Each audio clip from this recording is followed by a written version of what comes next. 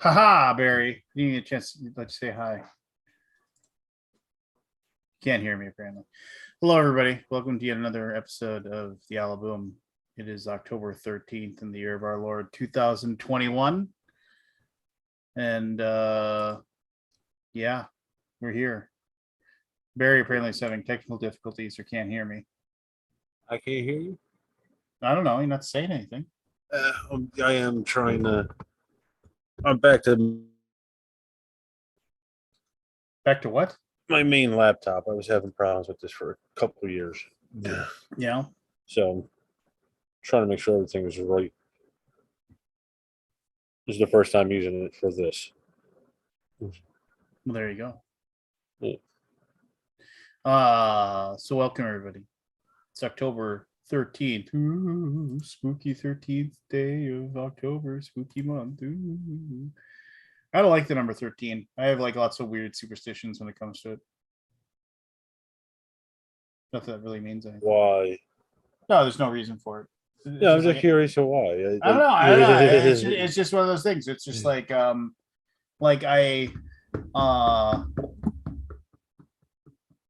don't like glancing up at a digital clock and seeing that it's on like 13. I just don't like that. It's dumb. I know there's nothing to it, but it's just if I'm watching like a countdown or something, and like it gets to like 15 seconds left, 14 seconds left, I'll look away from the countdown and then look back after the 13 goes by. Yeah, I don't know. It's just dumb. I'm not making funny. I come from, like I said, we're Catholic Irish. My grandmother was very superstitious. Yeah. Well, as with any superstition, it's real if you think it's real, right? Yeah. So but this whole Friday the 13th came, from my understanding, was from the Knights Templar. It just happened to be a bad day for them guys, you know? Yeah. So just so everybody knows, we started our puzzles for Last Light. The upcoming 4X game from Roy Canada.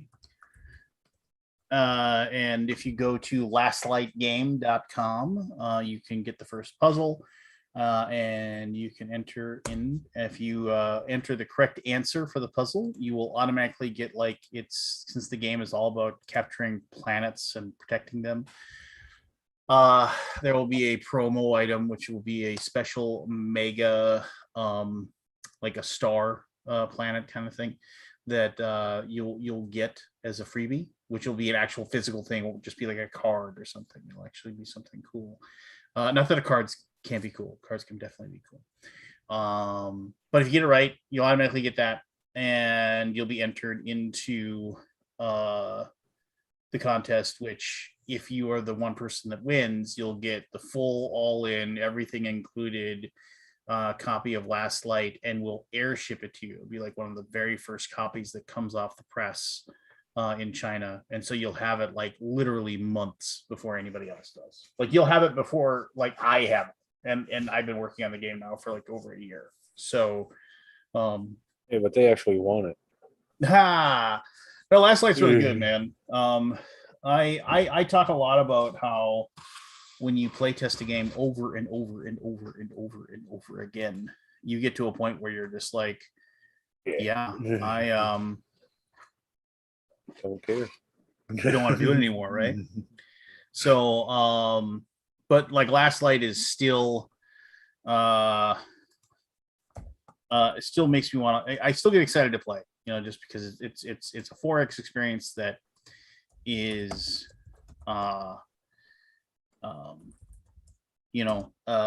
quick, doesn't take forever to play. It's yeah, I mean, it's a really fun game. If you haven't had the chance to play it, that's too bad. But because it's really, really awesome. But yeah, there you go. Check it out. It's fun. It's awesome. And if you get a chance to be at BGGCon, you'll be able to demo it. We'll be walking around with a copy or whatever. That shit gun. Oh, remind me when Scott comes on. I can get his address from him. Oh yeah, I suppose for the things. Yeah, they were ready a week ago, technically, but then there was the hammer incident, which we don't discuss. So they're ready now. Crit Happens shows up and comes in and like talks for a little bit every night and hangs out in the chat, but like he never He doesn't like you. Well, I know, but he's never asked to come on the stream. He's a content creator. Who's Chris? What's his real name? I can't.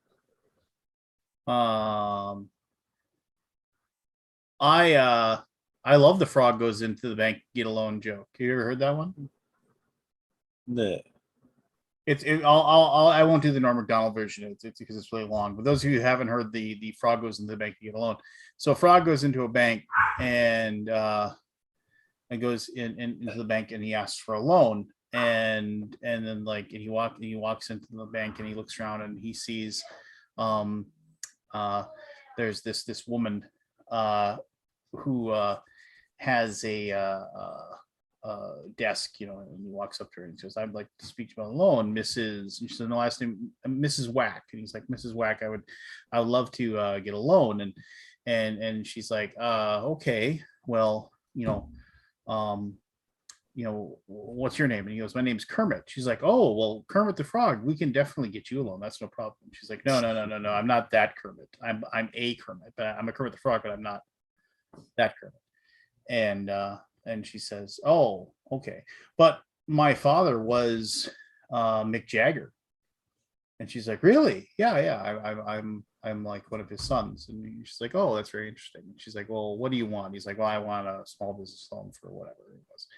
And she's like, "Okay, well, that's a lot of money. Do you have any collateral?" And he's like, "Look, we've been talking for so long. Can I have your first name?" And she's like, "Oh no, it's my name's Patricia." He's like, "Very nice. No, well, I do have some collateral." And he reaches into his pocket and he pulls out this little tiny ceramic elephant and he hands it to her. And she looks at it kind of oddly and she's like, "I have to I have to go talk to my manager and see if this is okay." And so she goes to the manager and goes, "There's this frog out there. I guess like he says his dad's Mick Jagger, it doesn't matter, but he wants the business loan, but this is all the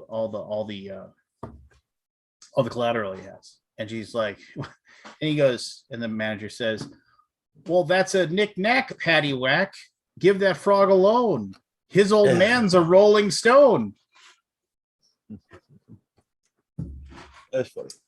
Yeah. There you go. There's that. Hey, it's Scott Haltner. What up? What up? Have you gone to lastlightgame.com and enter and tried to figure out the first of many puzzles to come? No, I didn't see was that on BGG somewhere? Well, we sent it out a newsletter. So I don't read email. Well, you're probably. I swear to God, I really don't read email. Well, I'm glad all those hate messages, all those hate messages I sent you via Geek Mail, and you don't read any of them. Nope.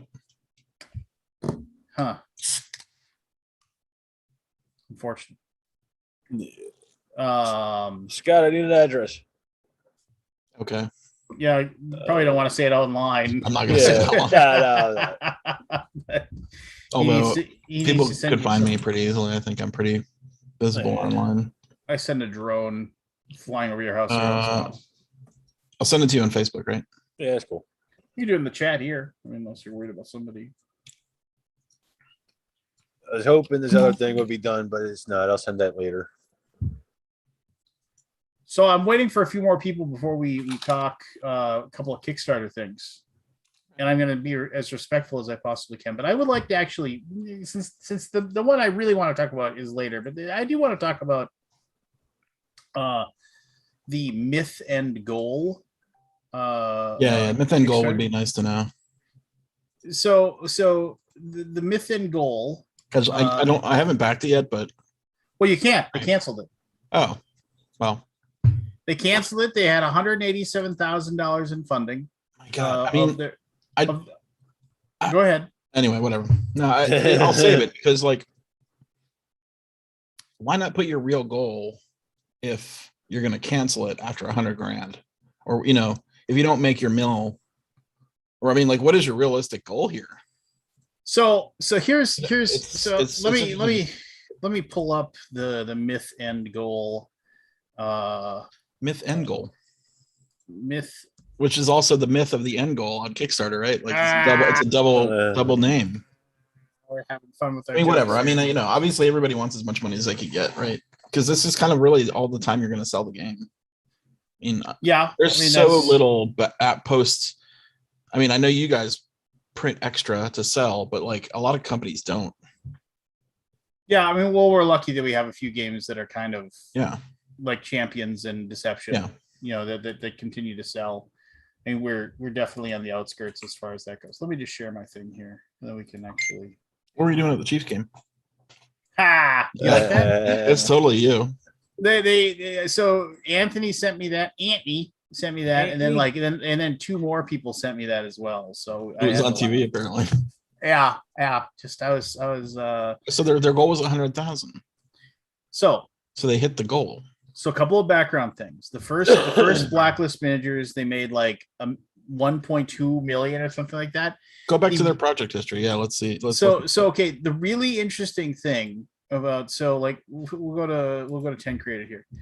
Can you still see this? I don't know if it's still okay. Yeah. All right. So so they had they were doing these games and what have you, but the one that blew up for them was when they were like, we're gonna make miniatures.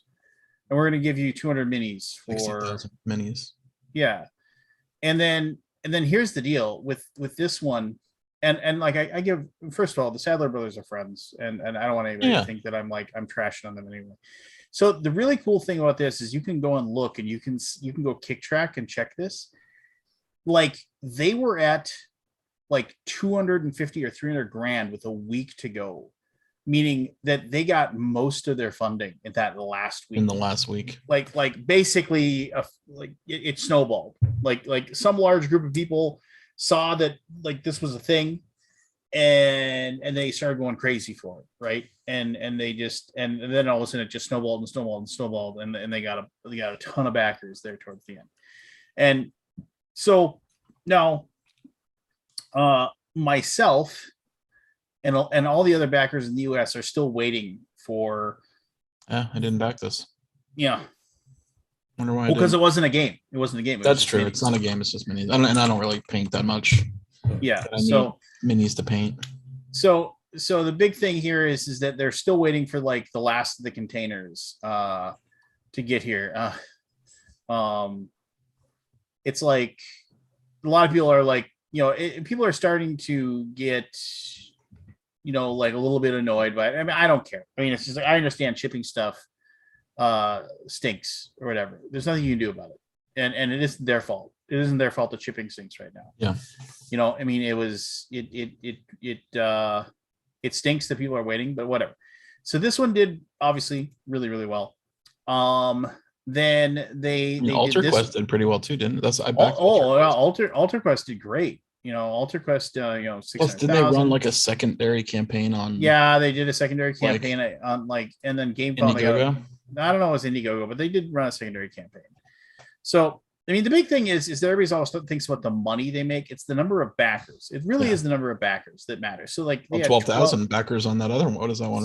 16,000. So okay. Wait, but what's the one? Lasting Tales. Lasting Tales is the one they actually had a game for. So yeah. So, okay, so then they did this one, which I thought this was okay, we're going to have a game and then we're going to sell the minis. I backed this one just for the minis. Now, this one they didn't do as good. I mean, the reason why it didn't do as well is because it's horror minis. Yeah. People don't care about horror minis so much. Yep. I mean, it's just there's no double purpose there, right?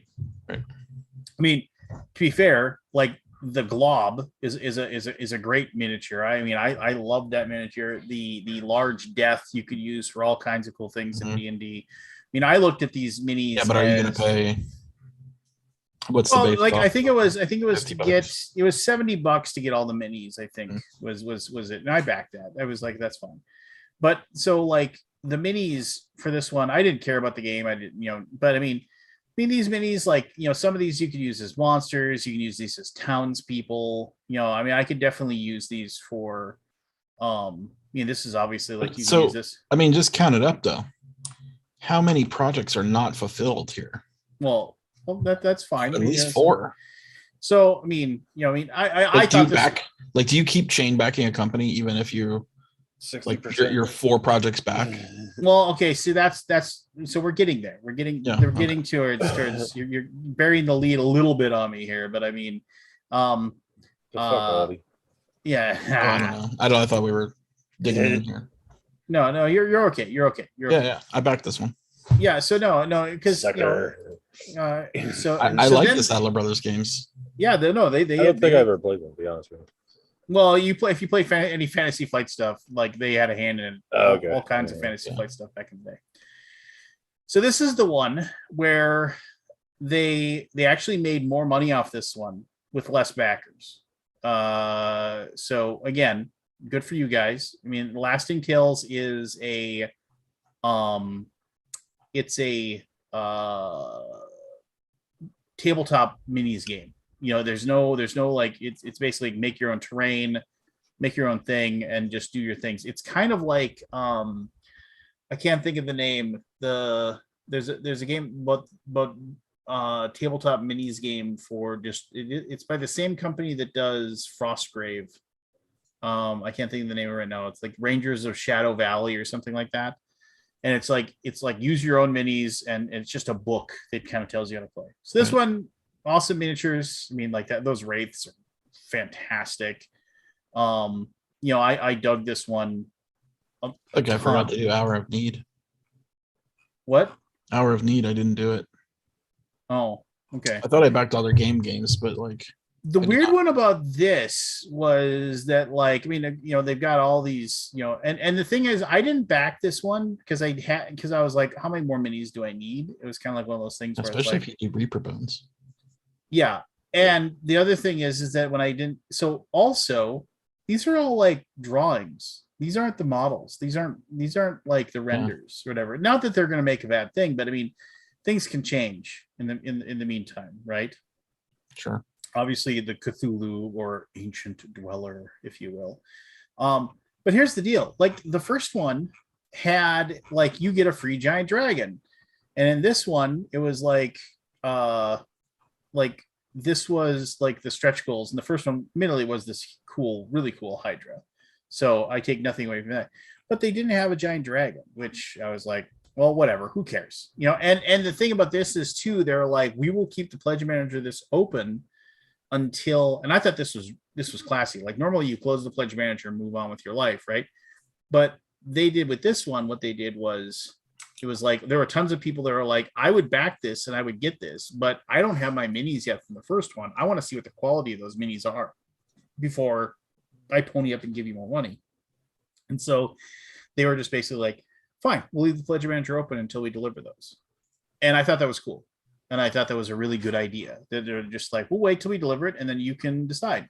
So you can still late pledge if you want to get these minis. And that's a really good deal. $75 for all those minis. That's a heck of a good deal. So I take nothing away as far as that goes. However, now here's the deal. First of all, myth and goal is I can't decide if this was, hey, this is our take on this was our take on Blood Bowl, basically, right? Yeah. Or was this, we'd really like to make some Blood Bowl minis, because obviously Blood Bowl minis cost a lot of money and their stuff. So basically what they did is that they These look like they cost a lot of money too. 17 for $169. Yeah. I mean, I don't know how much a Blood Bowl team is, but a Blood Bowl team will run you like $35 or $40 for the thing from Games Workshop, depending upon the team and whatever. But okay. So, but you're also paying for the game in this time. You're not, you don't have the option in here just to buy the minis. Just to buy minis, yeah. Yeah, you can buy the game with standees, or you can buy the game and get the minis or whatever. So the minis are cool, and like and these are, if you're a Blood Bowl person, these minis are exactly what the mini, like if you run a Blood Bowl undead team, this is exactly what your team is made out of. If you run a Blood Bowl halfling team, it's a bunch of halflings and you get 2 ents, basically. Right. You get 2 tree men. If you run a Blood Bowl Sauron team, these are the dinosaurs, these are the lizard men you get, so they made this with the okay, we're going to support our game, but they made this with the intent of cross. They made it compatibility. Yeah, like just like compatibility. I can take this and I can use these and make this our dwarf team or whatever. That was the point. So here's the problem. As much as the people who love Blood Bowl, and I love Blood Bowl, I love playing Blood Bowl. Back when, towards the end, when I would still go to my local Warhammer store, that was what I did. I would go there and play Blood Bowl with people. As much as Blood Bowl has it's extremely niche. It's very niche, and I feel like they haven't adapted the game much. Well, no, and then pull a D6 and you bail on a 1. I mean, it's like, is that fun? I mean, it's fun if you know the game, but there's a lot of frustration in that game. So here's the deal. Think of all the other like sports themed minis games that are out there that just kind of went, there's there was one from Simon, wasn't there? Chaos Ball. Yeah, Chaos Ball. That's what I was thinking of. Which nobody. Is that Simon or was that somebody else? That was Simon. Which, I played Chaos Ball. It was fun, but I was just kind of like, yeah, whatever. And I'm not saying, I mean, it was an Eric Lane game. And Eric Lane games are either absolutely brilliant, I can't even think. Blood Rage. Blood Rage. They're just absolutely brilliant, like Blood Rage, or they're just really good, which is like Onk is really good. I played Onk's fun. I really and so it's just I think Rising Sun is horribly undervalued by people. I think Rising Sun is just ridiculously good. But anyway, regardless. So here you have this, and it just wasn't getting the money that I think that they thought they were going to get. And also there was some weird missteps that they made.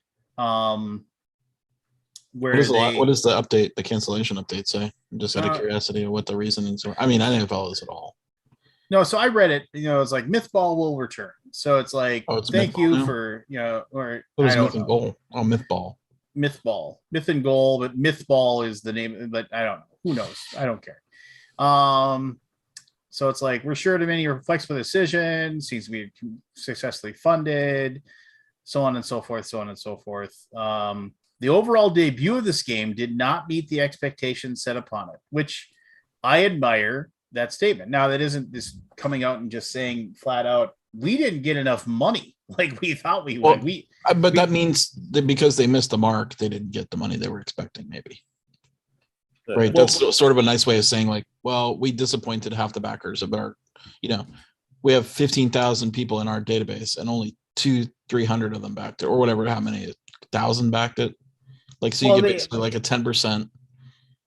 Yeah. And the thing was, it was like, I don't remember seeing anything about this game until it went live.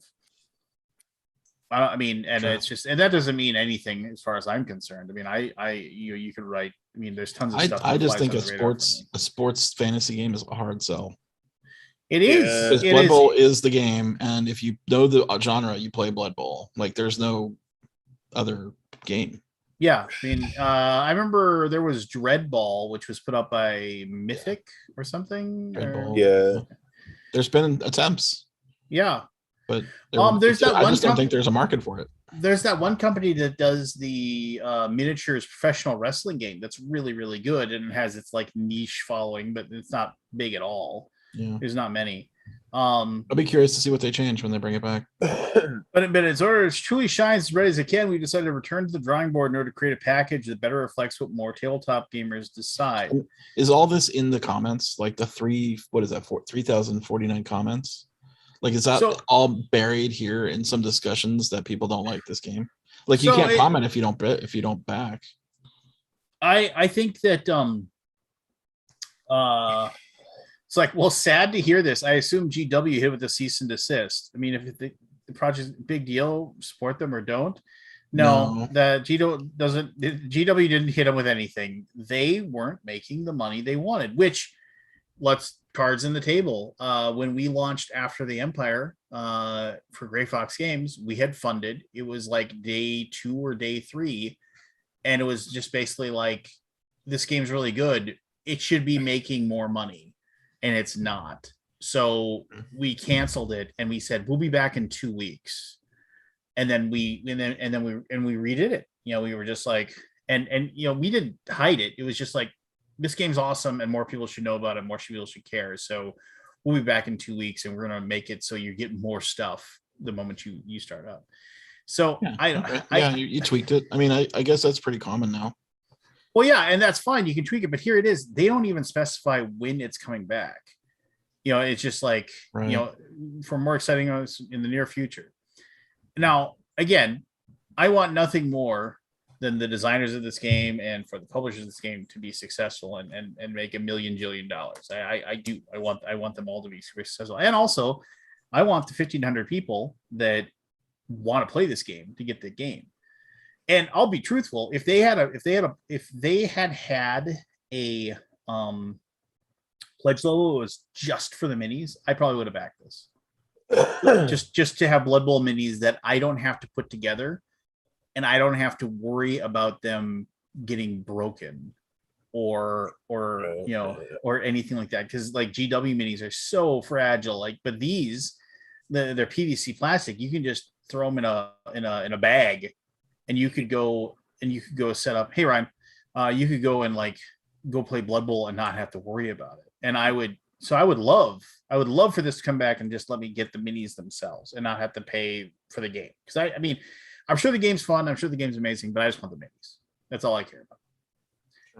But would you want somebody to go through Gray Fox's game? Say you had a miniature game, would you say, I don't want the game, just give me the minis. Fuck the game. If somebody, I'll tell you this much, and I say this no bones, and I rarely will speak for my boss Shane, but if somebody approached Shane and said, can I just buy the minis from you? He's like, if you have money, I'll take it. How much are you willing to give me? Okay, he would take the man's money and he'd say, I'll get you those minis, and he would do it without even a blink. And you get it out. If somebody said, I don't want the Tsukiyomi game, I just want all the minis that come with Tsukiyomi, he's like, okay, $70 here, have the minis, and then he'd take the guy's money. And then he would take all the cardboard components and everything that was in all that stuff and put it in our, like when people say, hey, I got a defective card or whatever, and then and get those to them. Ryan, you're muted, so if you're trying to say something, just so you know. I am an audio engineer. I'm well aware I'm muted. Oh, okay. Hey, somebody's cussing in the background. He's turning it on. Yeah. No, my dog's just chewing his bully stick, and I figured you don't need my feedback loop when I'm not speaking. No, you're okay. Yeah, we're used to it. No, so yeah, trust me. When my cats and my dogs start fighting later, you'll hear it. Here's the deal, though. With this one, before we talk about the other one that we'll talk about later. And after you go behind the curtain, you figure out how much stuff costs to make. So I'm betting, I didn't know, did they have any reviews or playthroughs of this game? And I don't think they did. I don't think they had anybody, bunch of stuff unlocked, many ways to play. I apologize for play the demo. I'm a bit late to the party. How is this different than Blood Bowl? There's a goal you can shoot things through like that. See? Okay, so it's paper football meets Blood Bowl. I don't know. I haven't played it, so I didn't play it on Tabletop Simulator, so I can't know. So I to be fair, okay, they did do preview videos. Okay, good deal. So there's preview videos, which is good, and it's good that they had these things out there, and I think that was a solid thing. So, like I said, in my opinion, they did a good job of world building. I think they did a good job. They have a good game out there that's out there to be played. The game looks good. My biggest problem, I said, if you had allowed people to just buy the minis, you would have gotten at least another 500 backers. Blood Bowl players that don't play in strict GW leagues would have bought those minis in a heartbeat. And so that maybe there's a legal reason you can't. I don't know. Could be. Yeah. But I know of like Punga Miniatures, they sell Blood Bowl teams, like alternative Blood Bowl teams. I mean, I don't think you can own fantasy miniature football player as a thing. I don't think that's possible. Yeah, no. It was smart of them to call out, though. I saw you scroll. This is the first I've ever heard of this. It's smart for you to call out the fact that like they said works with other fantasy, football games, which is like hint, Blood Bowl and Guild Ball. Yeah, and let's be famous. Not a lot of people play Guild Ball. Most people are playing Blood Bowl. No, I like Blood Bowl. I love Blood Bowl too. Blood Bowl, it's like chess meets football. Yeah, and the worst thing that ever happened to Blood Bowl, in my opinion, was they made an extremely good video game version of it, and that is ridiculously fun to play because you can play it online against your friends, and all of the math stuff is handled for you when you play. So if you click on your guy to move, I want to move them over here. And over here, it'll tell you you'll have to roll a 5 or a 6 to make it here. You have to roll a 6 to make it here, kind of thing. So you don't have to actually sit there and plot it out. It speeds up the game, really fun. You can make your own team. So yeah, if Blood Bowl 2 on Steam, it's usually on sale for like $10. Blood Bowl 3 is coming out is out, just came out, I think. Oh, if it did, then I need to go spend some money. So yeah, it's I love that with the Blood Bowl video games that they show you the dice and they don't try to hide it and just video gamify it. It's just it's like better TTS Blood Bowl. Oh yeah. I love Blood Bowl. So if anybody wants to play me in Blood Bowl online, I'll play it. Oh yeah, Steam and Orcs, man, that's my jam. Yeah, I'm more of a chaos team with the really good blockers. Fair enough. And you get that Minotaur in the middle, wreaking havoc. That's why I like the Rat Ogre or just Trolls. That's what those are for. Well, I know, but the Chaos All Star. I mean, they're called. I think what is it called? Chaos Champions. I think it was called. That was my team that I always played. Yeah, with the new version of Blood Bowl doesn't come out till 2022. Oh, it doesn't? Okay, maybe it's early access or something. Or I've seen a lot of stuff. Yeah, they've sent it out to some streamers and stuff. It's gonna be good. It can't not be good. It's Blood Bowl. It's like, oh yeah, no. The Chaos Champions, they had the blockers were all strength 5. They were just huge and tough. That's crazy. That was why Chaos is always overpowered in that. I like Scott's when I said it can't be bad, he's like, oh.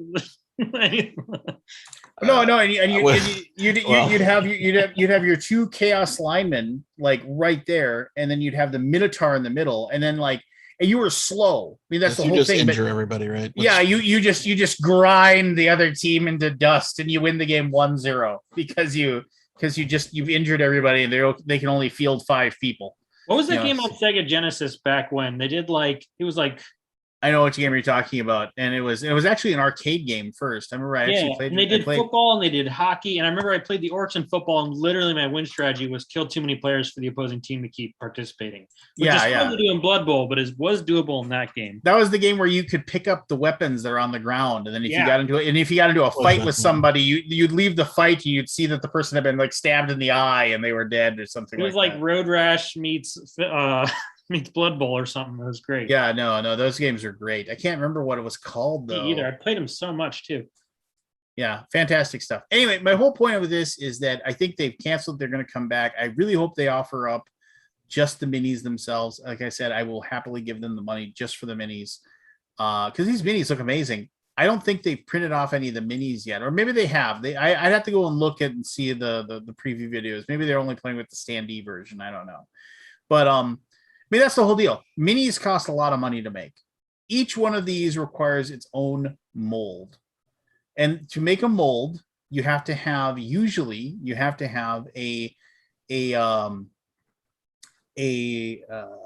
metal cast of it. A die. Yeah. And those cost hundreds of dollars each. And then the mold itself costs hundreds of dollars to make.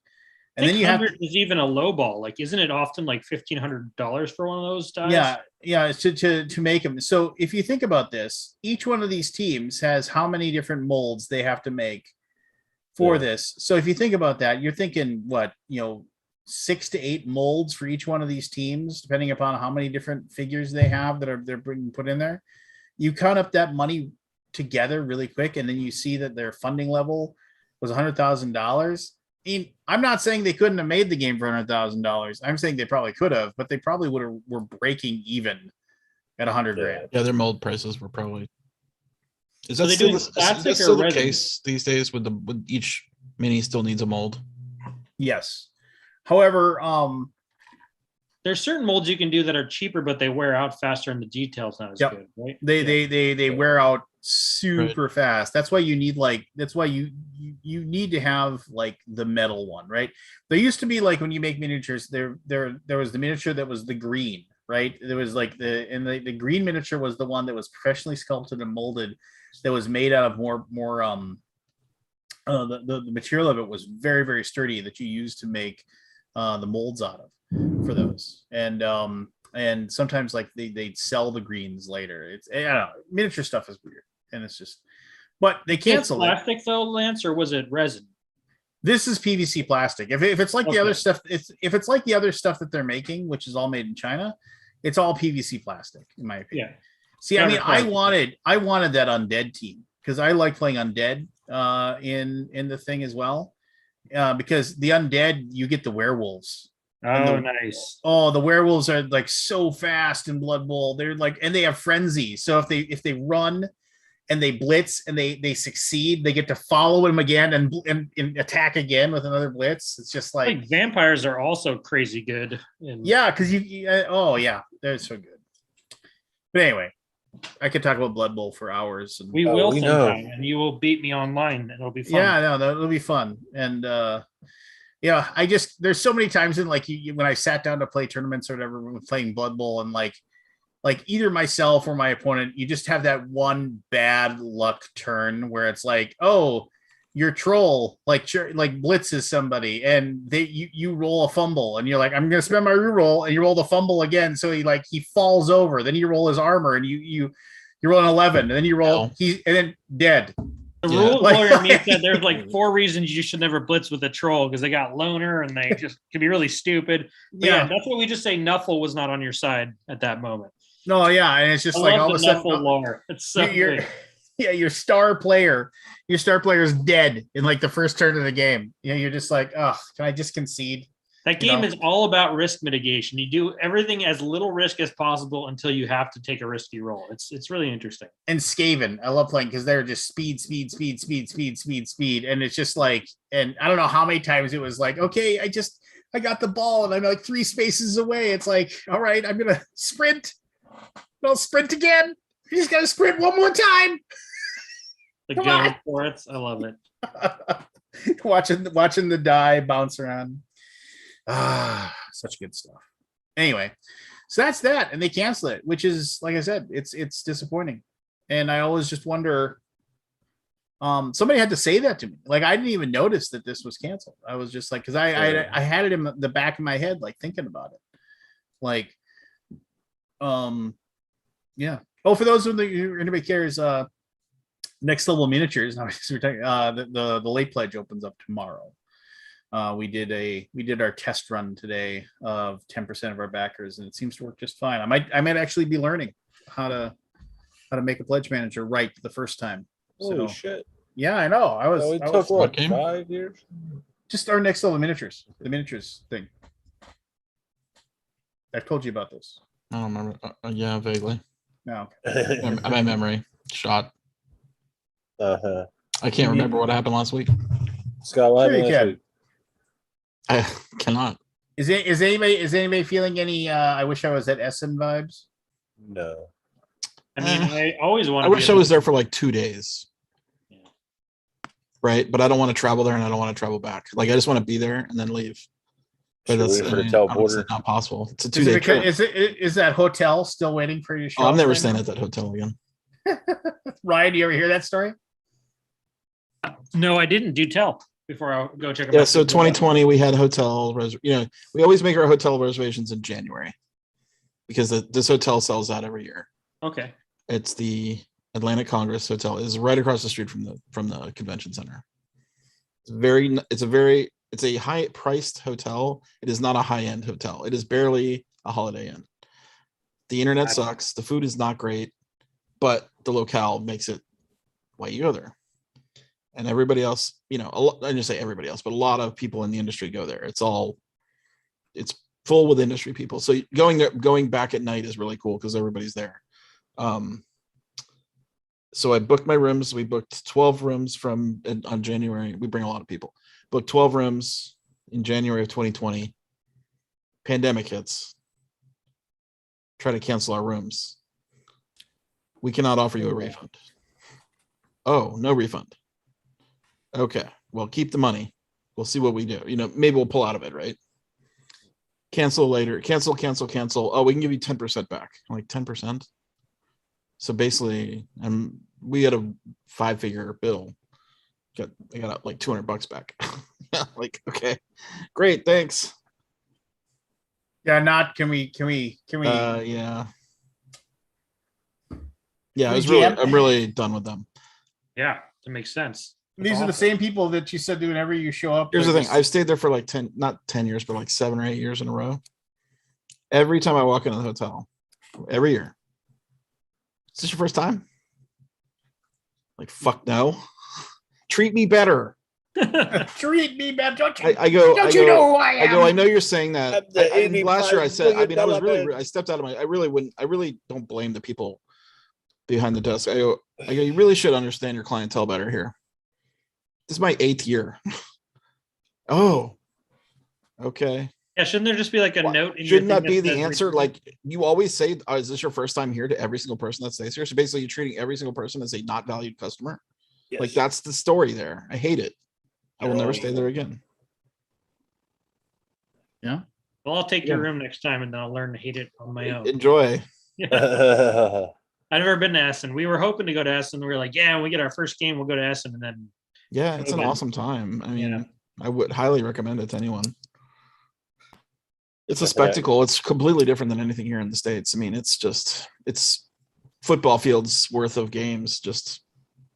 But it's also, it's not like, it doesn't feel like it's a hobby game place though, right? Depends where you are. Like some of the big halls with the big names, the big German publishers does not feel, it's family games room, right? You have to like seek out the gamer game stuff. And the clientele seems very much. Yeah, it's mainstream. Yeah. Thursday is when all the gamers come. They buy all their stuff, right? They back up. They back the wagon up, right? They fill up and then they go home. Like one day, done. Because you don't really want to be there that many days. Because it is not enjoyable to walk around without, unless you got something to do, like you really okay, I'm going to go play this game and try to get it played. It's just not that fun to walk around. I can walk around Essen in 2 hours and be done. Like I've got my fill. Because I'm just looking, right? I'm not doing any buying. I'm not doing any playing, and I'm not doing any demoing. I just want to see it. Well, you might be picking stuff up. You can't really demo much anyway. I picked up a lot of pre-orders last year. I did a lot of pre-orders. Yeah, to get a demo is very challenging because it's so loud and it's very crowded. You have to wait for tables. Yeah. Sounds like Gen This is the old days. Yeah, I was going to ask that. Is it more relaxed? The feeling, is it more relaxed than Gen Con? Just crowded, or no? It's crowded. Or is it just as chaotic? It's chaotic and crowded and loud, and luckily smoking has been banned, so you can breathe. It's worse than Gen Con in that sense, or? I've never attended Gen Con. Oh. As an attendee at Gen Con, I don't know. Right? I've always been an exhibitor. I've attended Essen as a visitor. And it's tough. I was pretty much done by the third day, which is like the set. So it opens on Thursday. It opens tomorrow. I guess it'll open here in a few hours. Not that maybe like 5 or 6 hours. It's a huge crowd to get in. I'm really selling it, aren't I? Yes. So there's a huge crowd to get in. You get in, and then the whole place. The place is massive, right? It's way bigger than Gen Con. Is it bigger than Gen Con? think it's 100 and something thousand, isn't it? 107,000 people. Yeah.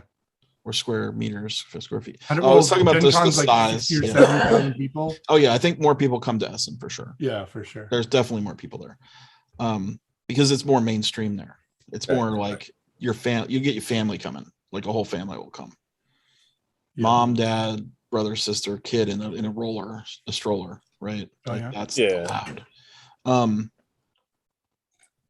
And you run around all the booths and you buy the games and you have to try to speak German, but usually you just end up saying, "Sprechen Sie English?"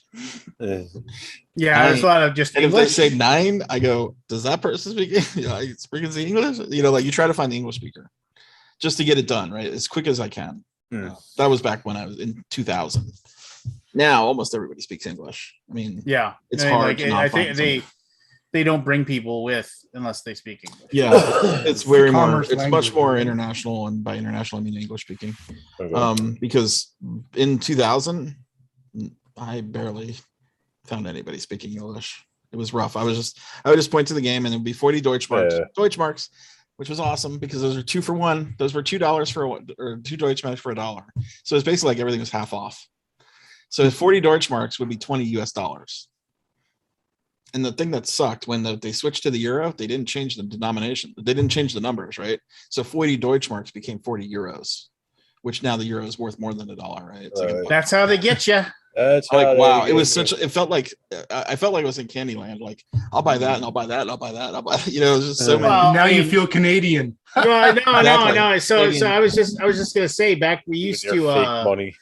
We used to like when we traveled to Canada for our fishing trips. It was like it was great. It was like Canadian dollar was like 62 cents. It was it was just like you'd walk up there and it's just like, oh, how much is it for the resort trip and everything like that? And they'd be like, oh, it's $7,000. They say it's 300 Canadian. You're just like, oh, so I mean, like here's $7 and some pocket lint. Is that good enough? Oh yeah, thanks.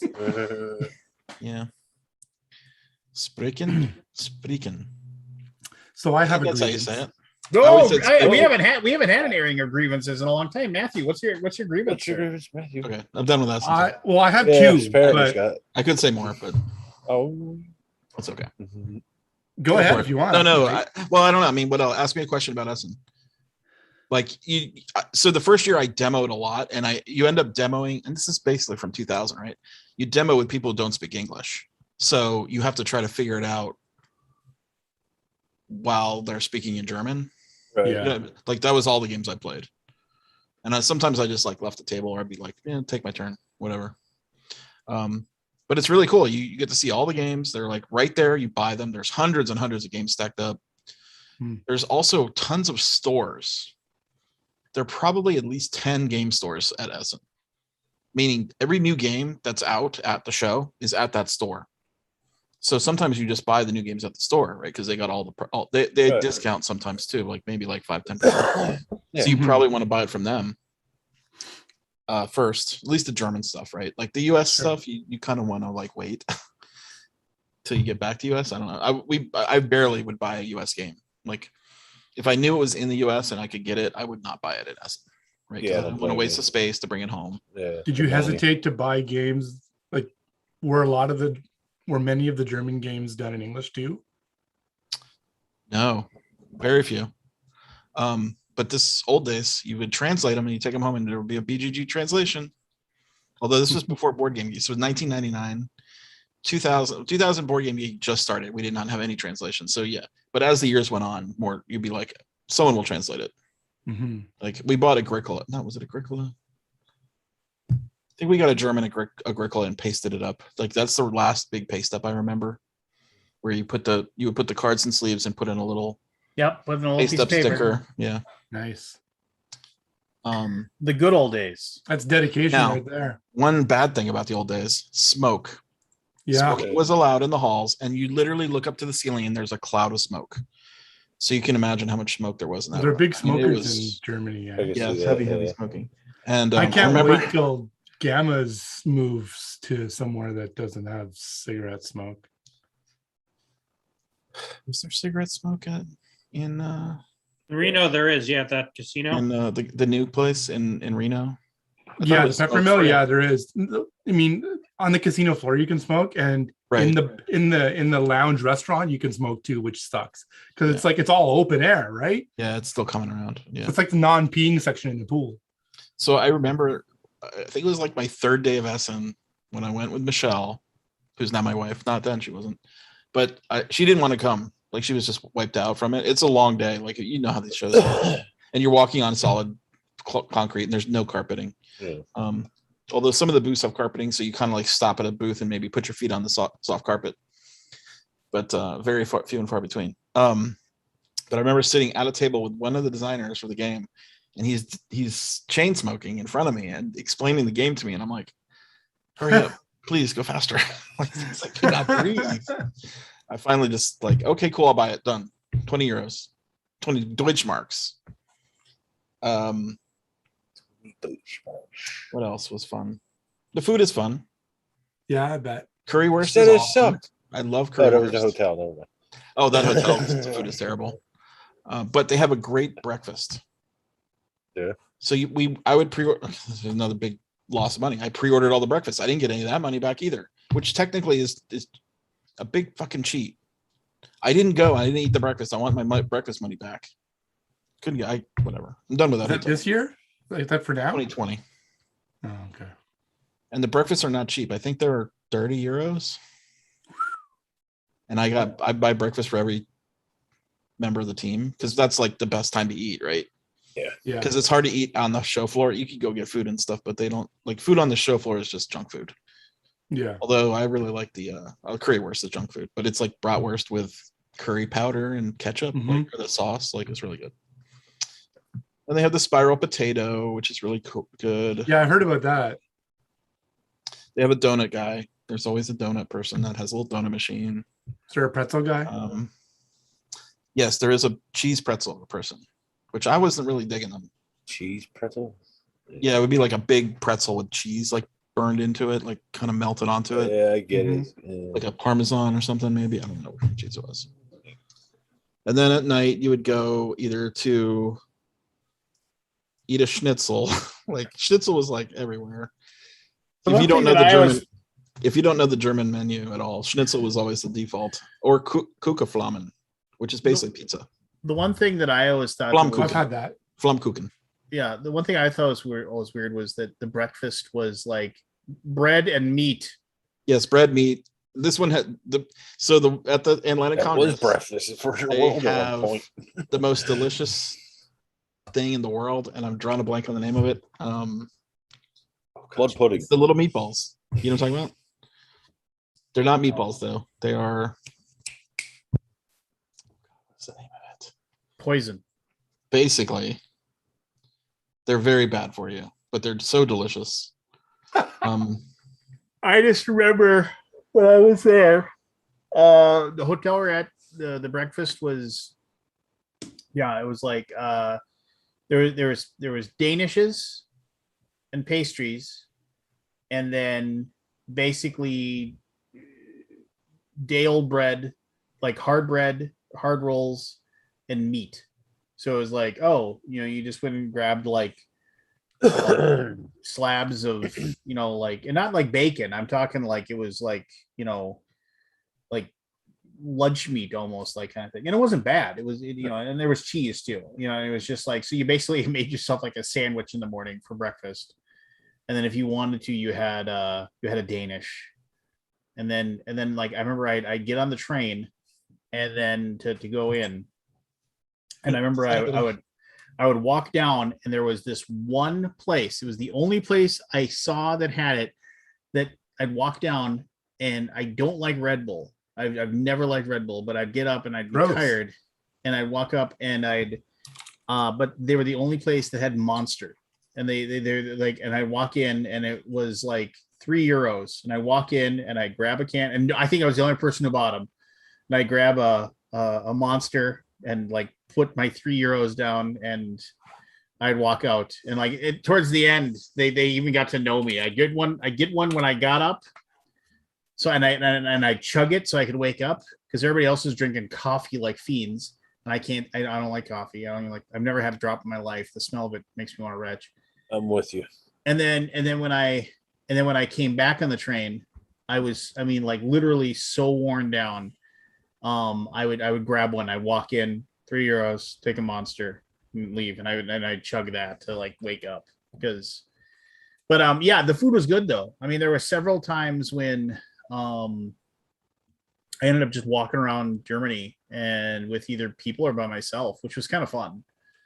It was just fun to like kind of explore Essen and just look at things and check stuff out. And yeah, it's just a fun time. I mean, it's the game. There's so many games and there's so much to see. It's like you can't really see it all. I mean, I was done looking at the games after the first day and a half. Speed through it, but if you really want to like dig in and like try stuff, you can spend. Well, there's the one hall that is completely and totally like it's where like the drag games go to die, right? There's the hall that like you go in and there's like there's no like professional booth set up or anything like that. It's like, you know, it's like somebody paid bottom dollar to get their spot, and that's kind of a fun place to go check out. That's where we got that tennis game.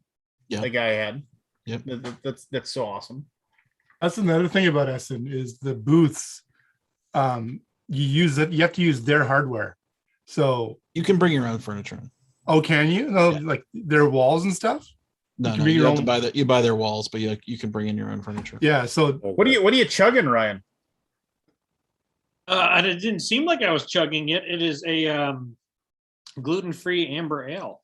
I was just gonna say that looks like alcohol. It is. Is that all right on your stream here? That's absolutely fine. Fine. But I'm confused. Is that okay? I don't know. I was just making sure you commented.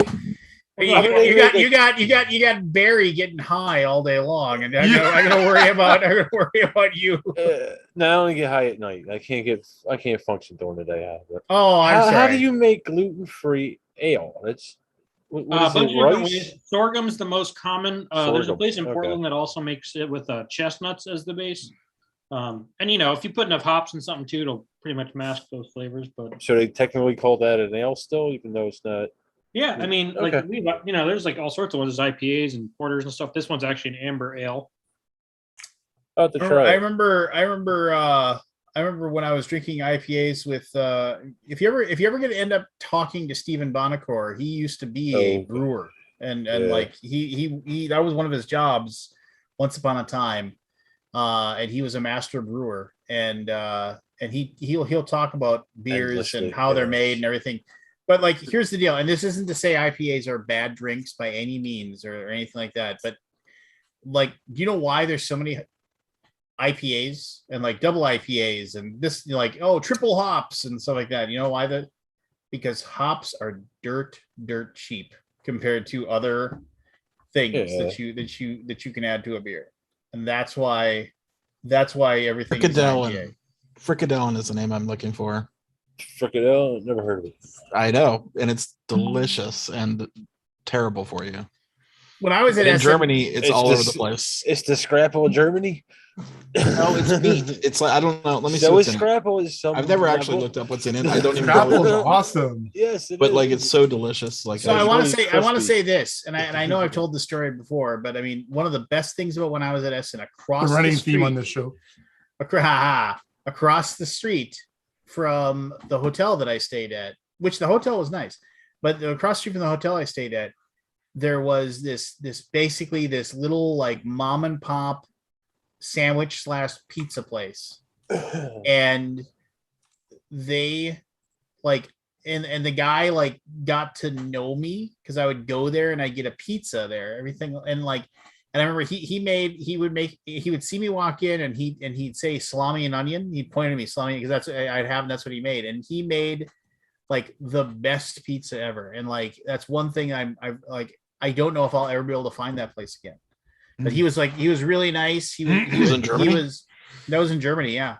Where? And he was it was just this weird little mom and pop place. And like him, like he ran the store, and then his brother was there with him. And they would always be playing on their PlayStation 4. They'd be playing soccer, like FIFA, whatever, like they'd be sitting there playing soccer on their PlayStation. And as soon as I walk in, he'd he'd put the pizza in for me, and it was so good. And God, and they had all kinds of other food there too. But after I had that pizza, I never had anything else. I should have tried something else. But did you ever go to that Russian steakhouse? The not Russian. What is it? Oh God, what was it called? It was massively huge. They had like 100 tables. No, I don't think I did. We would go there a lot of years. It's not Russian. It's damn. I don't want to know what it is. I cannot remember. I did anyway, get, but they had they have spaghetti ice, which is ice cream turned into spaghetti. Really? With strawberry sauce. It is delicious. I only ever had it like 2 times. Like everywhere I went in Germany, I would like ask for it, and then like, oh, apparently it's only in a few places, but it's a thing. So what they do is they take the ice cream and they press it through a spaghetti press, or like they turn it into it's like Play-Doh, right? Yeah. And then it turns it in like it's like molecular gastronomy or something. Yeah, well, not really. That sounds really pretty basic. It's a thicker ice cream. It's just spaghetti strands of ice cream. No, but I mean like a denser ice cream. A what? Like a more dense ice cream is no. It made it really light and fluffy because like you're not eating the whole like it's spaghetti. Gotcha. I don't know what to say. Like it's spaghetti ice. I think I would like to try this. I went to a really good spaghetti ice. I think is what something like that. I met my old my old TMG team out at some Chinese restaurant. Is that the one that's above the casino? No. It wasn't. It wasn't. Yeah, we it wasn't like the same places. That was a place that I went there with the guy who used to run. Why can't I think of the name of the company? The name of the board game company. He went off to go do his own thing now. Christian? Super nice guy from Greece. I can't think of his name right now. But I went to that place. But no, this was like just some Chinese restaurant and like that Michael and Daniel had discovered that had really good ramen, like super good ramen. And we went there and ate. It was super good. You went to a Chinese restaurant in Germany. Yeah, and it was some of the best Chinese. There's a lot of. No, I'm curious about this because Chinese is basically an American thing. So what is a German version of Chinese? It's very similar. Very similar. Is it? Yeah. Okay. And like I said, I had a really, really good bowl of ramen. It was super good. I gotta find that. Do you have that up there, Matt? Do you call it Chinese restaurant in Germany? Nice. Mm-hmm. Yeah. I mean, I would go there over any Chinese place here in Dallas. Like, there's ramen is so good. I only first had ramen 2 years ago. Really? Like actual ramen. Oh, when I went to Japan, that's one of the first places Michael took me. He said, "I'm going to take you to the best ramen you'll ever have," and then we went to this thing, and it was like, I still to this day I have to laugh because like when this is like 5 years ago now, but I mean when we went there, we went and ate ramen. It was so good, and then like and then we went back to our hotel and fell asleep. And the next day we got up to go. This before Tokyo Game Fair started up. We went to some place to demo some games, and that's where we ended up demoing Yokohama and signing it. But he said, we're going to go to this place. And like, we went to this weird office building in the middle of freaking nowhere. Like he said, get on this train. Like, thank God. Cause I mean, like if Michael hadn't been with me, he could have like just abandoned me and I'd have no clue where to go. And like, he said, get off here. And we got off at this place and we walked down some street and down another street and down through this alleyway. And then we ended up at this like office building. It just looked like an office building. And he like, we walked in, we took an elevator and like, it was like, bing, the elevator door opened up on the 3rd floor and it opened up and there was like literally probably 65 people sitting at low tables playing board games in the room. And it was just nice. It was so weird. And then we walked in and then like, and so many of them knew Michael. They're like, oh, Michael. And so then I started playing games and then it was just like, and then so he's like, yeah, so they're going to want to, he said, so you're going to have a lot of people that create games here. They're going to approach you and they're going to want you to play the game. So if you play a game you think it's really good, tell me about it and then we'll take a look at it. And that's how, like, I mean, that's how Yokohama happened. But because we both played that really good. But I mean, But at one point, like I was like on my third or fourth game of playing something, and like they're in like, thankfully, I mean, I can't speak Japanese, but the other people spoke enough English, so I was learning how to play the games. We were having fun, and I looked up, and Michael was just gone, like he wasn't in the room, and I was just like, I'm out of here. Yeah, he just and then I was like, well, I hope he comes back, and then like half hour later he came in and he was like, oh well, we were within walking distance of that ramen place, so I went and got some ramen. I was like, why wouldn't you ask me to go with? And he's like, oh, we can go again. He just like, as soon as we're done here, we'll go again, because it was that good. He would go there like 4 times a day if he could. Matt, do you have that up there with what I consider Chinese takeout? But up there, I know you have like a lot of Korean influences and other influences. Do you have like what we consider a Chinese takeout up there? What do you consider Chinese takeout? More like lo mein, not necessarily like the ramens and all like that. I consider that more Japanese, like stir fry and stir fried lo mein, general chicken, chicken stuff like that. Oh yeah. Okay. Oh yeah, our food courts are riddled with them too, and yeah. I mean, we actually lost. We lost our local place.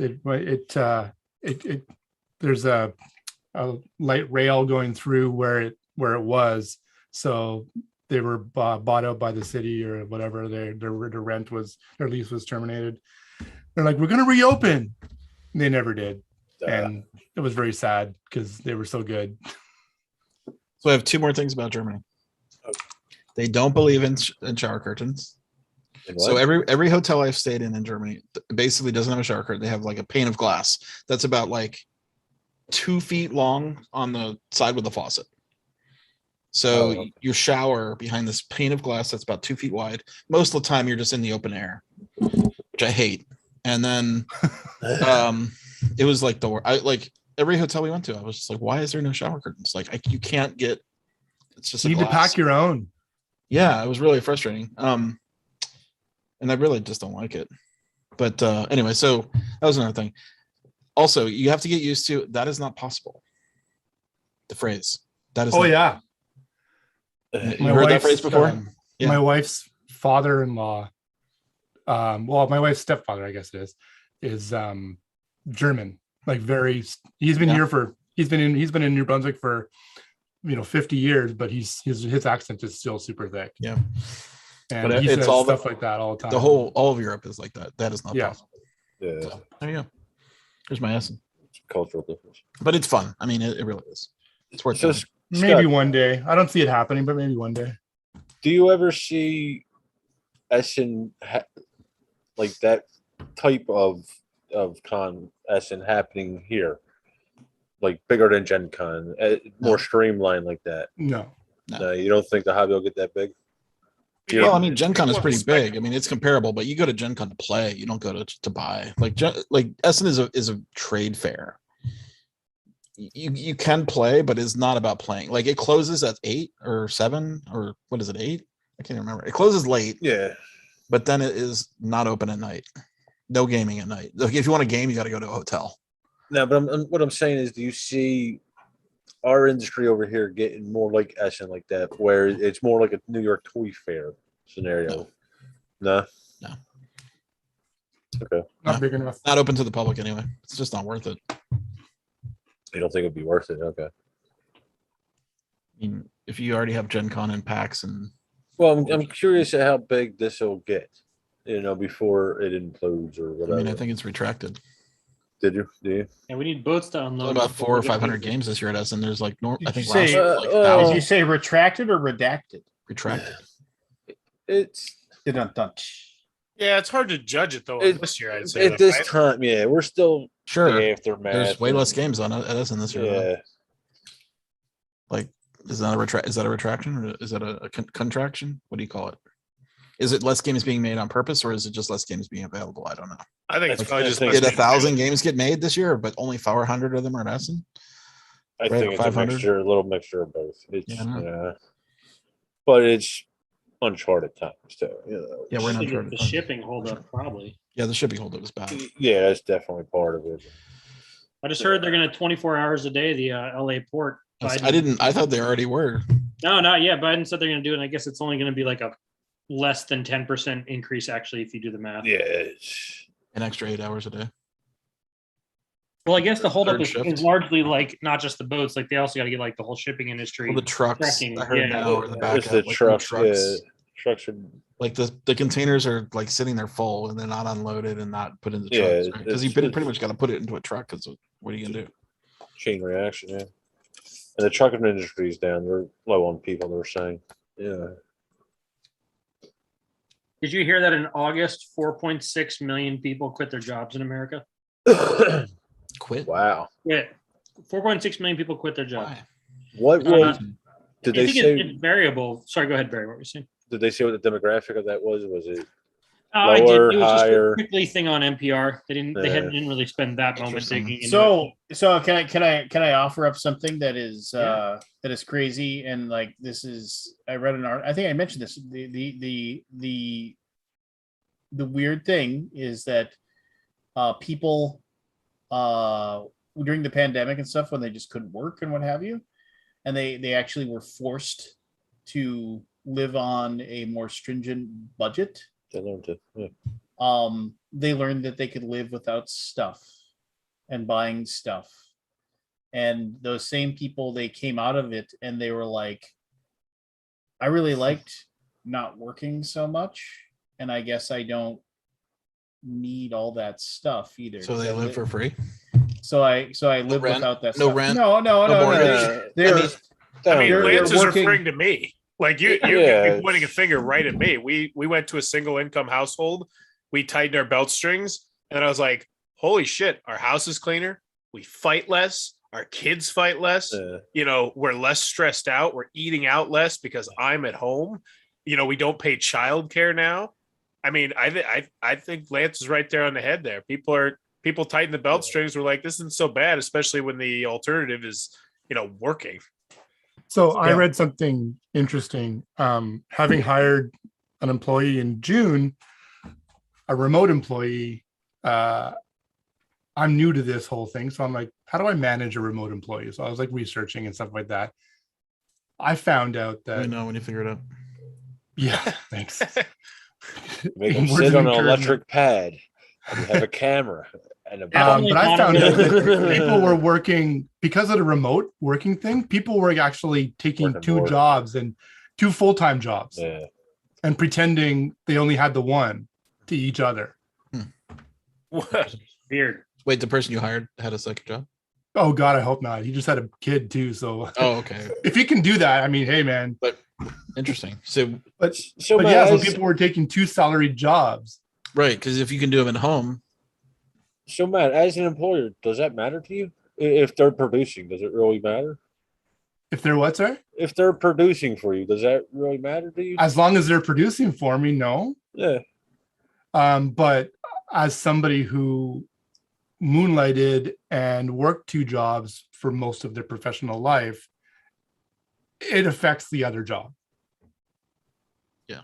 I've worked at restaurants. I'm doing design stuff on the side. And I've been dragging my ass during the day, sometimes at my day job, because I was up late finishing a deadline or up late working at a hockey game at the Corral Center or something like that. Yeah. Okay. It definitely, I mean, best intentions are there, but it can affect it. And then especially for a business like mine, which is billed by the hour. If you get somebody who's you're paying for 40 hours a week, but they're only billing out 17.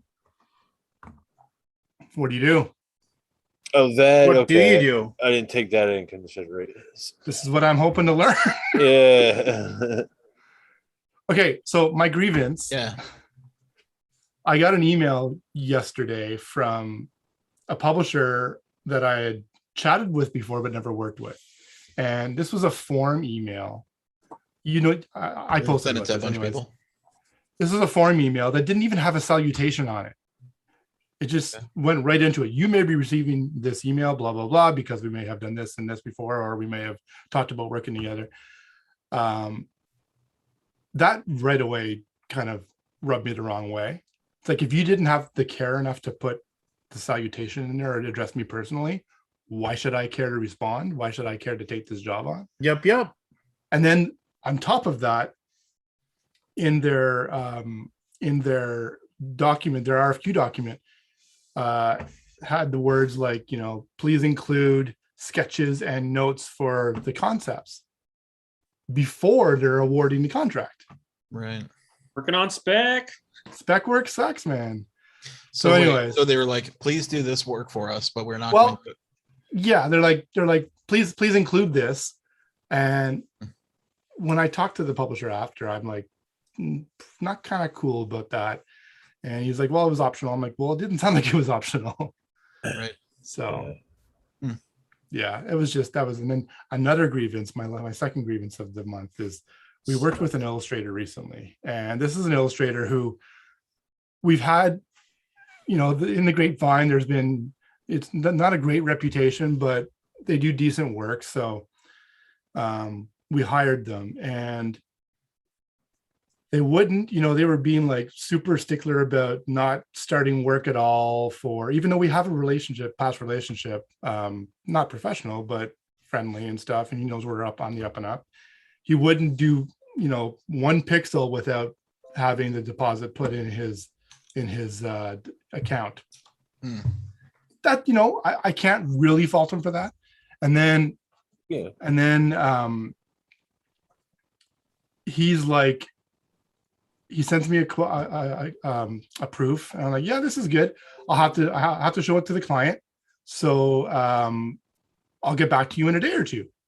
He's like, no, this has to be done by Friday. I'm just going to keep going. I'm like, wait, hold on. I'm like, that's not the way this works. I'm concerned that if you continue and it's not okay with the client, what do we do then? Yeah. So anyways, it was back and forth. It turned out it was okay, and it turned out fine in the end. But it really burned me that the guy was like, it seems like, because he was on a schedule. He needed to be, apparently, he had some bills due on Friday, and he expected to be paid when, on Friday. Yeah. And I even said to him, I said, listen, if you need to push us out to make room for other paying work, do that. We'll take that hit because we're taking our time getting back to you. I understand that's a penalty, no problem. Well, I don't have work to replace it with, so I'm just going to continue on yours, and you're going to pay me by Friday. We are. You understand how this works? Yeah. That's not how being a vendor works. That's sort of not how it works. Anyways, it was just interesting. So they earned the reputation that they had. Oh, tenfold. Yeah. All right. Bummer. Well, now you know. And no one's half the battle. Yeah. Other than that, though, things have been pretty good. Cool. Other than that. Speaking of the job stuff, I quit my job last week. You did? Yeah. Is that a good thing? Yeah, it's a good thing. Oh, good. Yep. I'm going back Congrats. into audio engineering. Got a sweet opportunity there to do it for my house. So I'm going to the work from home model for also media stuff there, Matt. Nice. But, and what's your second job going to be? Second job, I don't know. I could do side nutrition work if I wanted now, which I couldn't do when I was in my other gig.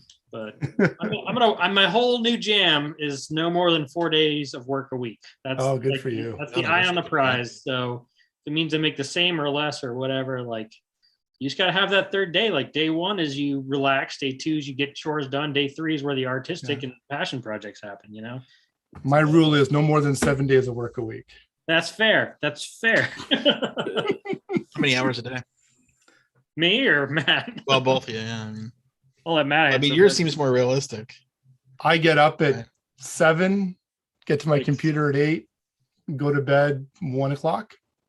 That's a long day. And I never see Giselle. She's at the shop all the time. So she comes home, relaxes in front of the TV for a couple hours, then goes to bed. So you're working 11 hours, you're 16 hours a day? So it's not all work. I'll do errands and stuff during the day, but. So you sleep 6? I sleep on the average 6, 5 or 6. I can't sleep longer than I'm about the same. Oh, trust me, I want more. Yeah. Oh, okay. So Matt, how do you fix that? How do I fix that? Yeah. How do you get is that what you want? Is that the goal? No.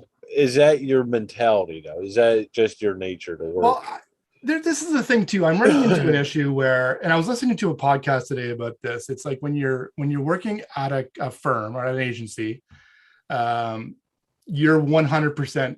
Your potential is to be 100% productive. Every hour that you work can be a billable hour as a designer. Yeah. You freelance, you're now wearing a half dozen other hats. Yeah. Nobody's going to pay you to do your accounting. Nobody's going to pay you to do your marketing, all that stuff, right? So your 100% now goes down to 70 on a good day. Yeah. And you hire somebody. Now you're a manager on top of that. So now I'm lucky. I was down on myself for a while because I wasn't billing very much. I was like billing 20 hours a week, whereas before I could bill like 60 or 50. Isn't that the point where you hire like somebody to do the other stuff since you can bill 60? If you're I've tossed that around of trying to figure out, okay, well, I got to do sales tax every month. How can I get a person to do all that stuff? Like all that weird, I don't do my own bookkeeping anymore. Neither do I. I pay my accountant. He bills me like $300 or $400 a month, and it's money well spent. Yeah. You got to figure out all those little tasks that you can outsource. That's my coach tells me, he's like, don't do something that you're willing to pay somebody else to do. Yeah. Well, because the reality is, like, even when you're 100% as a designer, like, you're not able to be creative 100% of the hours. Like, no. Like, I heard Patton Oswalt, actually, my partner loves like murder type shows, and she was watching that they did this whole series about Patton Oswalt's wife, who she was like a crime writer. And he was like, yeah, we knew each other really well because like I knew that when she needed an hour to write, I needed to give her 5 hours so she had enough time to get the mindset to do an hour of writing. And I really related to that and understood that perspective. I recently watched a TED Talk, Joseph Gordon-Levitt's TED Talk. Really? On what? I mean, he seems like an interesting guy, but what was his topic? Was really excellent. Did you see that, Scott? No, but I know his shtick, but I'm curious if that was. So it was really excellent. He's like, he's a creator. When social media first came out, he said, I was big into getting attention. I was posting to get attention. I was making videos to get attention. I have seen this headline. Yeah. Now I've switched my mentality, he says, to paying attention. Because when you pay attention to what you're doing and to what you want to do, that changes your whole outlook and you become super creative. I need to watch it. It's really, he's well-spoken. Better be. I have a lot of respect for him. What's that? Better be as an actor. He better be a good orator. Well, even in that kind of forum, right? He's really well-spoken because some people aren't. Another person who was really well-spoken that I wasn't surprised, but what's his name? Who plays Kylo Ren? Something. No. Adam Driver. Character in Star Wars. Adam Driver. Yeah, Adam Driver. Yeah. His TED Talk is really good too about being a Marine and then becoming an actor. Yeah. But I'm just trying to, this whole. I'm sorry, I just come from another world. For like, you're more white collar, I'm more blue collar. It's just so you were saying the adage that you expect 100% 8 hours a day. I don't so I expect, or your expectations on yourself rather of my employees. If I'm paying somebody a salary, I would expect them to log 35 hours a week. Okay. Are those 35 hours billable? All billable? No. Are we logging meeting times? It's like, that's the only metric I have for a remote employee. One of the only metrics. I mean, what they produce is another thing, but if you're doing research on something but it's not billable, log it. I just want to know how well we're using your time, and if there's hours that you're sitting idle, let's fix that, because you don't want to do that. He doesn't want that either. Yeah. See, from you read the logs. It's expected you're only going to get 6 good hours a week. I do. It's just from the construction field and all. It's just that's a little micromanaging, but I get it. Yeah. What I do? Well, when you're doing, well, I'm trying to talk two conversations. Yeah. I mean, I think checking all those logs every minute, or like down to the, what are they, like the hour, the half hour? We basically have a little thing we click on when we start working on something, and click it off when we're done. So it's real time. Yeah. But I mean, do I log all my time? No. Yeah, that's what I was getting. Yeah. It's like I can understand part of it. I used to being a mechanic on the train. I had to log on this thing called Bemis, and they tracked every fucking minute. I on this machine. So I understand part of it, but there was ways around that. That's what I'm getting at. Yeah, it's a fine line. I don't want to be micromanaging, and I mean, he's like the guy that I got working for me. He's amazing. He's very creative. He's been in the game industry for a while. He's super talented. He has drive and ambition to see the business do well, and he's expressed that on several occasions. So I mean, I'm just trying to maximize our efficiency, not his, but our efficiency. Sure. Yeah. Me included. Makes spent the first 8 months of the year sitting at my monitor passing time and billing minimally. I was reacting to clients saying, hey, when can I get this, versus me pushing stuff on them. Right. I wonder if you experienced too, Matt. So my past history, I'm a post-production audio engineer, so I do like TV, film, and radio, lots of commercial work. So I understand a little bit of the agency side kind of perspective. We worked with tons of agencies, and we kind of were we were a vendor, but kind of operated like a mini agency that way. And like something that's interesting to these industries, just kind of give you some perspective, Barry, is it's like we also, and I don't know if Matt deals with this, but I dealt with a lot of this, is like you have to convince people what you're doing is even worth them hiring you out in the first place.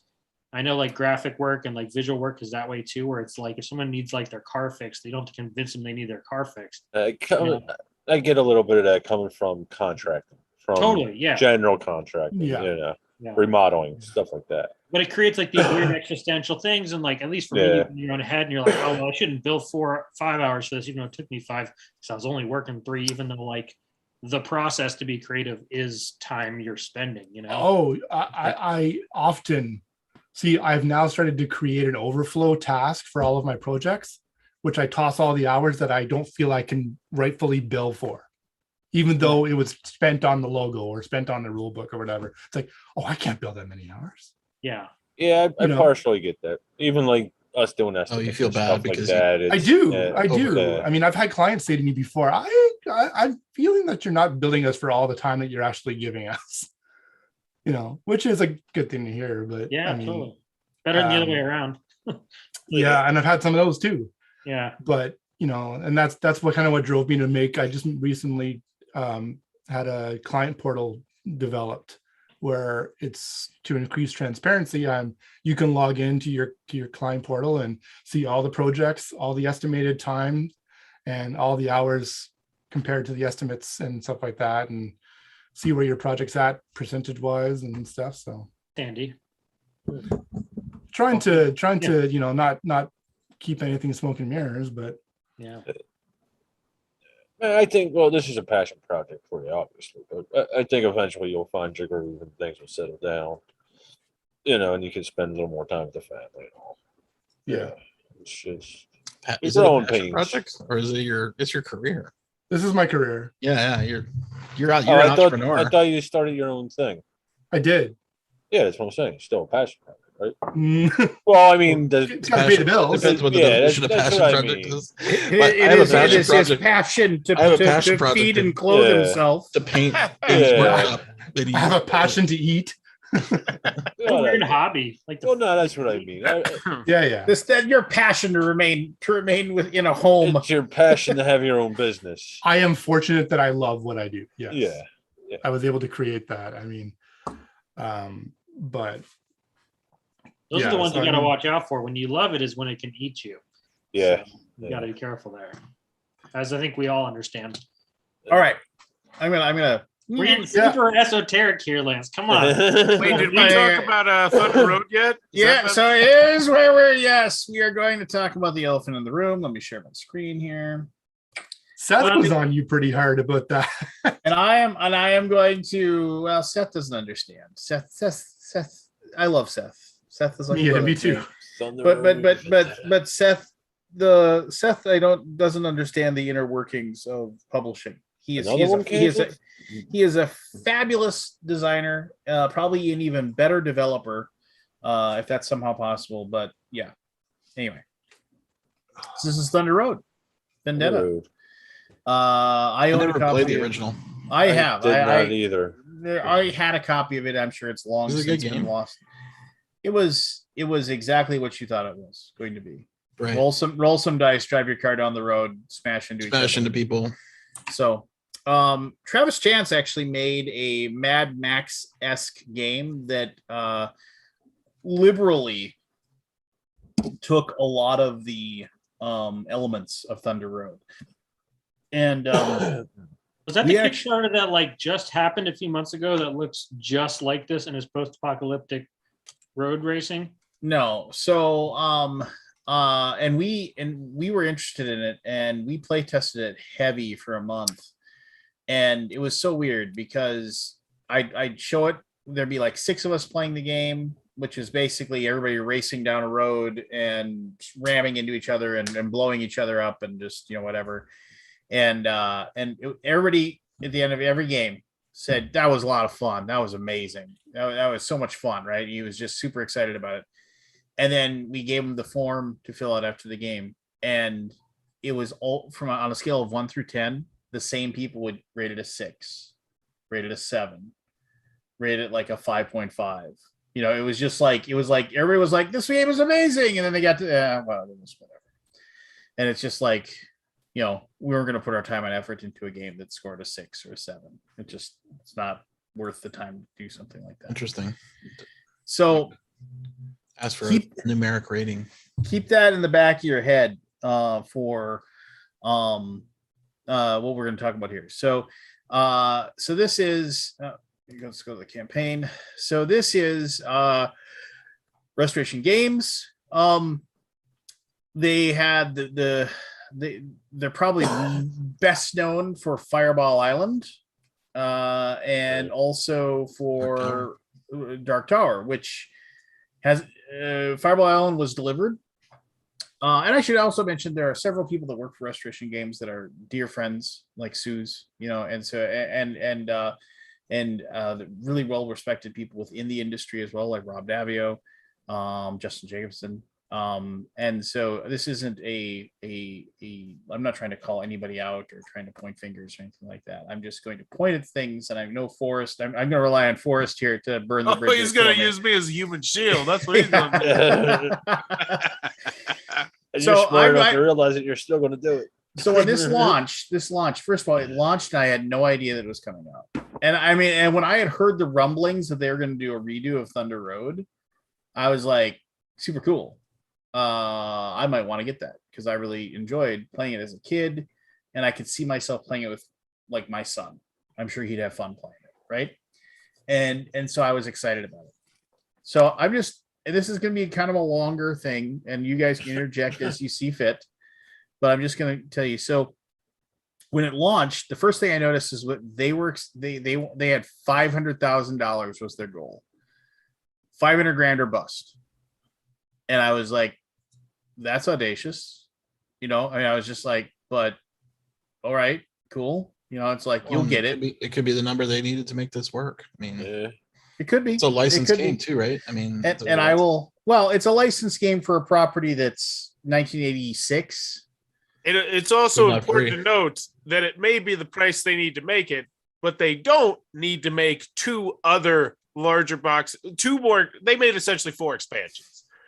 That's why it's $500,000. I would speculate is because that's.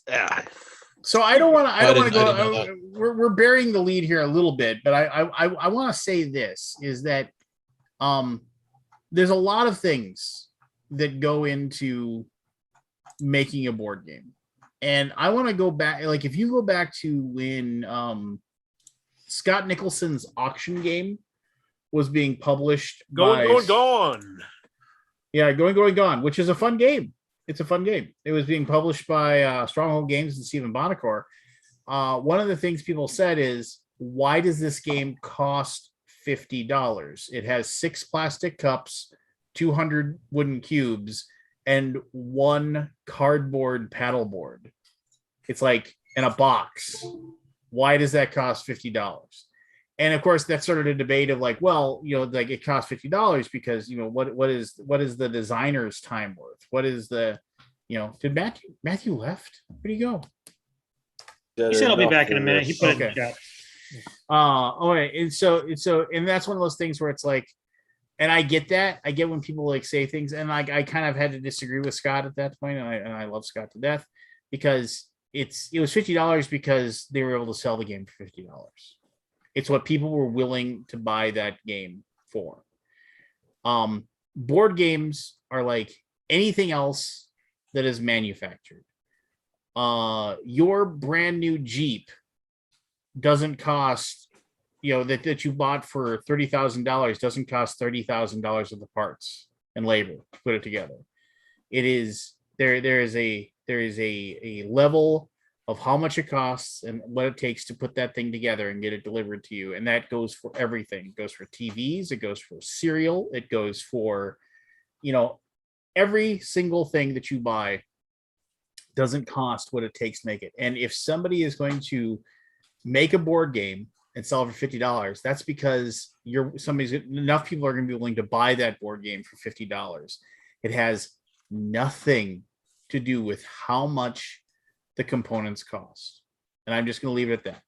I know how much components cost because I have to do it for my job. I know when I contact our manufacturers, like I know before I even ask them if I need 60 more cubes in a game, how much more that's going to cost me. And I will say this without peeling back the layers too much. It's rarely is it a situation where you're saying, oh, if we add this thing to this game, can we still afford to sell it for $60?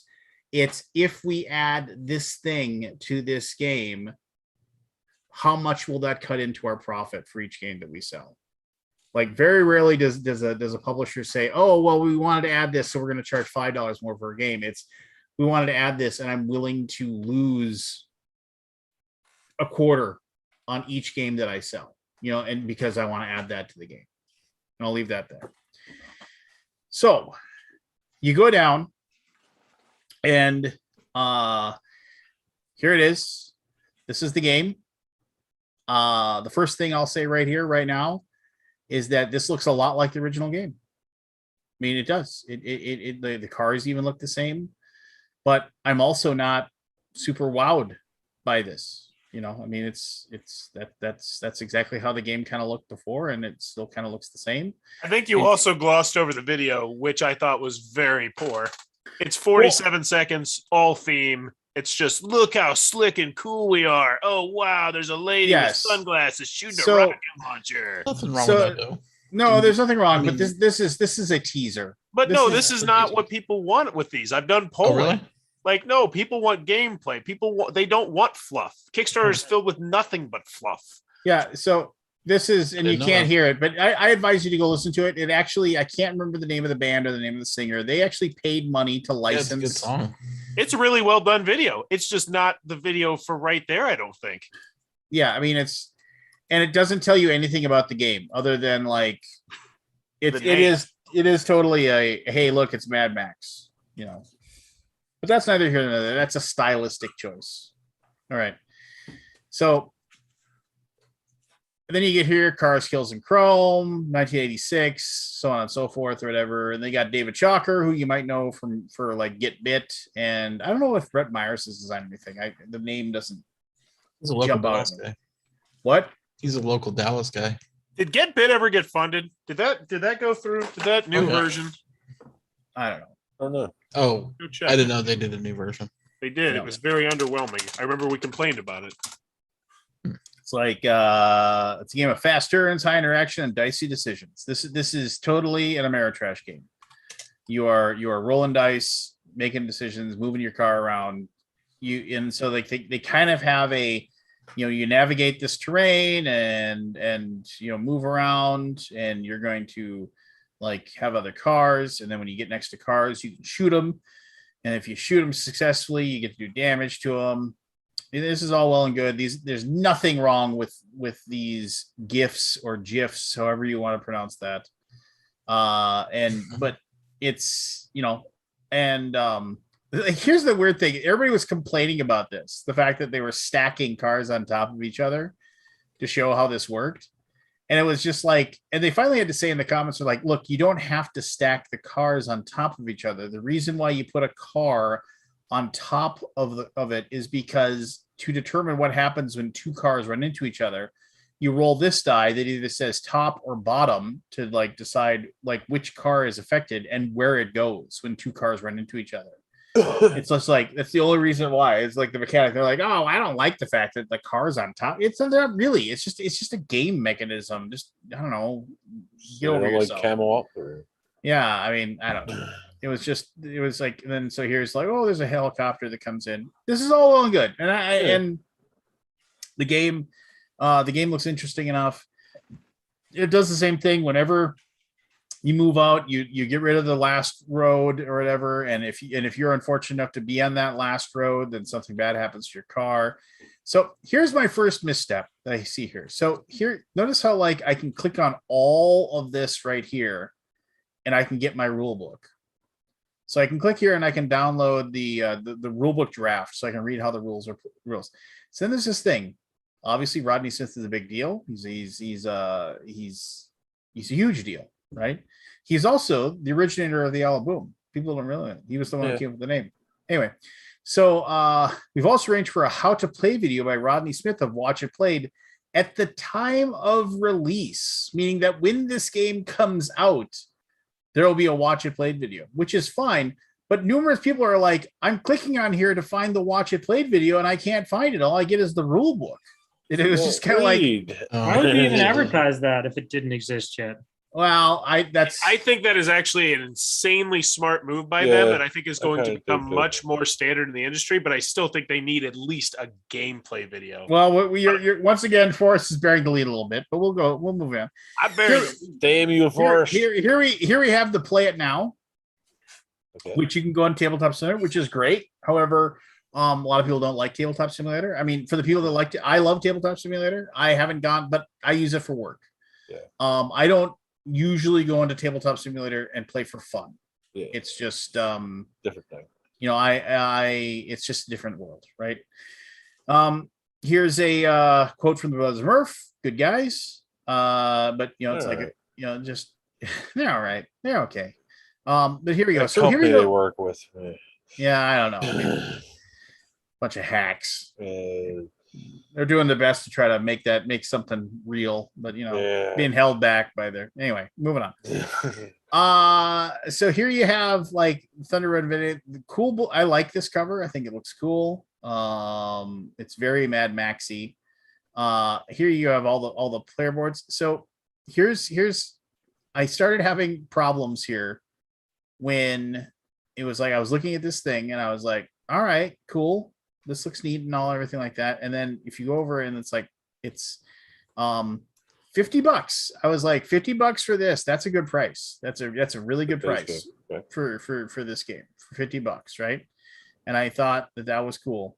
And then I was happy with that. But so we're gonna move down and like here's some more pictures.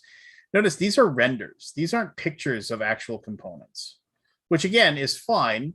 There's lots of games that show renders and everything like that. And I think that these minis are fine. They really accurately show and are like what the original board game looked like. And I get this as like a retro type thing, but I think, and a lot of other people thought in the comments were like, these look like little tiny cheap plastic toys that you get out of putting 2 quarters into a gumball machine and you get an egg. And what's in the egg? Oh, I got a little car. That's what they look like. And I agree. I mean, they do. I mean, I can see why people would have an issue with seeing these and thinking, well, this is kind of lame. These don't look cool. But anyway, so save $10, $50. You get the extra ammo. The extra ammo is the Kickstarter freebie, which I'm always in favor of giving something to people that back the game, give them a reason to back the game, right? But the Kickstarter freebie is just like a deck of cards that like adds like new rules basically to the game. We'll get to that in a second here. Which whatever. So here's the pledge roll, the maximum Chrome edition. So you go from $50 to $145. Almost triple. Okay. So like triple the price basically. And here you have everything, and then you get more boards, you get a couple more factions, you get all this stuff. This is an extra $100 worth of stuff. Oh, really? Wait a minute. Well, so look, here's all this, so right? Get two more and people are already saying, I don't like this box. I don't like the art on this box. I actually prefer the art here. Yeah. Which I would agree. I'd agree. I mean, this art, there's nothing bad about it, but it's just not as cool as this. And so they actually were saying, oh, well, maybe we'll give them a box sleeve that'll have the same art, just like Scott would love a box sleeve, for the other one. But anyway, so here you go.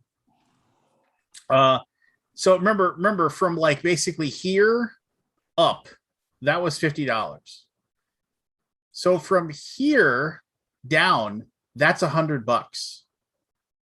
So you're getting 2 more factions, 3 more street boards, 5 dice, and this is the freebie thing right here. And then like some cards and like four more of these punch board things, and that's $95. I will say they undersold the shit out of it here. They need to zoom in on their components, which is just duh.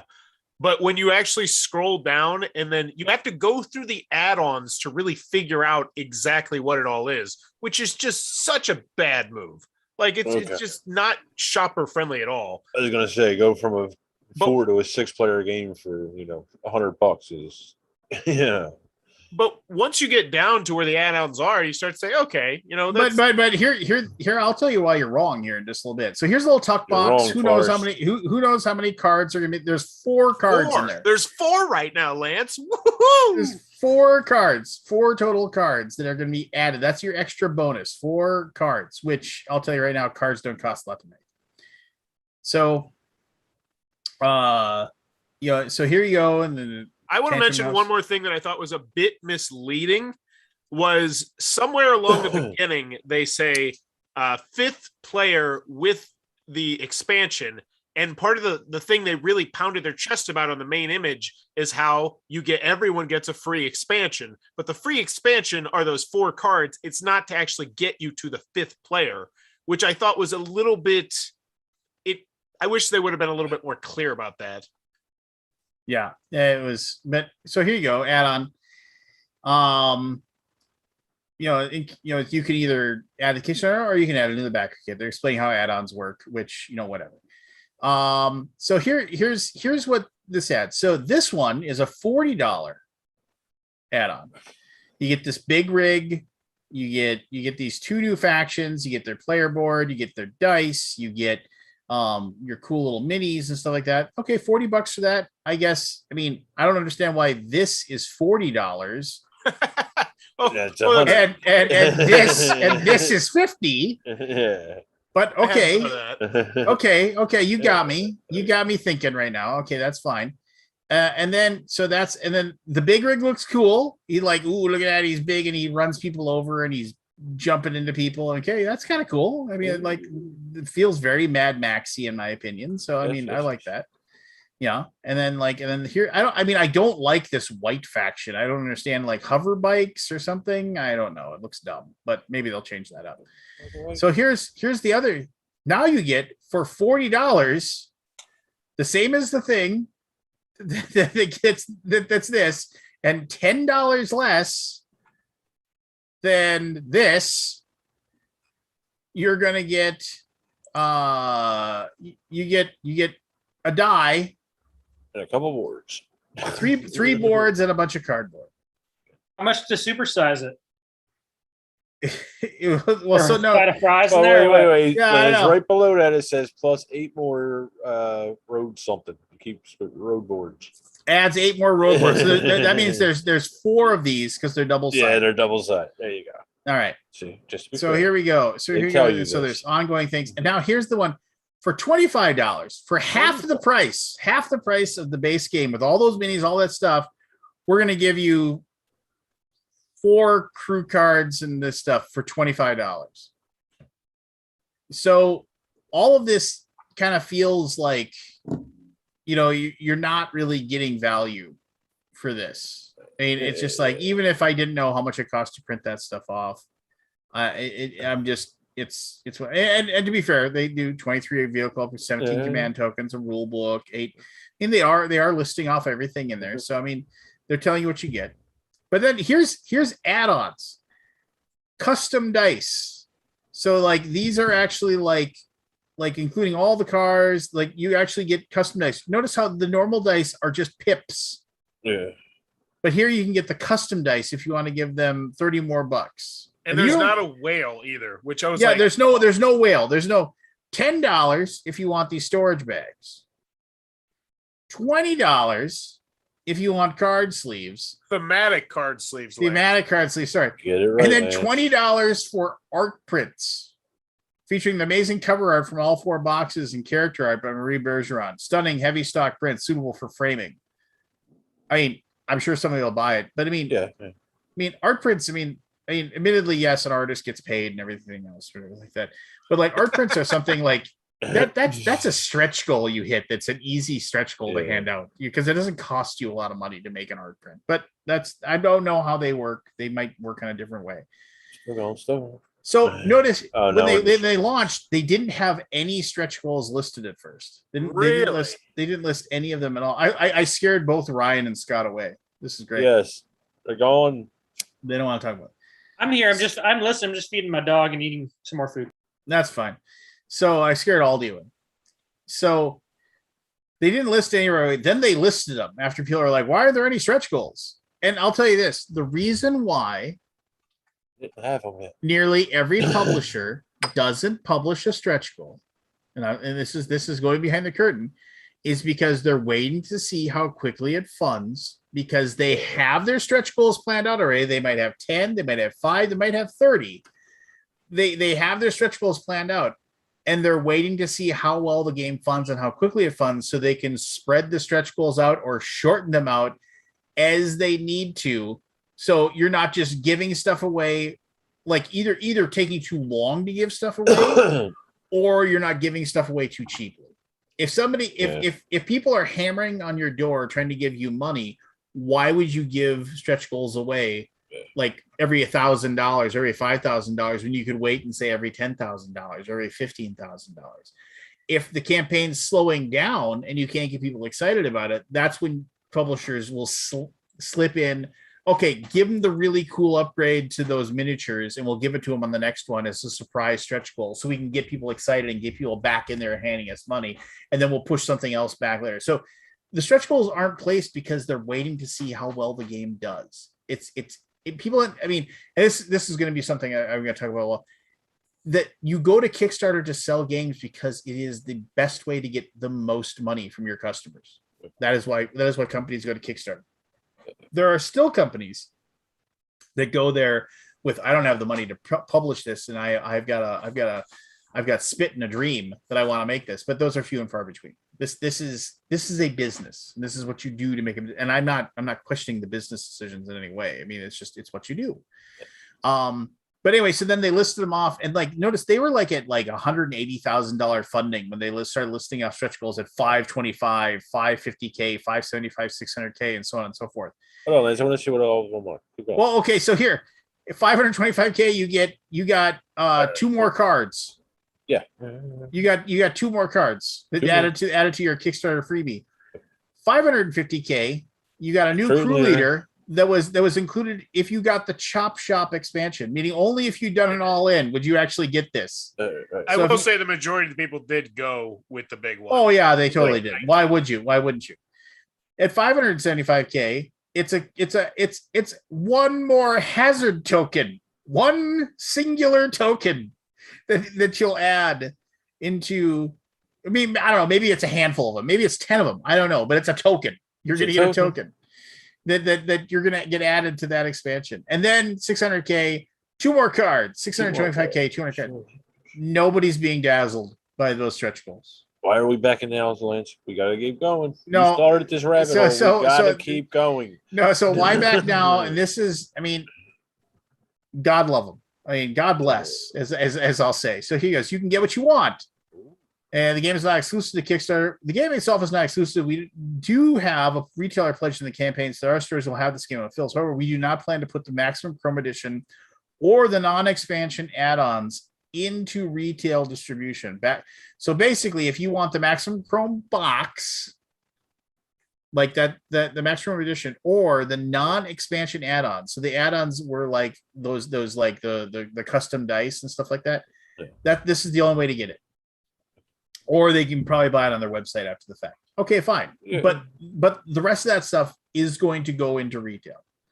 It's and I will remind you, and again, like, you know, there were a lot of upset backers who gave a lot of money for Fireball Island just to find out that Fireball Island was on sale at Target on the cheap, you know, after the fact. They're like, well, I could have just waited and I could have gotten my copy of Fireball Island. But I mean, you know, you would have waited an extra 9 months or whatever. So I mean, who knows? You'll get the game early, which I appreciate a great deal. Getting the game early, like they're basically saying, as we want to make sure our backers get the first chance to play. You know, it's like we will hold the street date until after backers get their games. So you're getting a good deal. You've aggressively discounted the pledge for the suggested retail price to make sure you're getting a good deal, including the extra ammo expansion pack for free of $15 value. I don't know. I mean, maybe if this thing had funded through the nines, that tuck box would have 100 cards in it or something. I don't know. Well, you got to realize their last 2 Kickstarters did the last one did 4 million, and the one before that did 2 million. So I have a feeling they were expecting, you know, gravy train on biscuit wheels again. Yeah. I will say that, like, when you click on that, it pops up this PDF of how to answer, and I think this is actually good. It's like it's like really interesting. Yeah, like you clicking this, it's like new to Kickstarter. We understand it's a little confusing. How does it work? I think we're going to steal this. I think we'll totally steal this and make this. I think it's a good idea. Yeah. So we're under the maximum thing there. Go to their community and see how many people actually are new. I doubt it's more than like 1%. Or well, I'll check it here in just a second. So again, it's like click this button, but the whole thing is. Right. So, but here's the one that I'm just like, and I mean, I'm like, okay, fine. It's good to say things that are to feel good or something like that. But number 4, you get to be a backer. Ooh, being a backer means being part of a community. You'll get to speak up on decisions we make during the campaign and share ideas with other backers. Most importantly, you'll help make this game come to life. If you're new to Kickstarter, that might be exciting because it's your first time. Yeah, I understand. But I also all right. I'll be fair. I'm like, okay, so there's a retail thing, whatever. Cool. We know Gramps. Shipping prices. I mean, shipping prices are you know, it is what it is. Just be question marks. Shipping costs for the costs. I will say, I felt like you got jammed a little bit if you were going for the $50 one. Did you? Yeah, it's 20 and 20. I mean, it's just base game 20. Well, that's that. We're gonna get you. Well, but to be fair, they're not adding that much for the Maximum Chrome. I mean, they're not. Yeah, so there's a reason why I only. But it's still.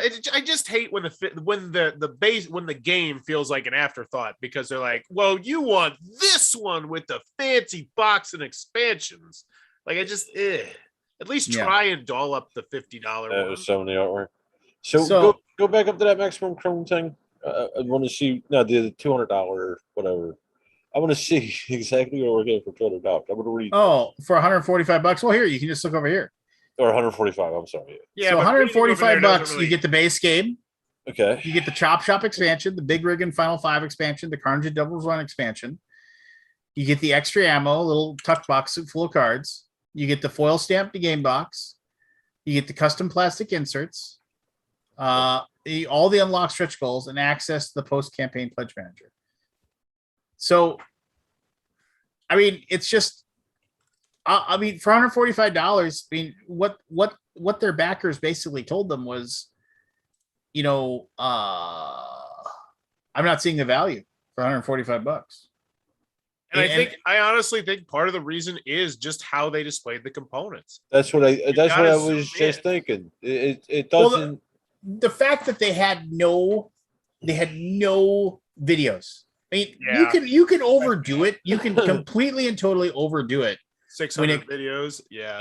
Yeah. With 600, but when you don't even have one, you don't have one.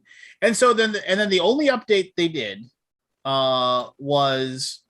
Oh, I didn't see an update when I checked it out. Yeah. So, well, this is because after they canceled, it's like I want to apologize to, a reason behind the decision.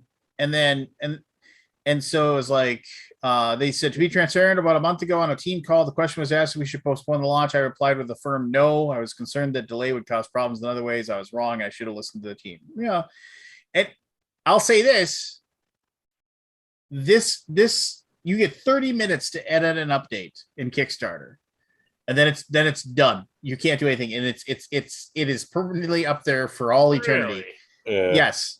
Interesting. They edited this update because there was something that I shared with everybody in our Facebook group for the Alaboom, where there was basically a comment that basically said something along the lines of, it's like this is not a question of funding.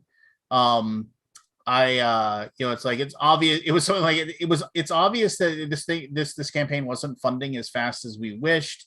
I know we probably would have reached our goal and we could have published the game, but it was something along the lines of, it said, but without it funding to a certain level, we wouldn't be able to be as awesome as it could be, or something like that. It was just like, it basically was like, we didn't make enough money on this. So, and which is fine. I mean, and I realize that if you come right out and say, well, we didn't get as much money as we wanted, so yeah, we're gonna come back. And they did say we're coming back in January, whereas opposed to Myth and Goal, where they just said, we'll come back. Now I'll say this in the comments. We'll say this. 5 hours ago, Eric RPG said, yep, they weren't funding nearly as much as they expected, so they'll come back with a more finished product to display in January. And Restoration Game answered in a nutshell. Well, they're honest. I'm going to guess $200,000 is the goal. So, I appreciated that. That is just basically like, we weren't making as much. The update itself makes it sound like, because they definitely like, we appreciate your support. It means a lot. We're taking the campaign for a quick tune-up, ready to roll in a few months. And they say, it's like, we're going to revisit the Maximum Chrome Edition box. We got plans for an illustrated box that'll appeal to folks who missed the art, but it will still feel deluxe. We're going to finalize the vehicle figures, and we'll have time to put in the grit and detailing so you can see what the finished pieces will look like. Get more art done. Do some playthroughs. And the biggest mission was for you to be able to see the game in action. We'll get a nice physical prototypes and be able to get those out in content creators and at PAX Unplugged. I should reach out to them. And then tweak the campaign. We'll take another look at the funding goal, adjust the stretch goals, and put some finishing touches on the campaign page to make it easier to navigate and absorb. I thought it was really odd how underwhelming. Like, I saw it at Gen Con and I even did an interview, and it just looked so lackluster. Like, it looked like it was just like they threw it out on the table, like, yeah, so come check it out. And I understand if they didn't have more things to show off, but like, you have artwork and stuff. It just. Well, I saw your video, and I saw Roll for Crits video of the game at Gen Con, and I wasn't impressed with the way it looked. I honestly zoned out about 2 minutes in. I was like, all right. Like, this looks so generic. He's showing I'll say this. When they relaunch in January, I guarantee you I will back it. I was going to end up backing this eventually anyway, just because, like I said, I would have fun playing with my son, and I probably have fun playing with my buddies too. And I always feel bad when creators have things that go wrong and things that, like, they don't work out. But this is a thing too. I'll say this all day long. Racing games don't sell well. They just don't. Like, they do have a hard time. Like, if you ask anybody what are some great racing games, like, you'll hear Formula D. Downforce. Downforce is really, really good. That's them too. That's them too. But Downforce is also, like, it's not well known. But I mean, you ask people, what are some great racing games? What do you mean Flamme it's a Rouge. target? But it might be a target, but dude, how many times Jamaica. have you heard about people like casual gamers saying, "Oh yeah, I played Downforce." There's lots of games at Target. It doesn't mean shit. We need Scott in here. I would be very interested to know what some of the metrics are on that, like behind the scenes. Well, I know what the metrics are to get stuff into Target and Barnes and Noble and all those things because I do that. And last time I checked, I've been working in publishing for like 5 years. No. I mean no. I don't mean getting into Target. I mean like how many people visit the Board Game Geek webpage, that sort of thing. So Lance, there was a recent success in racing games, and that'd be Cubitos. Is that a racing game? Yeah. Really? I mean, it's a good game. I will say all day long that Cubitos or whatever is a really good game. Now, I mean, AEG will probably do one print run, maybe two, and then they'll be done. Yeah. That's true. But I'm talking about like strict racing, like cars on a board. Jamaica. Thunder Alley. Yeah. Thunder Alley. Undefeated, baby. Because you play with 10-year-olds. Or no, still she wasn't undefeated. Even 10 at the time, was she? Hey, my seven. son regularly kicks my ass at board games now. Like he Did he play you with Thunder Alley? I haven't played him since I played him when he was like 7 and I beat him. So, 7-year-old. No, you want to play that card, kid. What other racing game? Snowtails Snowtails. No, I mean like Flamme Rouge or whatever, the bicycle racing game. I mean that's a good one. Lance, but I'm talking about. Go ahead. If you look in the chat, I also found that Kickstarter I mentioned a while ago called Death Roads All Stars that just happened end of September, which is very similar to what we're talking about here. Also, it's like also post-apocalyptic like fighting racing game. I feel you though in the soul just racing. I mean, Automobiles is a classic, but like you can't find it because they're not going to reprint it easily. It's not like. I will also say, devil's advocate in this campaign. I agree with all the critiques. I will say the way they handle it, other than they're like not updating it except for oops, is like so many things people say they don't want to see anymore, which is unrealistic funding goals and like not being transparent about what happened. Like feels like they might have actually been realistic about the funding goal and asked for what they need, which a lot of people have been clamoring for, right? Well, first of all, here's my opinion, and I don't know anything about what Restoration Games pays to do X, Y, and Z. I don't know. I don't know. I know that like if Gray Fox Games was just making a game and we went to Kickstarter for that, we would not have 500K as our goal to get that game published. It wouldn't. That's Gray Fox's fault. Well, no, I mean that's us, and it wouldn't matter. I mean, if we were just talking about how much we have to make so it's worth our time and our effort to like get the game actually made, and the cost of the components, that would not be our goal. It just wouldn't be. I mean, and that might be just because we do things different, and that doesn't mean we do it right or wrong or otherwise. I mean, it's just. And I don't know. I mean, I don't know what. I mean, maybe there's something else that I don't understand. And like the thing is that Restoration Games is a fantastic publishing company. They have made games that thousands upon thousands. I mean, I wish we had. I want a $4 million Kickstarter for Gray Fox Games too, right? And it's just kind of like so. And so I don't want anybody to take this as like me trying to, poop in their sandwich or anything like that. Yeah. It's just, and like the thing is that I know that team and they are freaking amazing, and they're going to come back in January and they're going to, this was like maybe a stumble, but they're going to come back like gangbusters in January. And I guarantee just call them bastards. Game bastards. They're going to come back in January and they're going to have a 7-figure game with this when they relaunch. It will be. It just they learn from this, and they learned like what they the problems they had, and they're going to come back and they'll probably have they'll have finished models to show off for the cars, and people will be able to ooh and all over those, and I think and it's going to be good. And it's just it's one of those things where it's like it's almost really a good thing that this happened, right? I mean I don't know. I can't see behind the scenes and whether or not they're like outside screaming at the moon or something like that. But I think that they're gonna redo it, and they're gonna do it awesome. I mean, part of the problem is that like Fireball Island was like the Grail game of all Grail games, right? It was just like you can't get copies of it. Dark Tower. I mean, I own a copy of Dark Tower, but it's it's like but that's a Grail game above all. That's a total Grail game as well, right? And Thunder Road is not a really. I mean, it's a game that you mean now probably not, but if you search for it on eBay and you're willing to part with $40, you're able to get a copy of it. So I don't think it held the same mystique, right, as those other two games. And so I mean that was going against them as well. Yeah, I can see that. I think my biggest, just from seeing that for the first time, the webpage, that was not clear what you got or what it looked like at all. And like I said, the rendering, like you said, the rendering thing did not help it. They should have some kind of physical version of that to put up there. Yeah. And if I were brand new to Kickstarter, I'd be confused out of my mind, I think. So I don't understand why,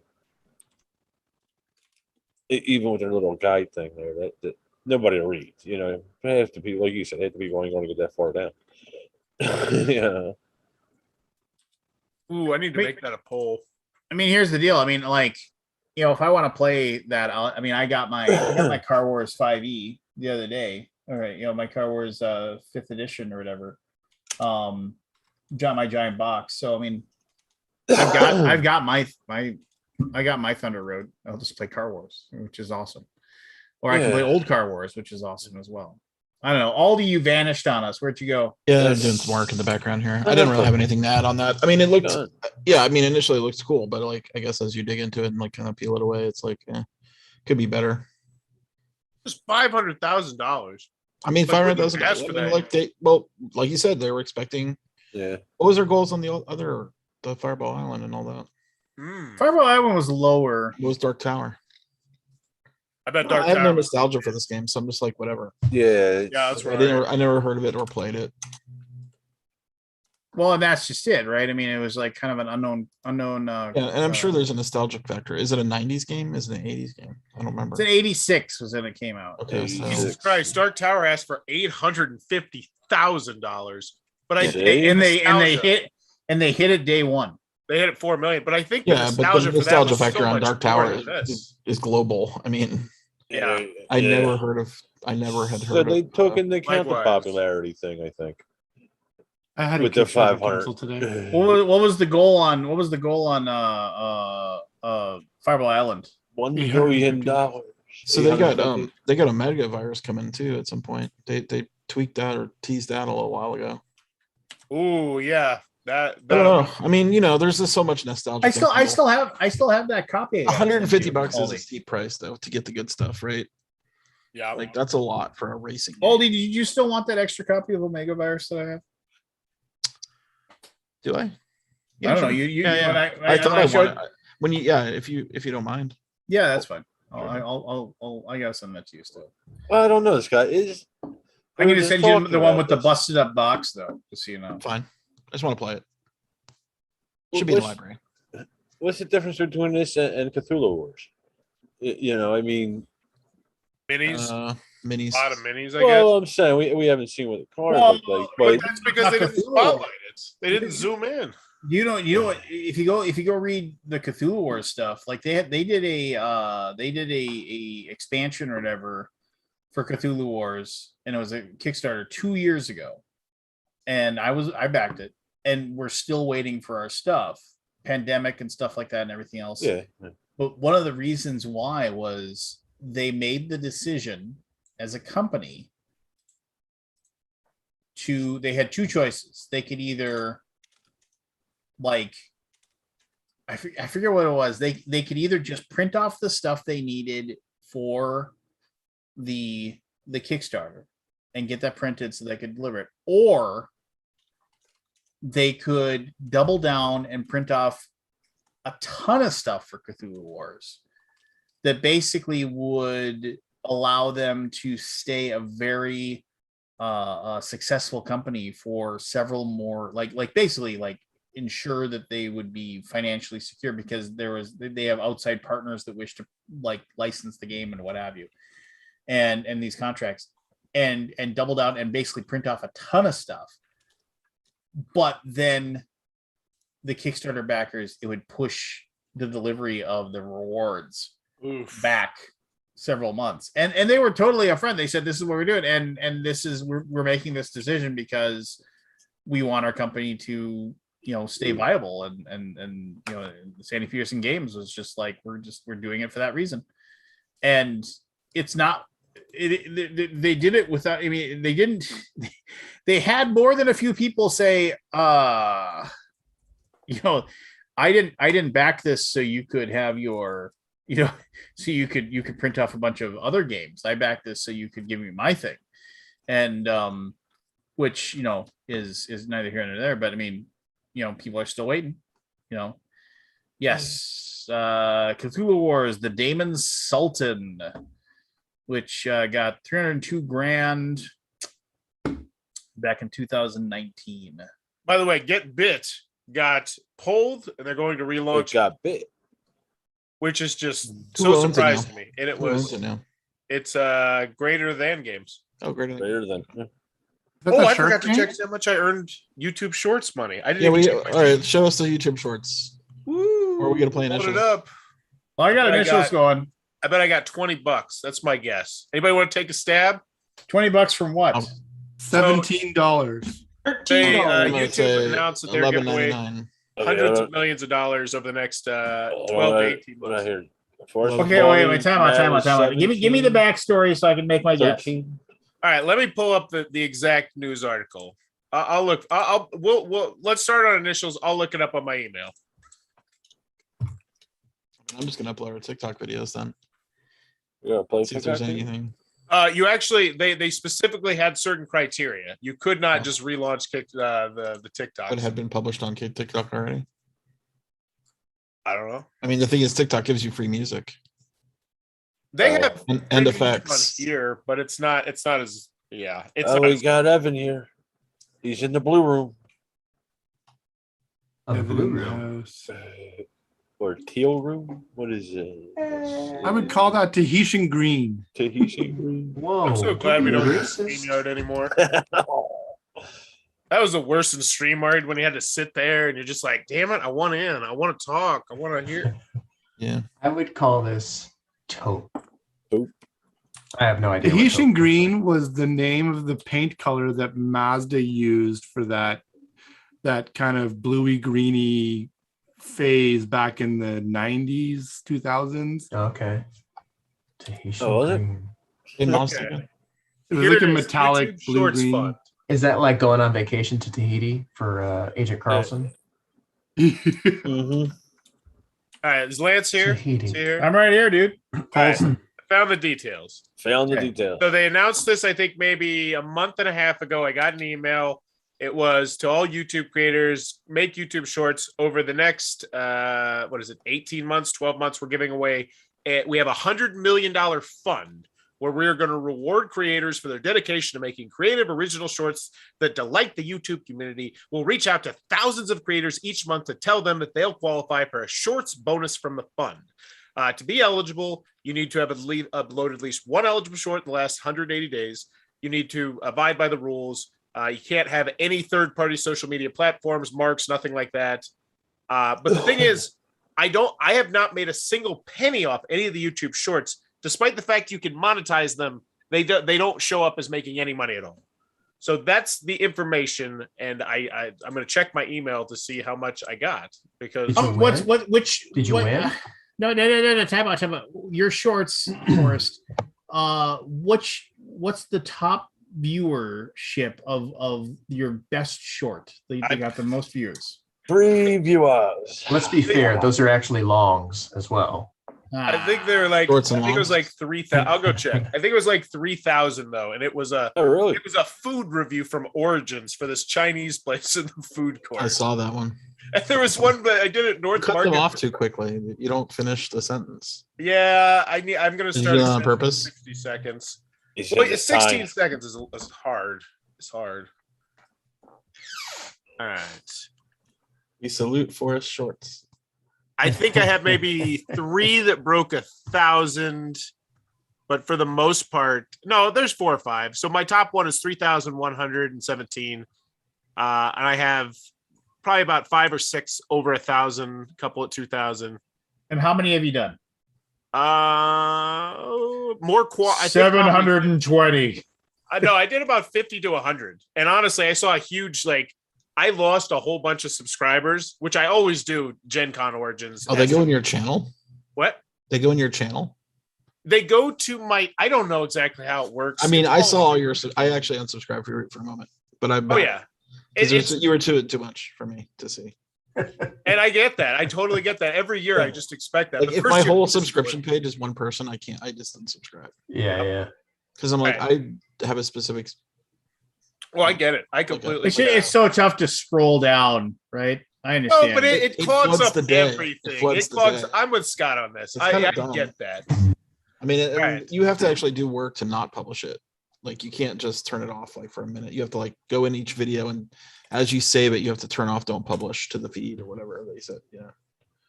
Okay. I don't see it in my. All right, so I'm gonna guess. Oh yeah, guessing for all of those things. My money guess. Wait, how many views is it? Are Prices Right rules in effect? Closest without going over. Always.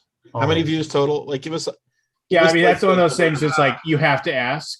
It's Prices Right rules. So Forrest, you can ask whatever listing you want. You can ask all of us. I have my number. I have a good idea what my number is, but depending upon when I get asked, I might change my number to be. Are we rounding to $20? Are we rounding to the nearest dollar? Are we going? I don't. Yeah, dollar. Do you think it's $1? It might be $1. I don't know. I'm going $1. Nearest dollar. All right, I'll handle it. Ryan, what do you think? What do you think he made? Ryan's $13. 13. Ooh, that'd be nice. Let's go to your partner in crime, Evan. Give me a number. $2.85. Ooh, it's a whole dollar increments, Evan. Pay attention to the rules. I like 4 Evan. or 3. So all $4 or $3. Well, that's going to be a 2 because I'm not going to go over the amount that it will be. Okay, $2. Okay, Matthew. $5 for Matthew. Scott. $5. What do we got? 5, 2. What do you say? 5, 2, 13, 20. I'll say 14. That's a solid answer. I could be a jerk and say 15. 5. Well, who said 20? Who said 20? I'm at 20 right now. I said 20. I'm gonna say $6. I'm gonna say $6. I'm gonna say $6. All right. Survey says it's gonna take me a while. I can't find it in my email anywhere. It's not in your payment. It was Lance went last and picked up the biggest stretch of numbers there. That was clever. Could have said 21, but let's carry on because I got to find it now. It's not in my. Nope. They're gonna block your channel. Block you. I wanted to sing all full rendering of that song. Camp on Awana, we love you in our hearts. Okay. Lance, give me the quick rundown. I think I only caught a minute of initials last time. I don't fully know the rules.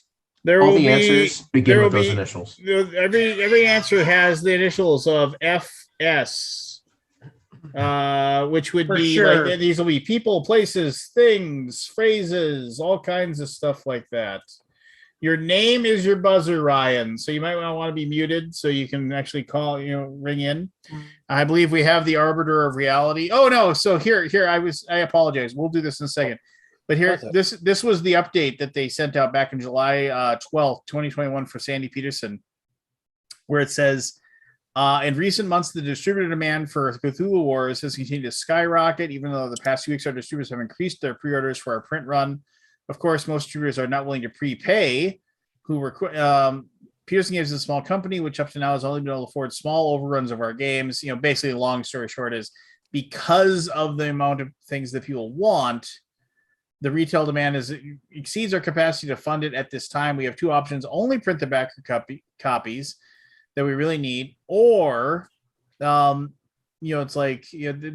but this would cost, if we did that, you'd get our game sooner, but this would cost us to start to put our company in a position of safety for the foreseeable future. And so they just said, yeah, frying frog. Yeah, you're just gonna have to wait, and wait. We have been. So anyway, here we go, and then I'll read these clues off one by one. You ring your name in the buzzer. If you get it wrong, you're up for that one. And then here we go. You get that, Ryan. Half here, the story, half there. Got it? Yeah. F is in frog. S as in Sally. Frog Sally will not be an answer. Damn Never it. mind. No, there you go. So here Frog we go. seeking. I was betting on that one. Clue number 1. Launched January 1st, 1980.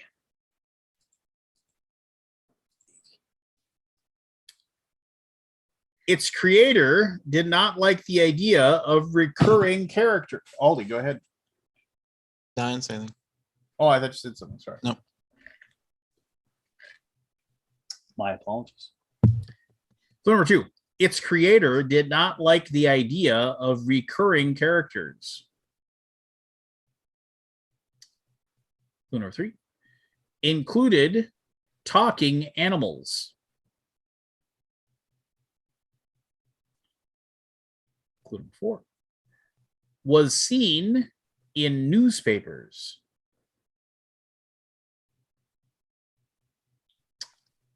Clue number 5. The lunar face of the moon we can't see from Earth. Matt. Far Side. Oh yeah. Far I was Side. almost there. I'm like, oh, Dark Side, but that doesn't. Yeah, Yep. that was Gary Larson was the genius behind this iconic. I'm thinking TV. I'm like, what? Yeah, I was on show? TV. Yeah, as well. me Me too. Yeah. All right, here we go. Clue number 1. Was involved in a Saturday Night Live Cartier ad parody.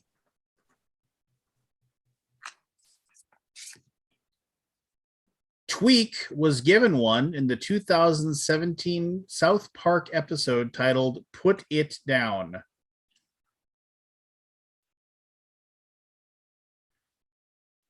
Can be stainless steel, copper, plastic, titanium, and more.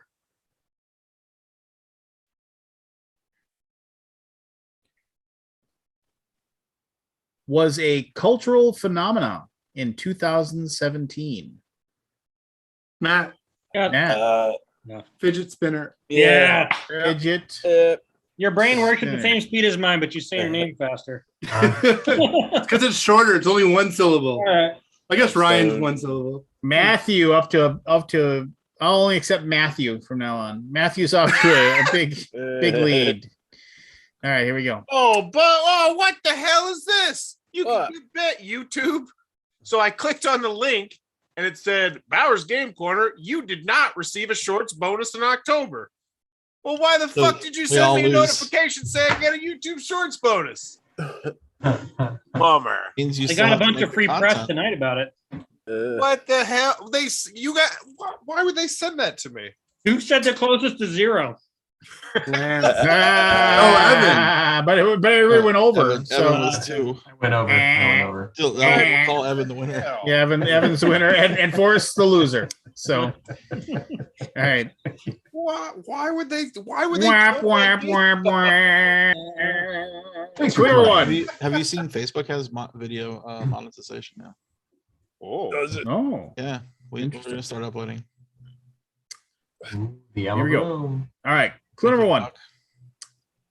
Connected to Chris Farley and Pump Up the Jam. Pump up the jam. That's right. Number 2. Connected to Margot Robbie in 2017.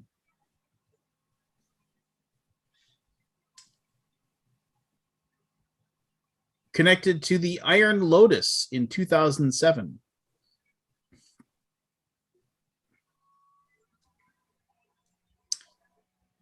Connected to the Cutting Edge in 1992. Matt. Matthew. God damn it, Matt. Every time. Figure skating. Yes. Figure skating Yeah. is correct. Yes. Yeah. I would just like to do. I'll do my Kabuki Kid impersonation. I managed to go through that whole fidget spinner fad without ever touching one. Yeah, like 10 of them. I had one with The a cutting edge was with awesome. D.V. Sweeney and Moira Kelly. That Yeah, was man. my clue. I had it. Ugh. Is that a Canadian thing? I You saw can that know? movie a bunch. I saw that movie a Well- bunch. Yeah, a bunch. It was a Canadian love story about They a hockey were player. American. They were on team. It was about a hockey player that became a figure skater, Yeah, and she he kept was going in his face and going, "Doping." He got checked too hard. He got peripheral vision. Yeah. Yeah. Anyways, They even made a sequel. Yeah. good enough. Yes, correct. All right. Clue number one Yeah. was included in 1942's Fresh Hair, starring Bugs Bunny and Elmer Fudd. Aldi. Aldi. Frank Sinatra. And Good you just guess. gave that one away. You gave it Sounds away. like a Oh, Yes. come on. Everybody's got that one. I Keep did that not one in have your that back one. pocket. Clue did number not have that 2 one. appeared in the Tom Cruise movie Valkyrie.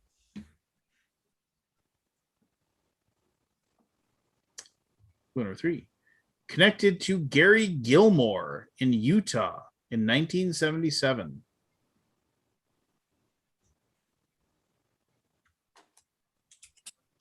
Clue number 4 involved in Stanley Kubrick's Path of Glory.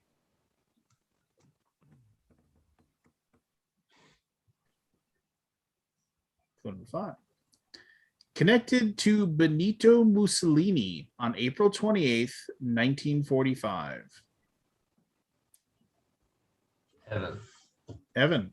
Farm subsidies. We all know it was political. And final clue. Come on, Often, Mussolini. often includes blindfolds and guns. Pat, Matthew, firing squad.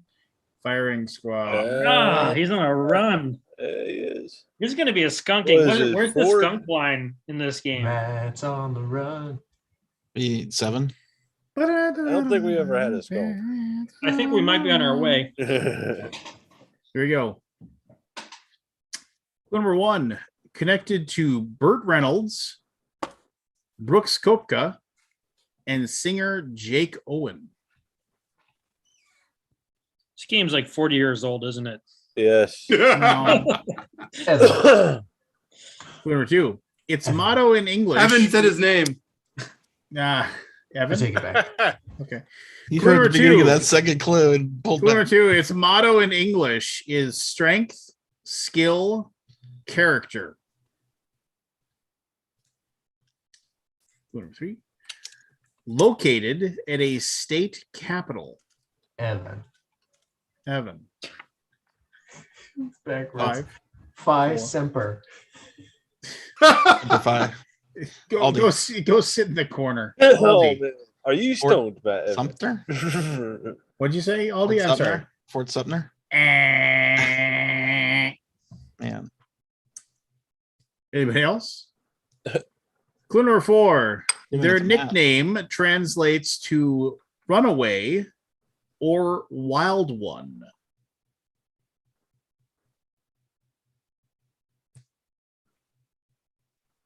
Clue number 5. They wear garnet and gold.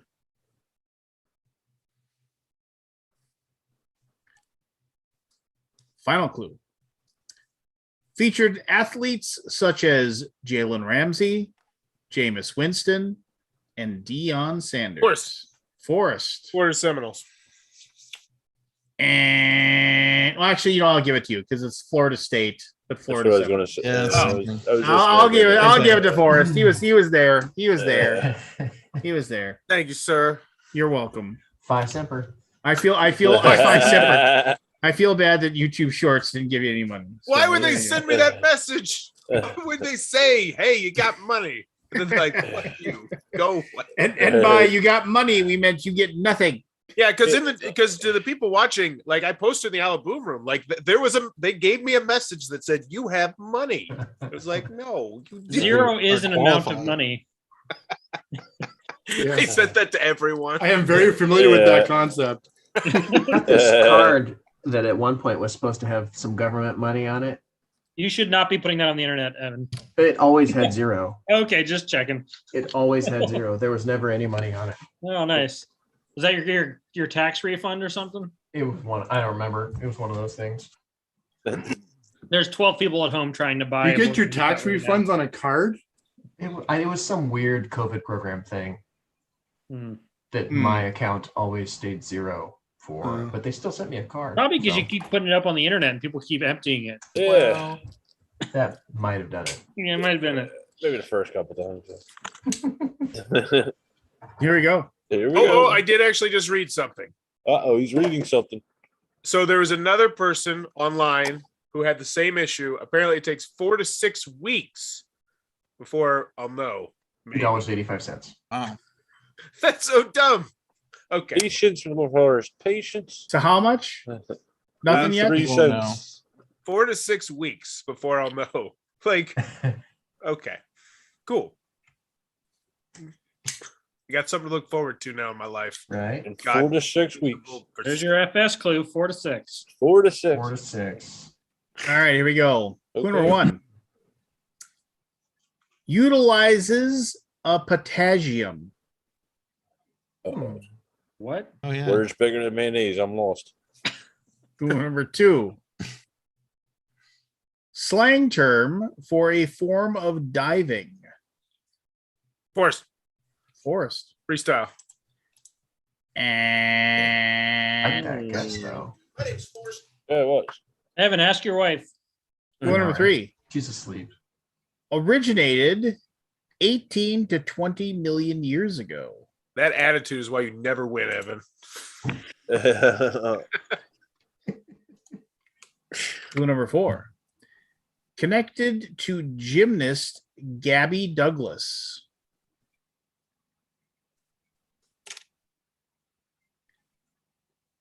Clue number 5. One of these lived in the fictional town of Frostbite Evan. Falls. Evan. Oh. Frank Sinatra. I'll repeat the 5th clue. One of these lived in the fictional town of Frostbite Falls, Minnesota. Final clue.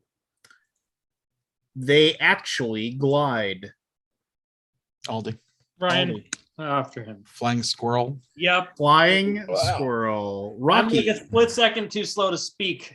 Every Yeah. time. Rocky, the flying squirrel. Oh man, I used to love watching Rocky and Bullwinkle. Yeah. Watch me pull a rabbit out of my hat. Yeah. It's not bad, but it I like lost the Natasha. The Boris and Natasha. Boris I and remember Natasha. I remember one of the they Boris and one of my favorite lines ever was Boris and Natasha are sitting there and they're discussing like how they're going to defeat moose and squirrel, and then they're like, oh, for moose I have moose skull. It's just like it is the most alluring of all female mooses ever. One, if he hears this once, he will be entranced for days. What about squirrel? For him I have gun. Classic. For him I have gun. Where am I? Good. Here you go. Clue number 1. Have been connected to cases of fraud. Clue number 2. Now goes by the acronym SNAP. Evan. Food stamps. That is correct, Wow. Evan. On the Nice, board. Now I remember what this was for. Yeah, there you go. Here we go. I can remember my mother putting those food stamps in those books and turn them in. Yeah. Okay. Here we go. Clue number 1. was heard during the final scene of 1996's Sleepers?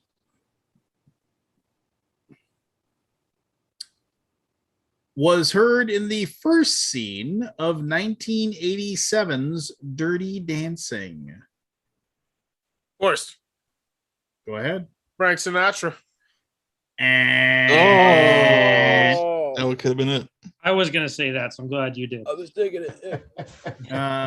connected to the Beverly Wilshire, which was featured in 1990's Pretty Woman.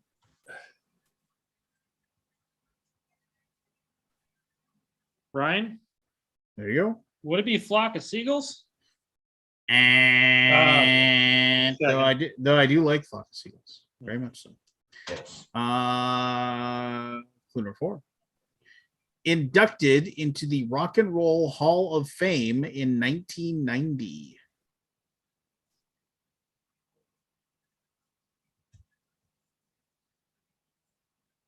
Number 5. Connected to Jersey Boys. And it's not Frank Sinatra, right? Final clue. Were led by lead singer Frankie Valli. Matt, Matthew. The group. 4 Seasons. Yeah, the 4 seasons. seasons. I was thinking of an is correct. individual. Yeah. Me too. There you go. Oh,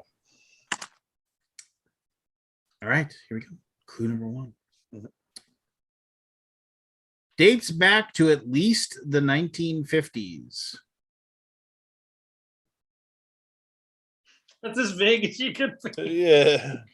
Clue number Eating 2. food. What? Clue number 2 includes eliminations.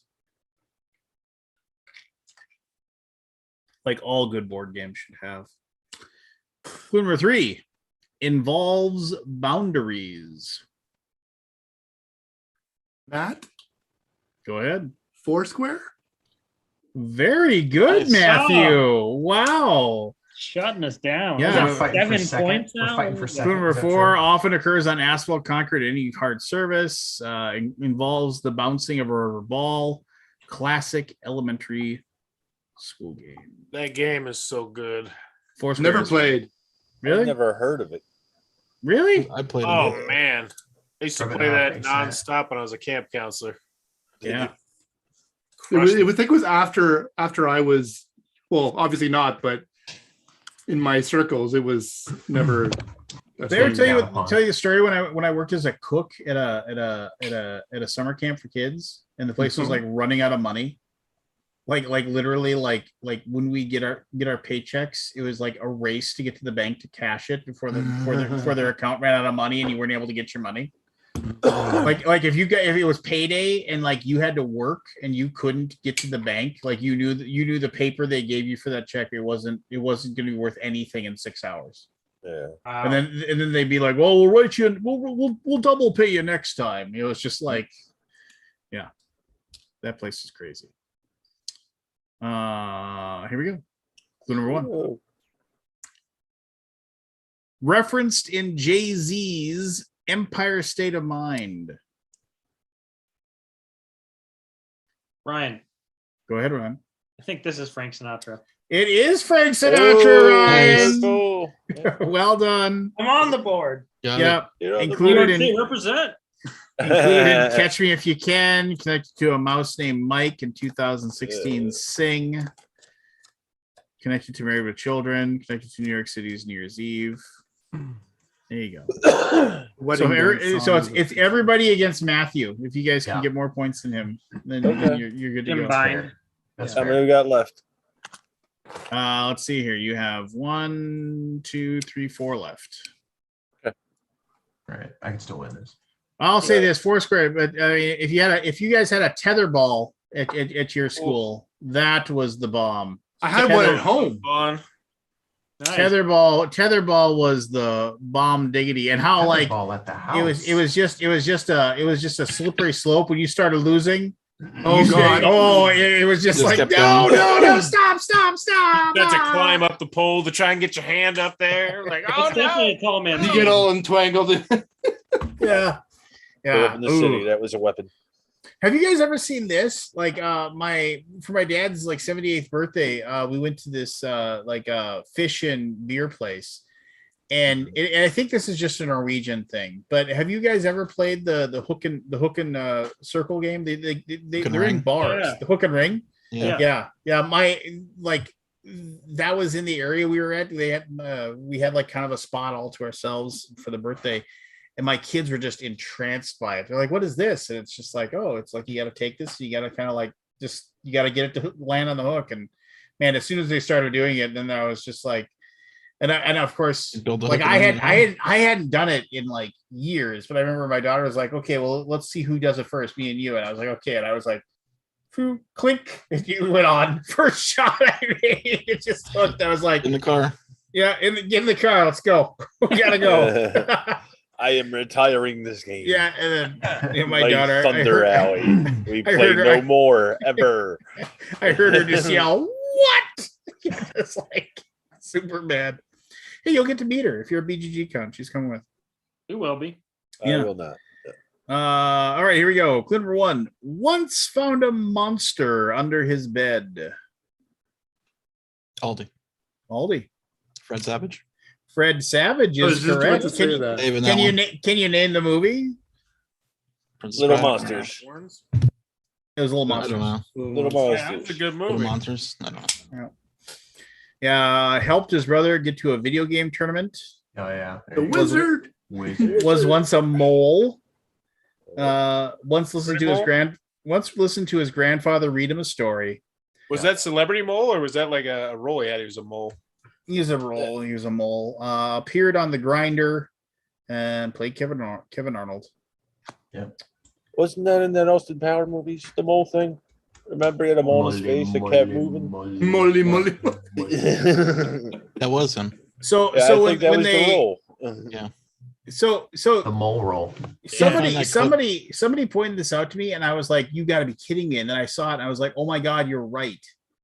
So people who watch Ted Lasso, this isn't a spoiler, has nothing to do with anything. That was great. Okay, so I'm not going to talk about it. We're not going to talk about it because people still haven't been able to see it. Whatever. It sucks. Horrible show. The Rebecca, the owner of the club. Mm-hmm. Yes. The actress played in Game of Thrones. She was the Shame. Shame. Yes. I was like, somebody told me that. I was like, no way. And then I thought, I was like, oh my gosh, it is her. I was like, you got to be kidding me! Like, what a complete different. Yeah. The pipes on her are just amazing too. Yeah, she does have a voice. Well, she's mostly known for her work on like Broadway and like musicals and stuff. So, but yeah, totally did great actress. Great actress. Here you go. Clue number 1. Often synonymous with perfect vacuum. Evan. Full suck. Ryan.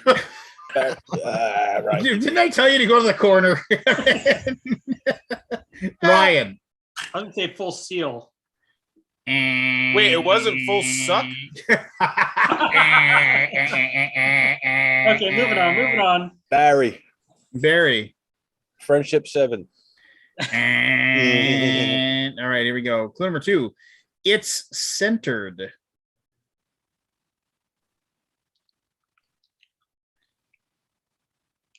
It's automatically filled.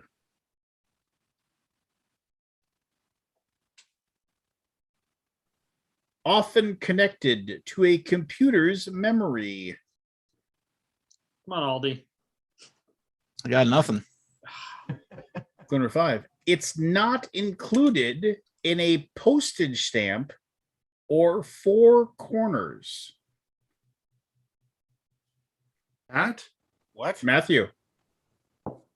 5. Free 4. side. And final clue.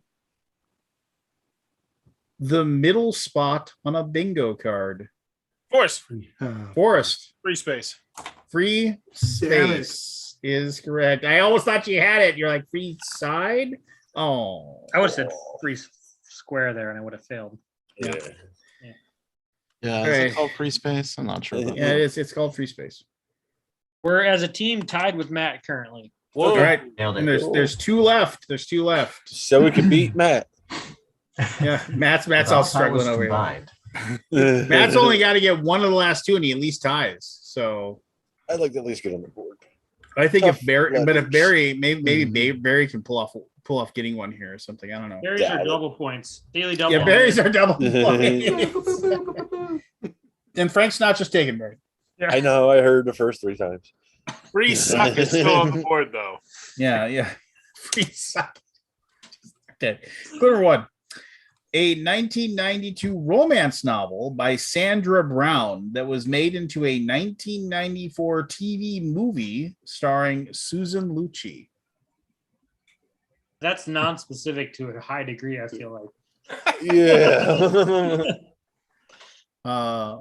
Number 2 was called an icebox in 1951. Good night. Yeah.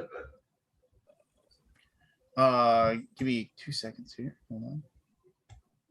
Free sir is not 2, right? You can't do FS for free sir. I'm sure one of us may have been alive in 1952. Okay, so we get a team huddle. We get a team huddle. While he's Yeah, we gone, get a right? team huddle. We get a team huddle. Yeah. Don't listen. Do you want me to go listen, into a man. different room for?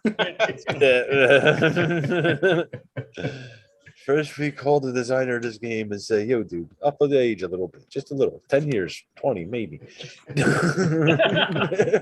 Maybe.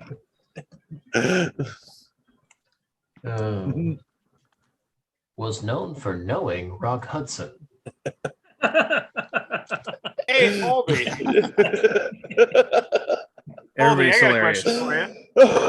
Yes. I got a Kickstarter that I thought might be right up your alley. A what? Can we finish this and then you can? Oh yeah, you're back. Oh, he's back. Oh, okay. I didn't know you were back. All right, here we go. Sorry for trying to. Oh, I was gonna guess. Okay, go ahead, Evan. Freezer space. And Here. That'd be- number 3, Good guess. named for its texture. Number 4, it actually originated in the United States.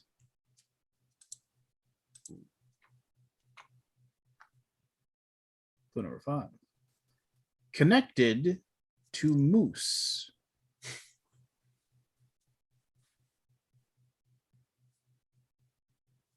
I actually do know it.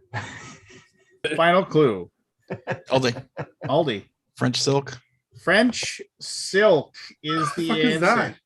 It's a I get Texas that one. blues. Eggs, cream, chocolate, sugar, and butter are all ingredients in this classic cold pie. It's an Yeah. American thing. Yeah. All right, Matt. If you can get this last one, you beat them all. I haven't heard that one either. Because you'll tie, but I'll give it to you. You ready? Clue number 1. Named after someone who died in 1939. Clue number 2. Most commonly considered comical.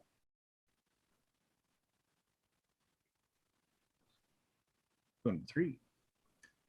In Bruce Almighty, Jim Carrey stumbles over the word breast. Matthew. Freudian slip. Freudian slip. Is Wow, it? you're on fire, dude. Yeah. Yeah. That's what we got to get Anthony back. I want to see those two go head to head. Yeah. Ridiculous. Yeah. Ridiculous. Ridiculous. One of these occurred during a wedding on Friends, often appears in news bloopers. This is a verbal mistake commonly connected to the unconscious mind. The unconscious mind. Yeah, I used to hang out with a guy that would always, whenever that would happen, somebody goes, "Oh, Freud just slipped right here." Weirdest thing. Have you ever, it's a classic one, but did you ever see the that I mean, and you feel bad for the news reporter. It's like she's like sitting there and she's just like, there's lots of people that climb Mount Everest. But our next guest or whatever is somebody who, you know, it's like it's more impressive. It's because he's gay. I mean he's blind. Yeah, I have seen that. you're just That's terrible. Like what? just like what? You're just like I mean, he's blind. Just like you're just like. Oh, if you find it, your you're ability just to like climb a you're just like mountain. what? Wow. It's Wow. more impressive because. I think it might have been a Trivial Pursuit question, but it was before Mount Everest was discovered. What was the highest peak in the world? K2. Kilimanjaro. No, Mount Everest was still the highest peak in the world. That's awesome. It didn't shrink. It That is we shrinking, know though. of. It is That we shrinking. know of. I think it grew. No, it's actually shrinking. What about the mountain that we haven't yet discovered? Oh, That's now actually it is, yeah. taller. The tallest mountain in the world is actually underwater, but it's depends where you're measuring from. You guys think we're gonna find any new mountains near soon in our lifetime? Right before you get paid for YouTube Shorts. Yes. Hey, the check's in the mail. Check's in the Maybe. mail. Antarctica. Yes. Yeah, it's true. Under the ice. Oh, under the ice. Okay. I don't know. Under the sea. Just be full of Bigfoots. No, that's Cryptids the Bigfoot. everywhere. It's too See, cold. It's too Lovecraft cold was for the right. Bigfoots. Starts in Antarctica. Under the mountains ice. Well, the mountains of What were you madness. gonna ask That's me where they first? ended up. They had to go. You had to go to the. Yeah. What were you gonna ask me for? Oh yeah. Have you checked out I believe it's called Olem? It's on Kickstarter right now. No. Like really underwhelming Kickstarter page, but the technology is really fascinating. It's OLEM. OLEM. It's just the most OLEM. bizarre. It's like one of those ones where you pretty much board just feel game like you're throwing robot. 300 The bucks. board game robot. By Ludo. It is insanely underwhelming, but Hmm. it still looks interesting. Oh.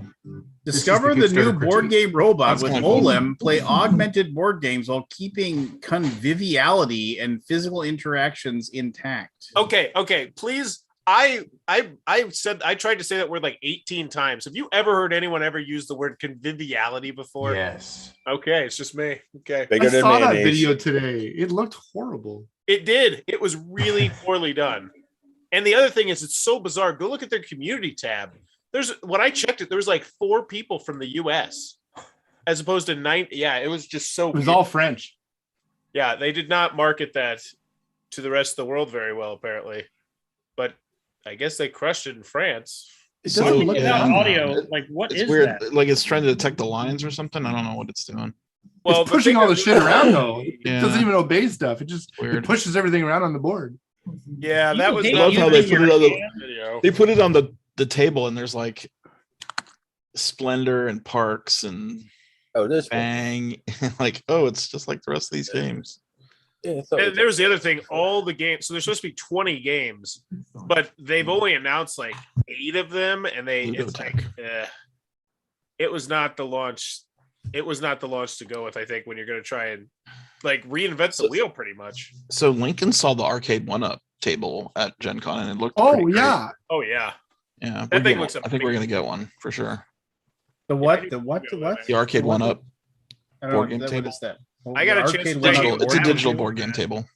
it is Oh. so slick, and the graphics, the sound, it was. Whew. But it allows you to play games. And how much with is somebody that remotely, run right? you? I forget they No did a idea. Kickstarter for it. I can't remember the price, what it came down to be. Hey, did you guys know we're live on YouTube? We We are. are? Yeah. Shut up. Whoa. I just found it. And Shnikes. Kabuki Kid says there's Watching. a new ocean. The If you sun. guys want to see useless things for sale, I just put a link in chat for these little like finger chopsticks. I think it's a troll, but I think they're also selling it. I saw those. The Snacktives. What are they? Just click on that link. You'll see it's like a. Oh like, my god, it's so it's embarrassing. How about Or is the it Kickstarter genius? for deluxe rock paper scissors? Oh, I love yeah. that. Yeah, what is that all Okay. about? I just don't want to waste my time clicking on it. What is it? It's just a gas? It's a good Yes. joke. Do you ever watch his videos, his how to play videos? Who? Jeff Kornberg. No. He's hilarious. So he takes these. So he did Ticket to Ride, and he explains how Ticket to Ride is basically this game of going from one end of the country to another, picking up your garbage dumpsters, and it's the trains upside down. Okay. Basically, Oh. wrong rules to games, and Okay. they're hilarious. Okay. So I think What this is- is just his way of raising money to do his YouTube Right. channel. What is this channel, Matt? Demon something. Hold on. So confused about this snacktive. Oh, I want to talk about the snacktive. I do like the Cheetos stained simulator tee. I like how it's $10 more than the other shirt. Like that's the premium shirt. The cheapest version of the arcade one-up table is 24 inches at $499. The Dragon's Tomb is the channel on YouTube. Dragon's Tomb. It says from it. Was that a real Kickstarter? What? The rock paper scissors? It is, but I think it's just his way of raising money to do his YouTube channel. Yeah. Oh, okay. Snacktive thing is so stupid. Because every time they go to grab something, they have to stop doing what they were doing anyway. Yeah. No, not if It you doesn't have actually save any time. a knuckle. But your hands are clean, so you don't have to stop to wipe them. That's the. You just go like this. Good to go. What are your pants for? You remember Exactly. what was that digital thing that was at Gen Con 2019 from Simon? Oh yeah. I remember that. Yeah. So now, if you go look at their announcement now, it's not associated with Simon anymore. What? It says open. It's like an open platform now. What was that? What was the Dies? name of that guy's website or YouTube channel? Demon's Tomb. The Dragon's Tomb. Hey, you're talking about Diced, right? No, Teberu. No, Dies was a year or two before. Okay, Oh. because Diced Teberu. would never seen on to my knowledge. Yeah, Dies they have not been up or keeping up their production. Diced is dead. Yeah, I'm a little bit worried about them, and I really like. Yeah, Yeah, me too. I backed They it. have a real cool content system. Yeah, they but did it's some like really it's cool so. stuff. I mean, I want to see it. I want to play with it. Honestly, I'm Yeah. just like, very curious about it. I mean, they basically built this entire language in Unity, Yeah. the Wonder what developer happened to that. system. I was chatting with one of the dudes from Dies that in Reno just before the pandemic at Gamma.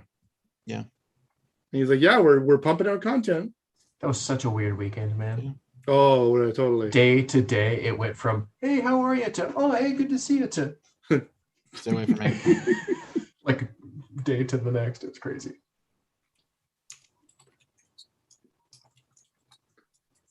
Most costly hookups ever. Yeah. Yeah.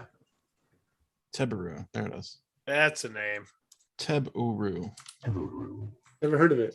So it was heavily associated with CMON for because like they were doing a demo of So, adventures on the zombie side.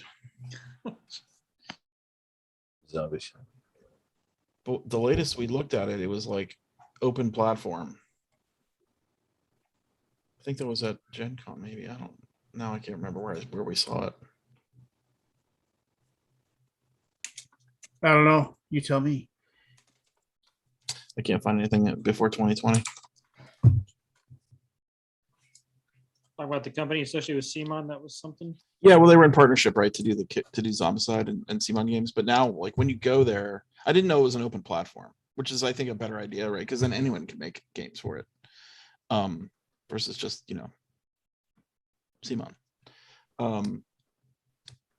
So maybe I misunderstood it, but when I was in the booth, it was like only CMON, and Yeah, that's the impression like, I got as well. it was like proprietary to CMON, but maybe not. I guess. So I did just find out that CMON partnered to make an NFT trading platform in September. Exciting. Okay. Good CMON's luck. Right, working we with gotta line get of our, visual collectibles. We got to get our visual art skills going. Make some sweet NFTs. I love their name for combining physical games and digital. Phygital. What? Nope. It's like combining the Mhm. software and the physical games kind of together. It's Phygital No, it's not. with the PH. Has anybody bought an NFT? Nope, that's bad. No, I've looked at them and NFT. I think it's just absolutely ridiculous. What's an NFT again? It's a non-fungible, non-fungible transfer token. Go look at the. Is it Zombie Kids? No. What is the name of the one that's like really I should know famous? this. It's a Well, bunch Toguro of is the company they partnered with. I found an article. art that you can buy that you know that you have the single authentic version of a digital item. The concept is really interesting. Yes. The concept is that and that will inherently have some sort of that'll have some sort of value that like somebody would be willing to pay you money for that or trade you something for it in the future. But there's no guarantee that it will be worth anything ever. That was, I mean, that was true of crypto back when it started. It also was like, why is this nothing that's worth something? Mhm. We all would have been well served to get into that. Almost all the big companies are doing them. Like I know, it's Simon. I heard there were some other game companies doing it. I've heard some explanations of the uses of NFT, and it sounds like there are some reasonable case uses, but art are not really them. It's just the way that it's being introduced right now. But it's interesting.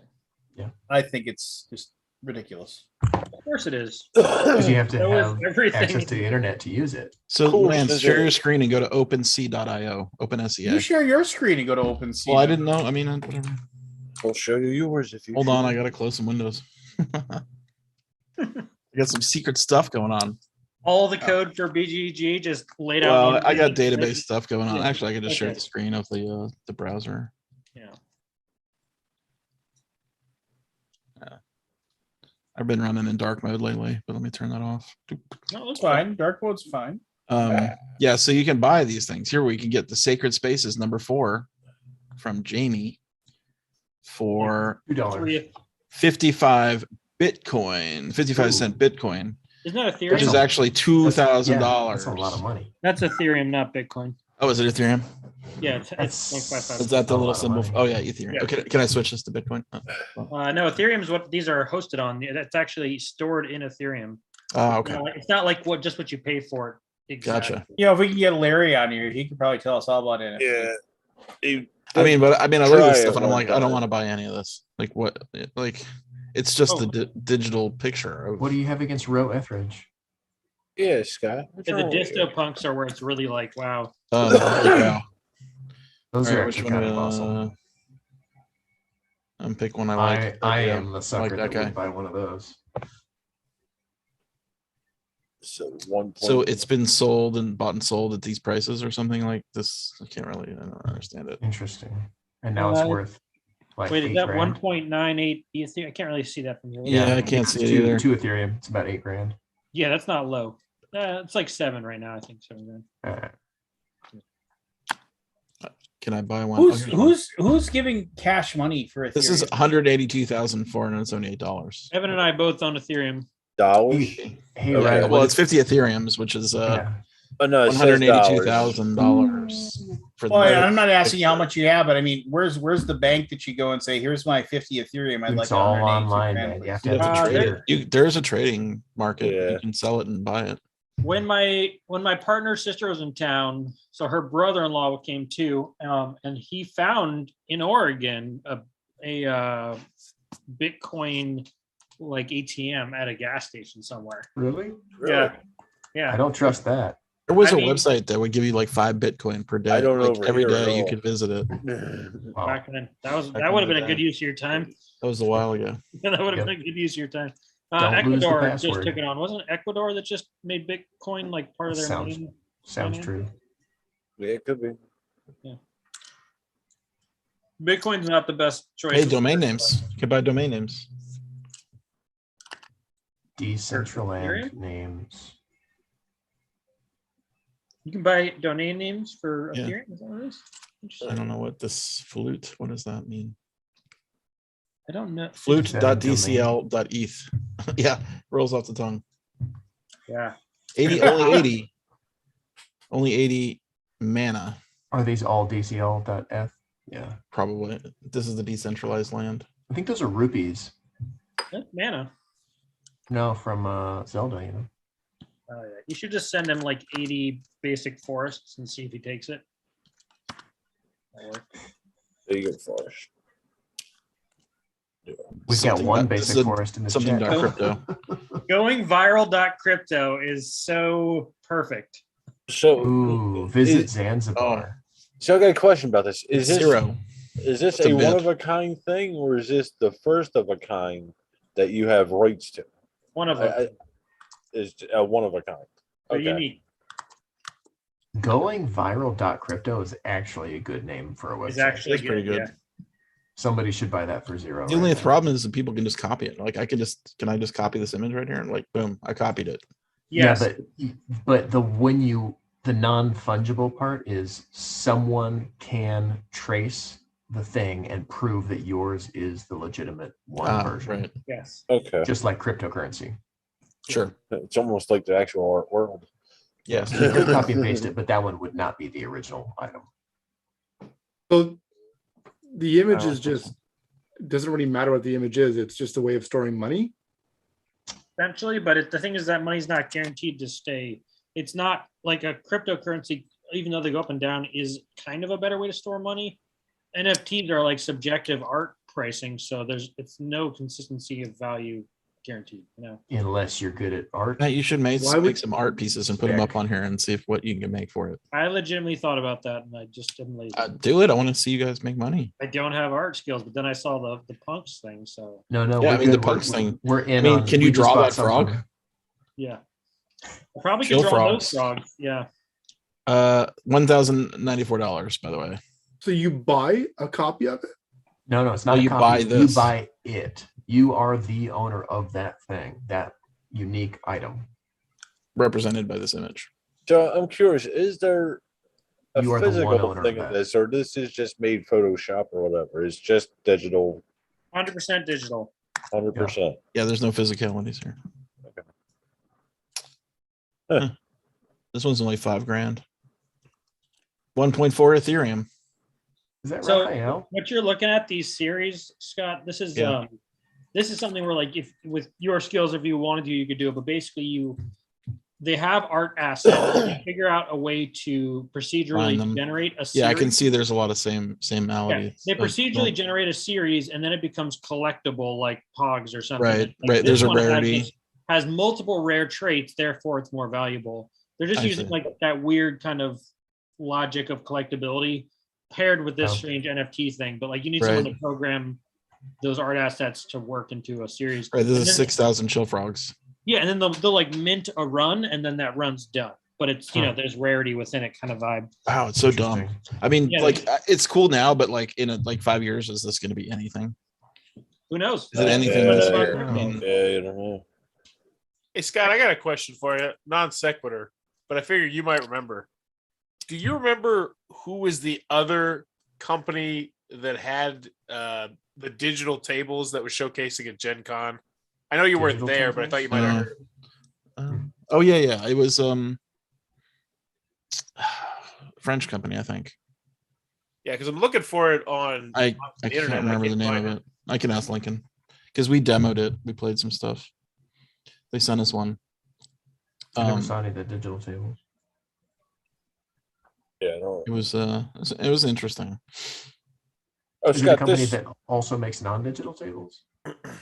Like Rathskeller? Rathskeller? Rathskeller. You actually sound like a goddamn Scott. Scott. I live next door to Mr. Finnegan. God love him. I could understand every third word, maybe. And I grew up with a family from Cork. Infinity game table. No, not the Infinity. The other one. Yeah, I know the Infinity. That's Square the One. Square One. Square One. Thank you. I thought you might know. Oh, the kids channel? Is that what? Square Is that One. copy the same? Square. No, I'm young. Okay, never mind. Square One, the board game console. So I played a game. Ooh.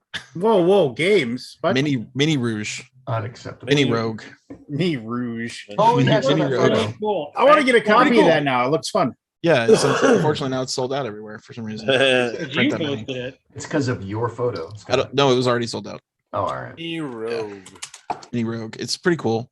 Okay, here's what a roguelike is. Yeah, now there might be roguelike things in there. Right? Like I don't know if there's a whole campaign in the book that I did not even look at the rules for. I just played, and I didn't even read the rules, honestly. I watched Rob Oren play, and he played it, and then I just played so it you too. understood, yeah. I didn't understand it though, because there's a million symbols in that game, which I think I got them all. But like, Race for the Galaxy. you get like all these like statuses, like you can get poison, you get cursed. There's 6 different potions. There's fountains and stuff you put coins in, and there's like a lot of little things you run into. You deal out 8 cards, and the 9th card, it's a 3x3 grid, and the 9th card is like the floor. And on every 3rd floor, or 2nd and 3rd floor, you get a boss, which is like a tougher enemy. Yeah. But you're mostly just going through, and then based on the level of the floor you're on, the enemies get harder. And then you're basically just in a battle to the death with everything. You can't really flee.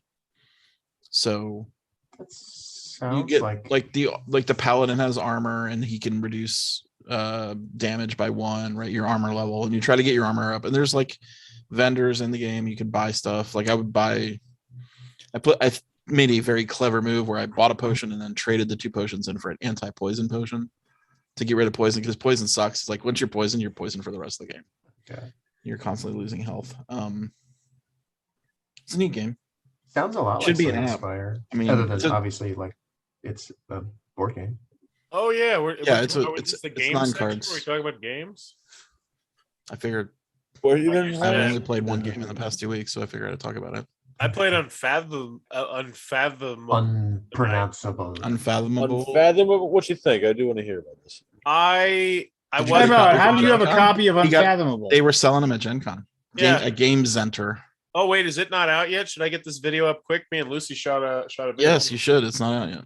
All the schmoes That pisses me pre-ordered off it. that they were for sale. At They were Gen for Con. Game Center had them. Game They Center. Did were you buy also- one for us, or did they give you one? No. This is my friend Lucy bought it. Gotcha. Of course, But, you did. Come on. I started off not being the biggest fan of it. By the end of it, I was like, yeah, you don't need to Have own you- both. And Have you played BSG? I love it. It's in my top Okay. 30, 50 games of all time. I adore it. I think So Battlestar is still 31? better with the expansions right now, but I think once they release another expansion, it's great. Like honestly, it feels like Battlestar Galactica. They added a couple new things here or there. They were nice little additions. It works thematically. Doesn't just feel like they slapped the theme on there. Like everything makes sense. And yeah, I like it. I think it's great. I do. Forrest, how many times have you played it with how many people and how long? 1 game. This was a first impression. 1 game? 4-player game.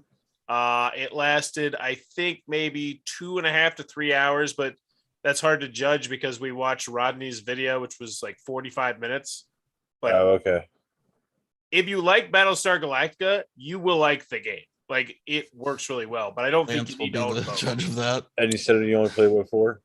What? You play with 4? Yeah, with 4. How many does it go up to? It goes up to 6, and the 6. only thing we missed is there's an I thought- extra role that goes in there at certain player counts called the cultist, which seems Yeah. really interesting because it almost seems like it's designed to just make the game more interesting because it's like 80% of the game, 80% of the way through the game, they become Cylon, for the lack of a better word. But it worked, and It's it the was fun. sympathizer, right? Yeah, Which I think a lot of people don't really like that card. Yeah, well, You got any opinion on it, Lance? Sympathizer sucks. I You don't like play it. with it. Did they change the rule? The reason why Sympathizer sucks is that people, instead of making thematic decisions or making decisions that feel like they remove the theme from the game and then just start saying, okay, well, we know there's a Sympathizer card coming, so we got to make sure that our population dips into the red so the Sympathizer will be on our side, so we have the best possible chance of winning. Like that is a discussion that actually Right. happens at the table. So you where, basically like, kill off people or you kill off people, or you you not have a just- sympathizer. so you could know that, oh well, we're getting ready to do their 4th jump, so we're going to get a Sympathizer card. We don't want it to be. So you're making, the human players make choices to hurt themselves all just bad enough to be able to. So we just don't play with it, and we ditch it, and we just say, human players got to be good. It's just like, and so in a 4-player game, it's two Cylons, two humans, and in a 5-player game, it's still the same thing: 2 Cylons and 3 humans. So, and it just, you know, if you play 4 players, you mean, because nothing sucks either more too. Like if you're playing Battlestar Galactica and you know, a 4-player game, and it's like, and you're the Cylon player, and then like it's a Cylon player and a sympathizer, and you gotta like hope that the sympathizer's on your team or something like that, you know. So like, because if the human players are doing too well, then you know, and it's just like that just sucks. It doesn't work well. It's a game that, I mean, the weird thing about Battlestar Galactica, it is a game that absolutely positively works best with 5. It's just it's the best number of players to have. 6 is too many. Oh, you can get mini 5 rogue is from the Nuts Publishing website, says Paul. Yeah. The rogue. If anybody wants a mini rogue, I recommend it. It's cool. I mean, it's mostly a solo game, but there is a 2-player mode in it. I ordered it. Okay. I ordered it. I was like, all right, I'll That's get fun. this. And I don't know if the Kickstarter stuff makes a difference. I mean, they have dual layer boards, which is the only really good thing. Oh. Do they sell all that stuff on their website? He already left. Oh, no. So Bauer, for one, I'm trying to get you I feel wouldn't like really know Battlestar for one only game. works if you're really experienced, or the people playing are really experienced or really into it or really played it. I've played it like 3 times, and I also just really don't like Hidden Trader as a mechanic, like a game thing. So that kind of, obviously I wouldn't be drawn to it, but like I've played it like with the absolute perfect expansions and everything, and people know they're doing it. It's just like Quarterback City, it feels like. Yeah, that's not fun. I've never played with people who know what they're doing. That's why I'm curious. Seems like those your are group, how did best they games. feel about the Unfathomable? Were I only did they played it all? once. Well, that's what I'm saying. Powers groups only played it once. Yeah, or two, I'm well, assuming. 3 of the people that played it, me and my buddy Alan both own it. He taught it to me. We love it, but I will agree with Ryan. It's a fragile game. It needs to have the right crowd. Ideally, everyone knows how to play. I agree. If you with don't know that how to completely. play, it sucks. But yeah, that my buddy Alan, who owns Battlestar, was like, yeah, he liked it a lot, even though he got shafted like hardcore by something. Lucy didn't have buyer's remorse; she loved it, and then the other guy, Tyler, he liked it a lot as well. So yeah, everybody liked it. I thought it was great. Like honestly, if I didn't have Battlestar Galactica, I would want it. But since I do, I'm like, I'm sorry, Evan. Did you say you played it? I played it once at Ryan's house. Oh, I'm sorry. Well, what did you didn't- think? I didn't realize. It didn't leave much of a. I actually mark didn't hear on Ryan me. said he played it. I'm sorry. Yeah, he played it a few times. I was there for one of them, and Talking about Battlestar, right? yeah, Battlestar. Yeah. I Oh no, I was remember, talking about Unfathomable. Oh, You give your Battlestar opinion, anyways. Evan, you know. Yeah, go ahead. It's the same game. Yeah. Is it exactly? Yeah, I guess you're right. It's a different theme. yeah. I loved the theme, but Yeah, that's same what I'm as curious Ryan, about. Yeah. I'm not a hidden trader kind of player. That's what I'm curious about. Like, I've only played Battlestar maybe 4 times or so, and like I said, it was with new groups. Nobody knew what they're doing, and I'm wondering if this theme will lure some people in. Then again, I got this gaming group, but I don't know. I'm still feeling them out. I don't know if they get into this type of game. I would like to play it to see how I feel before I buy it. You know. Yeah. Because What's that it's other game? Unbreakable. Is that an expansion or something? That's a Kimmy Schmidt show. No, not that one. He's unbreakable. No, that's not the name of it. Isn't that Samuel Lewis's guy in the M. Night Shyamalan thing? You know, Trilby Glass and Bruce Willis. Yeah. Movie. Oh yeah, the Mr. Glass, whatever. Yeah, that was Unbreakable. Yeah, and that was my so there's some expansion for a board game called Unbreakable. And so in the comments, of course, I wrote something snarky about having Bruce Willis in the board game, and nobody got it. Fighting. Was it that was the name of it? Unbreakable Bonds? Too Many Bones, Unbreakable. That's what it was. Too Many Bones. Yeah. Also, you see Mr. the all-in Glass- for that is $1,100 Was that on GameStop right now? $1,100 for the Too Many Bones all in. Hi. Yeah, sure, they all win. You get numbers, and then you get shell shock. What do you people want? 11.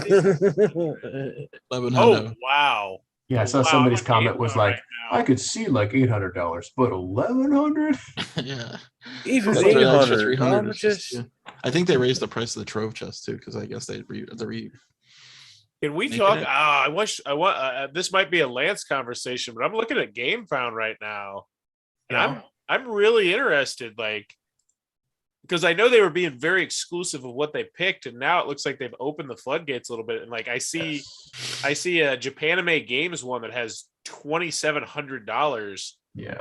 I see Tiles of the Arabian Night, which I assumed like is that the same game or is that different? Like it's No. 24,000. Like it's not the okay, Yeah. so then never mind. But Hey, still, Lance. it's interesting. What's up? This just showed up on my Twitter and it applies to the earlier conversation. Let me get that there if I can. Rob Davio, what a weird few days here at Restoration Games. Yeah. Yeah, he said the game is much cooler than we were showing it. We can do better. Interesting. Just thought I'd throw that in there because I saw it pop up. Well, I mean, I'm liking the fact that they seem to be owning it. Yeah. Good for them. I love the fact that they're relaunching it and I get to do another video on it, which is just easy views. The content. You're real forced. Hey, popular games on Kickstarter are good views. I mean, duh. Yeah. Lance, I'm gonna go to the restroom for a minute, and I thought we were gonna do the Halloween movie things. Family We Feud. can do the Halloween movie thing. Yeah. I hope What you about guys Family thought about Feud? this at least a little bit. Let As me far go- as let me get a I drink. did not. Scary movies. Like you don't watch scary movies? Nope. I don't really. That's much. for my wife. Do you get too scared or what? There's enough stress in the real world that when I sit down to be entertained, fear is not my idea of entertainment. You sound like my dad with spicy food. He's like, I don't want food that hurts. Oh, I love spicy food though. I want to laugh, I want to like forget my cares and forget my worries instead of experience someone else's. Yeah, that's fair. Lance Well- is dead silence. He's like, you monster. No, you monster! No, But I will still criticize all of your picks. Yeah, that's fair. Yeah. When Barry gets back, we can do some Family Feud, but I did actually do some research and it'll be like actual Family Feud things and not like I like it. and not I have not watched it yet, Kabuki. Sorry. not board game centric or whatever. That's It's fine. okay. Yeah. I like actual. What was family. the I've got the what Star was Wars the thing. Halloween movie thing again? I don't think I saw that part of the message. Just Pick your top 5 horror movies. top five. Horror Yeah. movies, just in general. Oh, Horror movies, yes. I'll come up with 5, but they're not going to be in order or probably even accurate if I thought about it longer. oh, Well, I got- Same. So, well, no, I mean, I have my 5. It didn't take long. I mean, the best. I mean, if you're having trouble remembering, if you go to IMDb, you can filter to just horror, Gotcha. and then you'll be able to see like like Does Rotten Tomatoes do that? Rotten Tomatoes might. I mean, IMDb just does it better in my opinion. So, like, if you Maybe I can.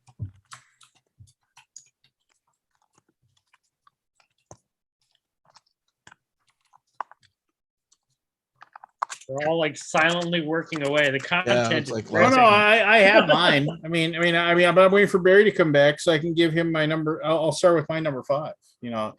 And then you guys will be able to go as well, and then we can all discuss or whatever. But Talk amongst yourselves. oh, I've that's never, I've never heard of the man. Blue Elephant. What is There's that? so many good movies here. I'm Oliver Klimt. you're Oliver Klimt, eh? Mean Oliver Klimt. What can you do? It's the name I was born with. It will probably overlap. Do you There'll allow, be a like, lot of overlap, but psychological thriller like kind of fall under horror? oh yeah, I mean this Your is. list, you do what you want. I mean, All right. we'll question you. I mean, we'll say, no, Obviously. you can't pick that. You loser. That's Yeah, fair. you. Fair. I'll put We'll down a definitely few. we'll definitely take you to task if we think that you're you're not, Oh, picking right. But I will be wrong. This is also not my genre, but at least I have answers, unlike Evan. So I'm writing some. There's something to be said for Evan's is gonna be like Breakfast at Tiffany's. And, The horror. the horror. The Breakfast at Tiffany's. Oh man, this one makes me want to go back and watch so many of these movies. IMDb has a weird list. Like, why are World War Z under horror? Like, what? No. The zombies are horrible. No, yeah, they're great actually. Oh, is that considered horror? Kabuki Kid? Oh, interesting. So for a lot of what I think is for horror movies are like, I try to say like does it freak you, like, does it freak me out? I mean, does it like freak me out later? Like, that's the biggest thing. That's kind of where I was going too. Okay. Like, and I definitely have that one. Do you I mean, then there's things like for like 12 years. It can also be just like it just, as far as like the making of it, and like the what you think, I can't even think. Excuse me. Like actually how it was made, and how like as far as the skill of the director and the craftsmanship or whatever. Yeah. Like matters a great deal as well in a lot of things. So basically a bunch of Korean horror movies win. Oh, maybe. I mean, but also for me, it's like it's stuff like some of my list is stuff that stuck with you from when I was a kid. Just like and like yeah, and like when I think about it, I think about how like freaked out I got over it, and just like how much it just stuck with me, like scenes from it, or things that inherently, like from that point forward, I was just like, yeah, I don't like that, just like just I don't really want to deal with feeling like that or whatever. You're not allowed to have any sort of honorable mentions either. Have you guys watched the Squid Game yet? No. Yeah, I've watched part of it. I haven't watched all of it though. Nobody's finished it. I finished it. I did. Sweet. I will. Yeah, you need to watch it. I will just say no spoilers, because spoilers are shitty, and people that do them are fucking assholes. Richard Hamm. Oh. Yeah, fuck those guys. I love that you're saying that. I spoil things that are 25 years old, Aldi. There's a huge difference. There's been some modern spoilage, I think. Here. There is not. I believe there has been. Soylent Green is people. We should just start our list and have Barry join when he's back. Yeah, muted. He's back. I'm playing. Well, he did bring it up specifically. I muted my phone. No, I just thought everybody did it. It didn't matter to me one way or the other. Well, actually, you leaving gave us time to do it, so big up. We're ready. All right, I'll start off with my number 5. I'll start us off. This is my number 5, and then I remember going to this. I remember seeing commercials for this when I was a kid, and I remember like saying, I think that movie will be cool, but I remember as a kid thinking that movie is going to freak me out. And then I remember going to it with my dad and my sister, and I was right. It did freak me the F out. And it cemented my hatred of clowns, and that is Poltergeist. The original. I never saw the remake or anything like that, but yeah, that first Poltergeist movie.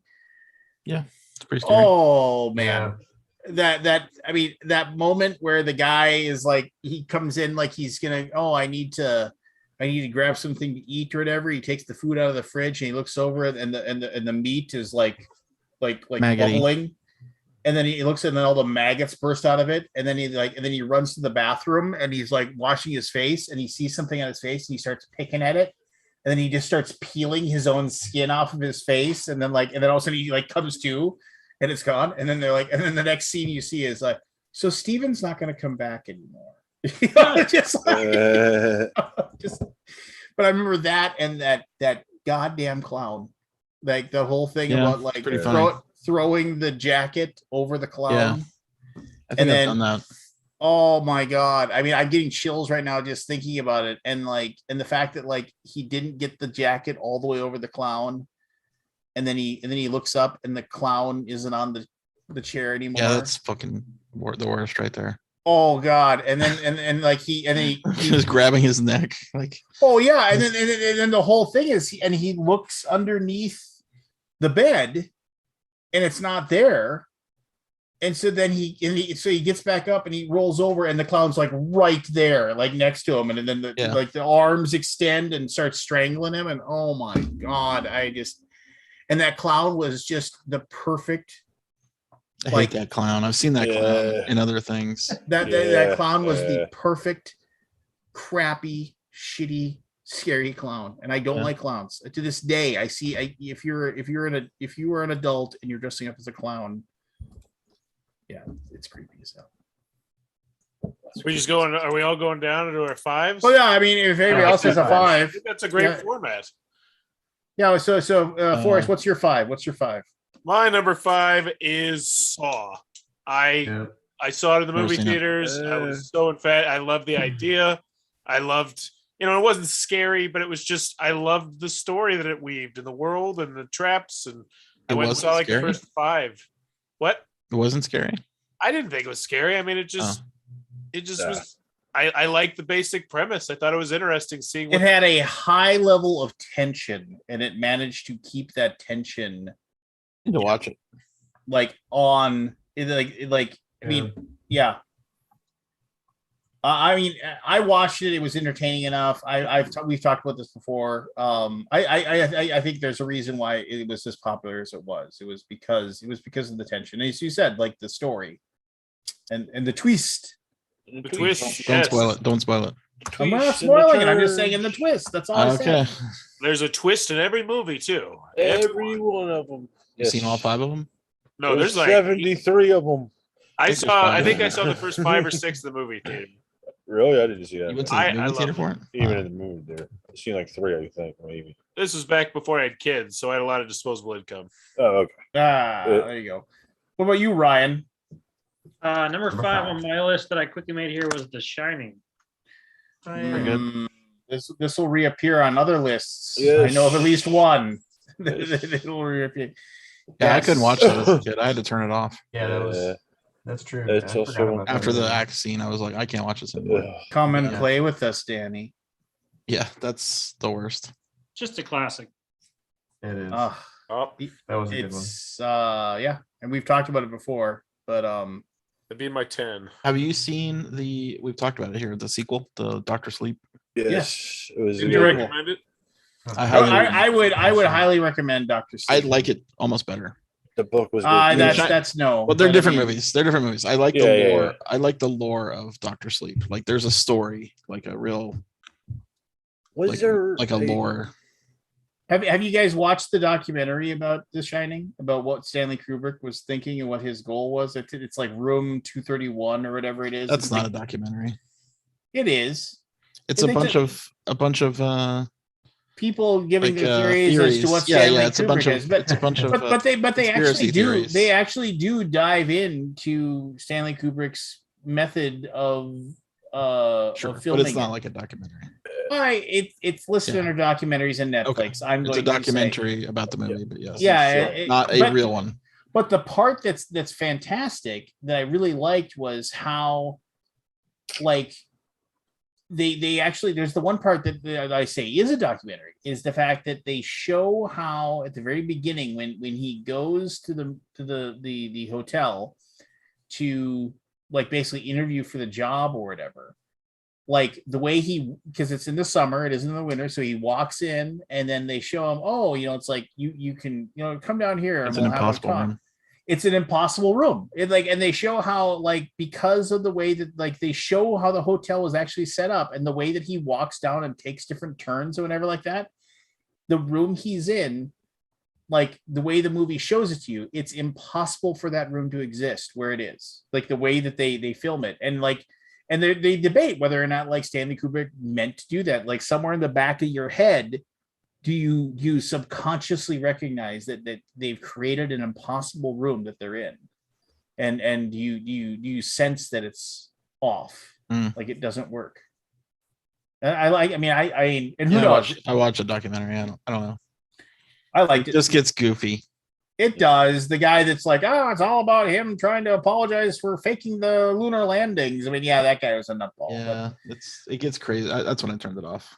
But the like the Native American stuff I thought was good that they talked about. I thought that I don't know was, if I got that far. Oh, I think that's after the lunar landing guy. I didn't make it past that. There's a guy that basically oh, you guys like you watch 45 minutes of an hour and a half and you're like, I can't do it. I turned it off. I'm like, this is dumb. I'm just looking. It's too much. It's too conspiracy. They got any Yahoo with a idea to make a documentary about it. All right, fine. Anyway, Aldi, what's your number 5? What's your number 5? Aldi? A Nightmare on Elm Street, the first one. Oh, I thought maybe Dream Warriors. I think that's we talked about Dream Warriors before. Yeah, no, the first one. Yeah, that's solid.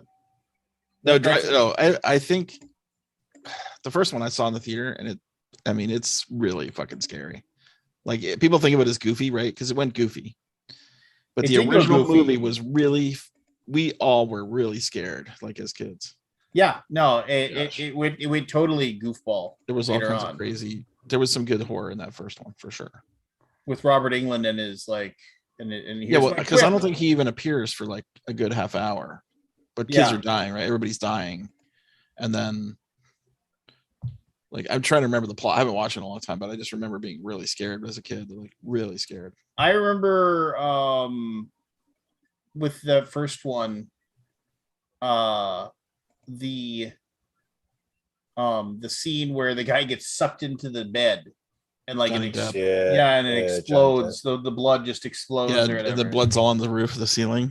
Yeah, and they did that by filming the obviously upside down. So they just poured the blood into the room. The blood's like dripping down from the ceiling. Yeah. I mean, I remember that was spooky, and like in the whole just the. And then the backstory about Freddy Krueger and everything. Yeah. One of my favorite Simpson lines was it's just when they did their take on that for the Treehouse of Horror. And it's like, Bart, do you know what this means? He's like, what? That means the next time we fall asleep, we could die. And Grandpa goes, welcome to my world. And this is a spoiler, but whatever. At the end, they think they got rid of him, right? Yeah. This is an old movie, so we can't spoil this one, right? Oh yeah, no, I don't know. And then it's all like dreamy, right? Like the scene is all Vaseline, like it's all like weirdly blurry. Yeah, and the mother is like, "Have a good day at school," and then Freddy's hand comes out of the door. Like there's this tiny little window in the door, like maybe like can't be more than like 8 inches by 8 inches, right?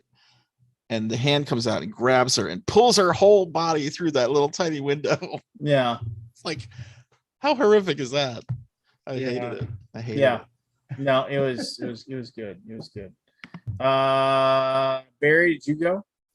No, I'm trying to remember. Me and Jim went through the show. I'm trying to remember what was on the list. One of them was going to be, this isn't in any particular order. I'm just trying to remember. One of them would be The Fly, I think. Body horror. Jeff Goldblum? Yeah. I'm not a big fan of body horror. I don't like that whole. I'm not either, but that one just. I was young when I seen it. That scared the shit out of me. That was one of them. Yeah. When was that? 86 or so. So I was like, I was young. What is body horror? Body horror is the idea that like something's inside you, or something is like. That like, or you're being altered in some way. Like and so like when so altered state won't be on your list, like Spider-Man. Yeah. So I remember The Fly though. It was I saw that one in theater too. Yeah, that was a good movie. I like that whole thing where he's like climbing the wall. He's like, "Isn't this neat?" You're like, "Ugh." Yeah. No, it's not neat at all. He goes to Fly. Yeah. Goldblum did a good job in that movie. Yeah, he did. Yeah, he did. Evan, what do you got for me? Well, here's what I wrote down. Event Horizon. Oh, yes. One of my most favorite lines of any movie ever. Like when they finally decode the message of all like the horrible, massive orgy massacre or whatever. They're watching like all the craziness, and the guy walks forward holding his 2 eyeballs in his hands, speaking Latin backwards into the camera, and the guy turns the camera, we're leaving. Just like We're leaving. You said We're Event leaving. Horizon, right? What? Yeah, Van Horizon. Yeah. Number 2. That was my number 2. Oh, was it nice? It's interesting. Scoop. Yeah. Event Horizon, and it's not bad. I don't know. It didn't care for it. I couldn't buy into it at all. It wasn't a good movie. That's it. Exactly. It wasn't a good movie. Yeah. It's weird that Lawrence Fishburne was in it, right? I mean, it was like, Yeah, it's that just- was weird. It's yeah. all weird. Like, it doesn't make any sense. good movie though. And then a movie that came later that isn't on my list, River, that reminded me of it was. Whoa, I thought there was no honorable mentions here. You got done saying you made my top 10. I heard you make your little comment. If you Not haven't my seen, rules, though. if you like Event Horizon, watch Sunshine. Yeah, that was. That's a better version of yeah. the space horror. Watch Sunshine. That is Although I don't like the end, but you yeah. know, the ending's questionable, but the idea behind Sunshine is there's like this group of people that are being sent to restart Fix the the sun. sun. Yeah, fix the sun so the Earth can live. And Chris Evans. there was a and then Cillian Murphy is the lead, and then there was another ship that had gone before that they never heard back from. Like it got like, and then it vanished, and so they go there and they find the other ship. That's fun. And then Yeah. we'll leave it like that. Well worth a watch. I love the hard science in that movie. Like, it all sounds sort of real, right? Like all the science and all the stuff they go through, and all the problem solving they do. You know what I'm talking about? Yep. Sunshine. And then in Sunshine, but then they wreck it with a monster, and it's like, dude, just do the thriller. Oh, it didn't. People don't know it's a monster movie. No, they don't know. I thought it was known. No. And never mind. There's a whatever.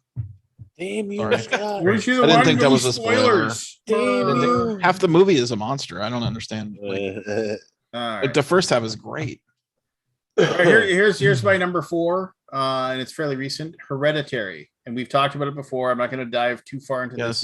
If you haven't seen Hereditary, go watch Hereditary. Yeah. My number 1. I mean, and I waffled between Hereditary, like this genre, like Babadook, Hereditary, Witch, the Midsummer.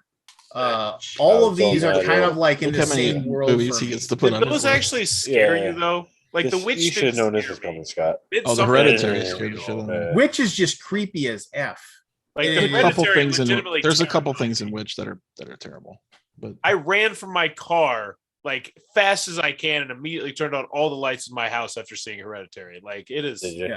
Yeah. I still No, Hereditary is like, and I've said this before. It is the movie that I turned off. I said I'll come back to the rest of this tomorrow. I was just like I can't. really, you left it open? After which part? Like the first shocking thing? No, but that's a movie stopper right there for some people. I mean, the first shocking thing is pretty bad. I made it about 10, 15 minutes after that. But I mean, it was just like, it never lets up, right? It never gives you that moment of like, Kind of lets up a little bit. Not much, man. It gives you a little bit of sense of.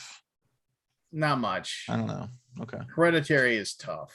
Hereditary is a tough movie to sit through. But yeah, there you go. I think it's really good. And that scene after the like, just it's like, yeah, that's really how it happened. You would lay there. Yep. Yeah, you would. Yeah, and if you haven't seen it, like it's lay there. I'm not sure I follow. It's a tough watch. You've seen Hereditary, right? Yes. After Don't the spoil scene, the crap out of it. we won't. After the scene with the party, like how he reacted to what happened after the party is exactly. You would just lay there, and just. I don't even know. Yeah. Like I've been in that state of shock before. Not Like that I after my remember. mom died, I laid there you just lay there. I guess I don't remember that. But Did you? I don't know. It I might do have just hit myself. me. I don't know. They could- I'm a different breed. Yeah. No. You guys, Anyway. I got a dip. I'm fading pretty hard over here.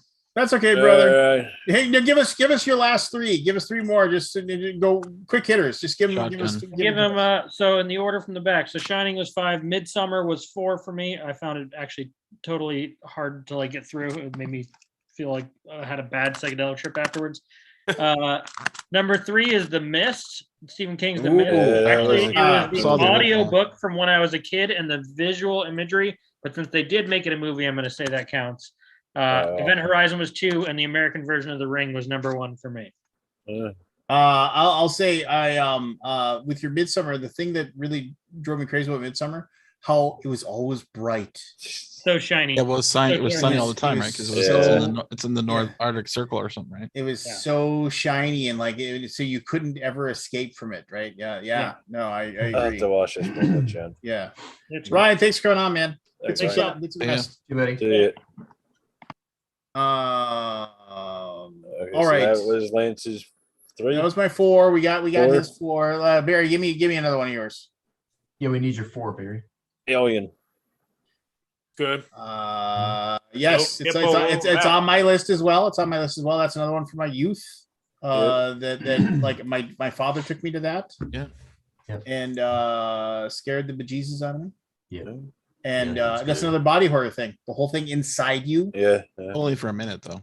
Well, true, but I mean, like it's inside you and then eats its way out of you. I always, as a kid, I always thought about that. I always thought about the idea of like something inside of you, like, oh yeah, like, and how do you stop that? If a monster is coming to get you here, you can grab it or you can shoot it or something, but something's inside you, like scraping away at your rib cage to like bite its way out of you. I mean, I remember as a kid, I just thinking about that worm with the teeth, like until it finally gets out of your chest. Don't go to Africa. Yeah, I mean, I thought about that. Funny you say that. And I was just like, oh, as a kid, I was just like, this is horrible. I remember they have those worms that eat their way out.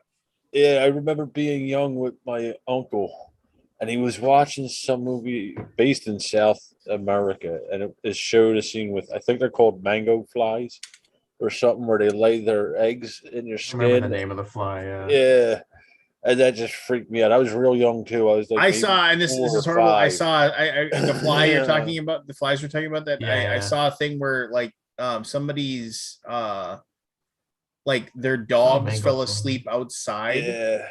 And so then they got them up, and then they could see all the bumps all over their body where the flies had come and in like, and then they showed them they were at this vet, and all the like the people were sitting there and they're just working these like 2 big dogs. Yeah, they were just working on the skin. They shaved the fur off, so and then they could see, and then they were just working and popping all of the worms out of their skin. It was just hundreds and hundreds of them.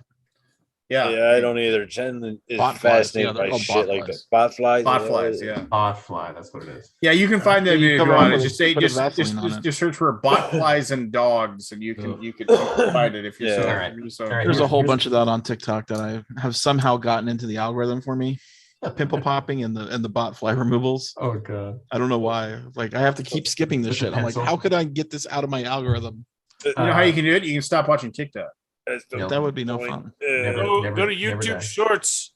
Not even close to the same thing. Here's my number 4. This one's a weird one. I saw it in France. It was super freaky. I hated the movie, but it was scary. And I think the English translation is With a Friend Like Harry. In French, it's Harry, un ami qui vous veut du bien. I never heard of this. Like Harry? Either one. Never heard of it. Yeah. French homage to Alfred Hitchcock. It's a suspenseful twist on the classic plot of The Stranger with a Secret. Yeah, basically this kid or this guy with a family runs into an old college buddy or whatever, and invites him to come stay with them at the cabin that they were heading to for their fun weekend. Right. It just gets I don't know. 96% on Rotten Tomatoes. So people which movie is this? I don't know. I guess it was a good movie. I don't know. Harry, he's here to help. If that's the same one on With a Friend Like Harry. Maybe that's not it. Maybe Harry, un ami qui vous veut du bien. With a Friend Like Harry. Yeah. What year? 2000. Yeah. Yeah, 96% on Rotten Interesting, I never Tomato. even heard of it. Mystery comedy. That's what they listed under. Comedy? What? No. Anyway, yeah, it came out the year I did like a thing abroad in France, and it came out, and I was like, oh, I'll go see a French movie. It scared With a Friend Like Harry. I mean, come on, it doesn't sound bad. Yeah, I was like, oh, that sounds good. It scared the crap out of me. It wasn't even scary. It was just like it was a psychological thriller, basically. Yeah. So I don't know if that qualifies as horror, but that's what I wrote down. Your list. Yeah. Let's see. We're on 4. I'm trying not to modify my list. Oh, here we go. Everybody can kiss this movie's ass. It's a thing. Spectacular. I mean, The Thing. The Billy Thing. Madison. Yeah, I'll talk more about that later because that's my number one. But Nice. yeah, The Thing. Okay. Yeah, it's on my list as well. Yep. I mean, it's just such a good movie. Just from the music to I mean, yeah, it's so good. We'll talk about that because all the rest of them have been said. Because I have Alien, The Shining, and The Thing that are left. Does anybody have anything out there that hasn't been mentioned? Oh yeah. Yeah, I still got a few. I got 2. The Go ahead. Exorcist.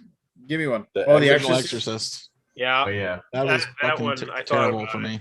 I hated that movie, but I Oh, made yeah. myself finish it because I wanted to see how it ended. I saw think, that as a I mean, Exorcist. I truly feel The Exorcist 3 is a better movie, but You've said that before. I need to watch it. That made a mark on my childhood for sure. Yeah, I Yup. watched it in college. What are we on 3? Yeah. 3, yeah. All right. I got Arachnophobia. Oh, The Disney so movie? oh, No, not the Disney. Was it a Disney movie? It was. I- It was yeah, I it think was. like it was from the or company. was it that Disney DreamWorks? owned. Yeah. No. Oh, Touchstone. It was a This Touchstone. is- DreamWorks Yeah. didn't even exist back then, I don't think. With That's John such a Candy. good It had John movie. Candy too, right? No, it had John Goodman. No, John He was Goodman. the And exterminator. when John Goodman enters that movie, the movie just completely shifts. Like you think the movie's going one way, and then Yeah. he comes. Shit. Oh, good. Dave I Arquette spent- wasn't he in that one? I spent the next 15 years turning on lights in my Yeah. house for going from room to room Yeah, Pictures, I think. because of those freaking spiders. So I it forgot definitely about left a that mark. one. It left It was a mark directed on by me. Frank Marshall. Those It were all sort of real has- spiders. It sort of if I has that remember like too. goofy, like comedy-ish. Yeah. Yeah, that was like a horror comedy kind of. It was horror comedy. Yeah. Great. It was Great PG-13, movie. so they didn't really do anything really like. too Yeah, bad. yeah. Interesting. It left a mark on me. Left bite marks on you. Yeah, exactly. My number 3 is for my favorite actor of all time, John Cusack, and that is 1408. I Really? love that movie. What is that movie? That is so I- John Cusack is like a paranormal investigator guy, and Samuel L. Jackson's like, Yeah. hey, you don't want to go check out this hotel Yeah. room? Yeah, it was. All a right, bunch don't of spoil those. it. Okay, Right. that's cool. It's a it's Stephen not King gory. novella. it's a Also, Stephen it's a King Stephen short movie. novella. Yeah. John Cusack just carries that movie, and it's just was a pretty good legitimately just Directed by Interesting. Miguel Hestro. it's just one guy in a room pretty much the whole time, but it is good. Yeah, I remember that movie. Never heard of it. Yeah, it was good. It's worth him and Samuel L. Jackson are both great in it. It's worth the watch. Does anybody else have any that haven't been who's listed? Kabuki No. Kid said Yeah. 1408 was You not haven't good. got The Ring.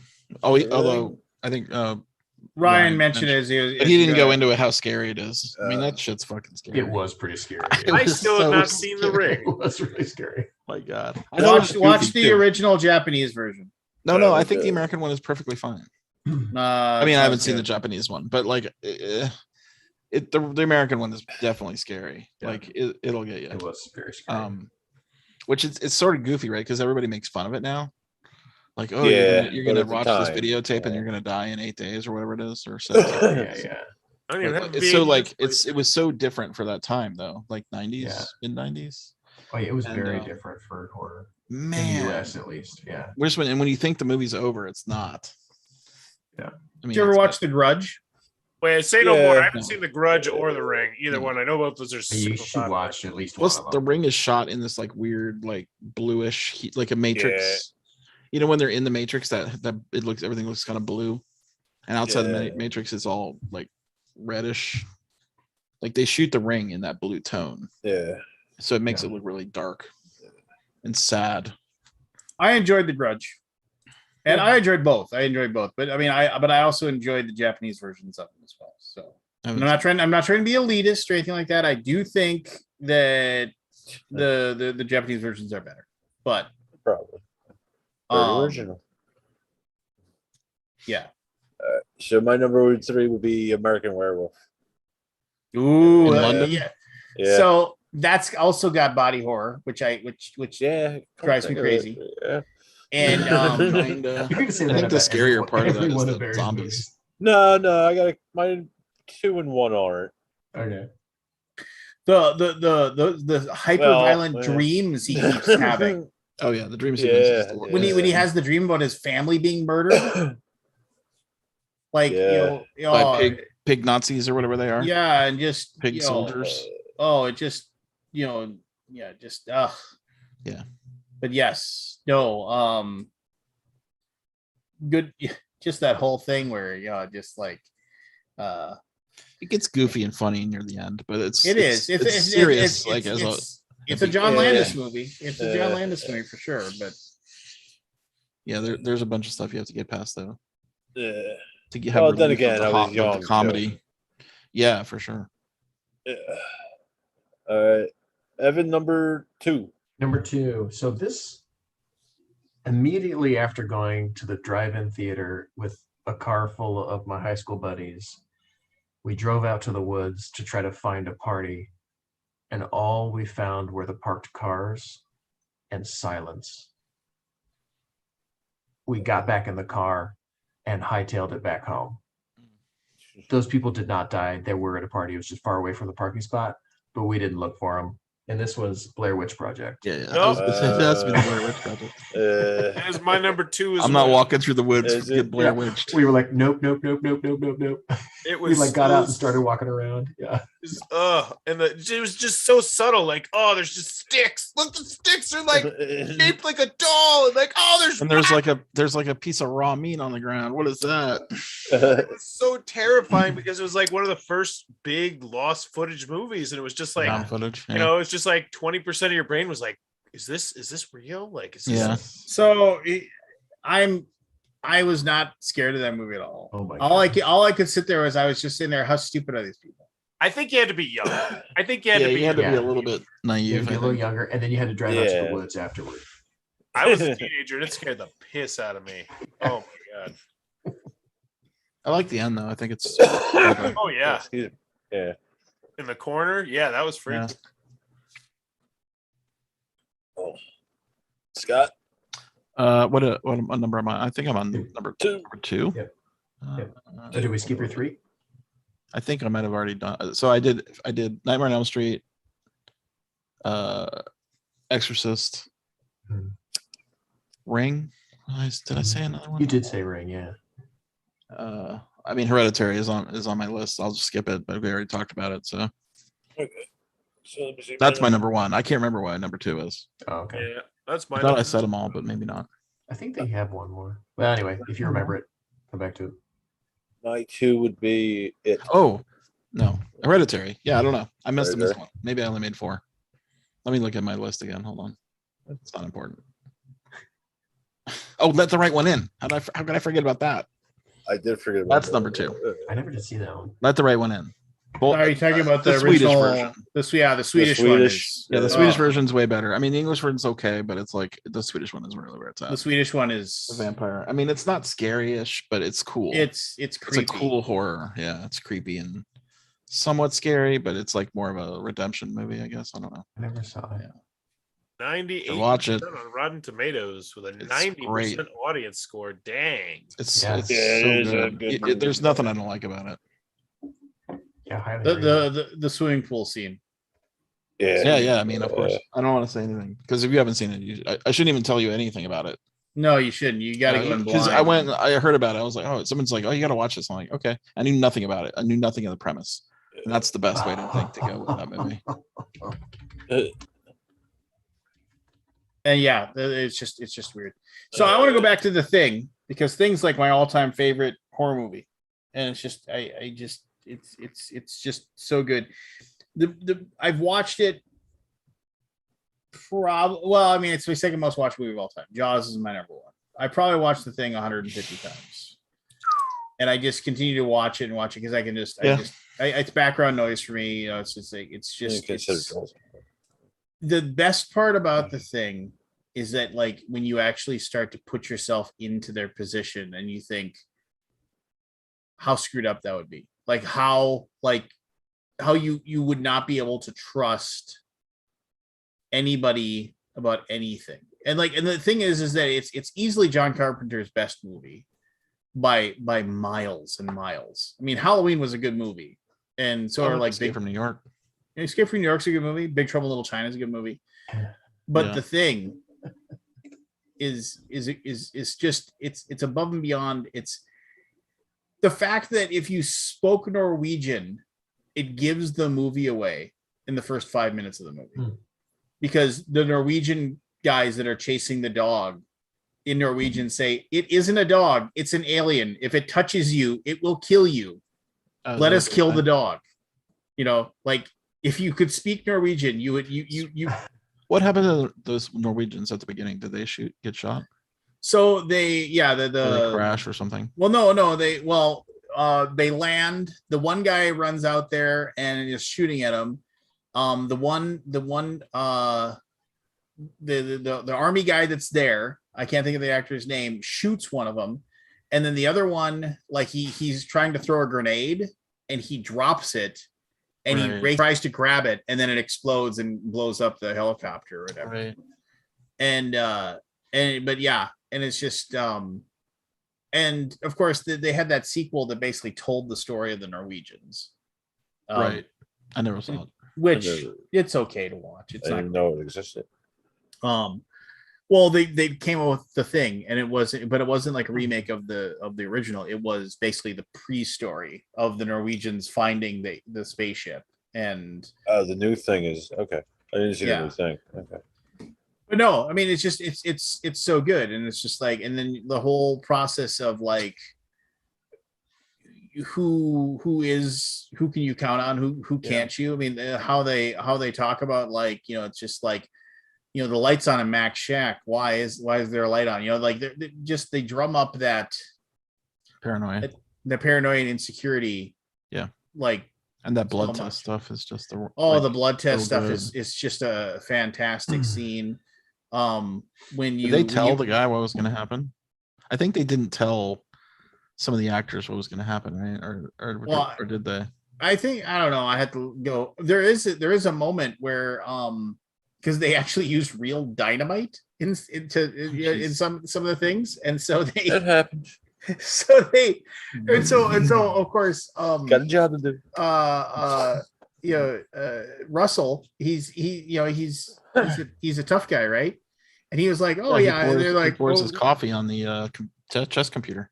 No, his isn't it 7 and 7?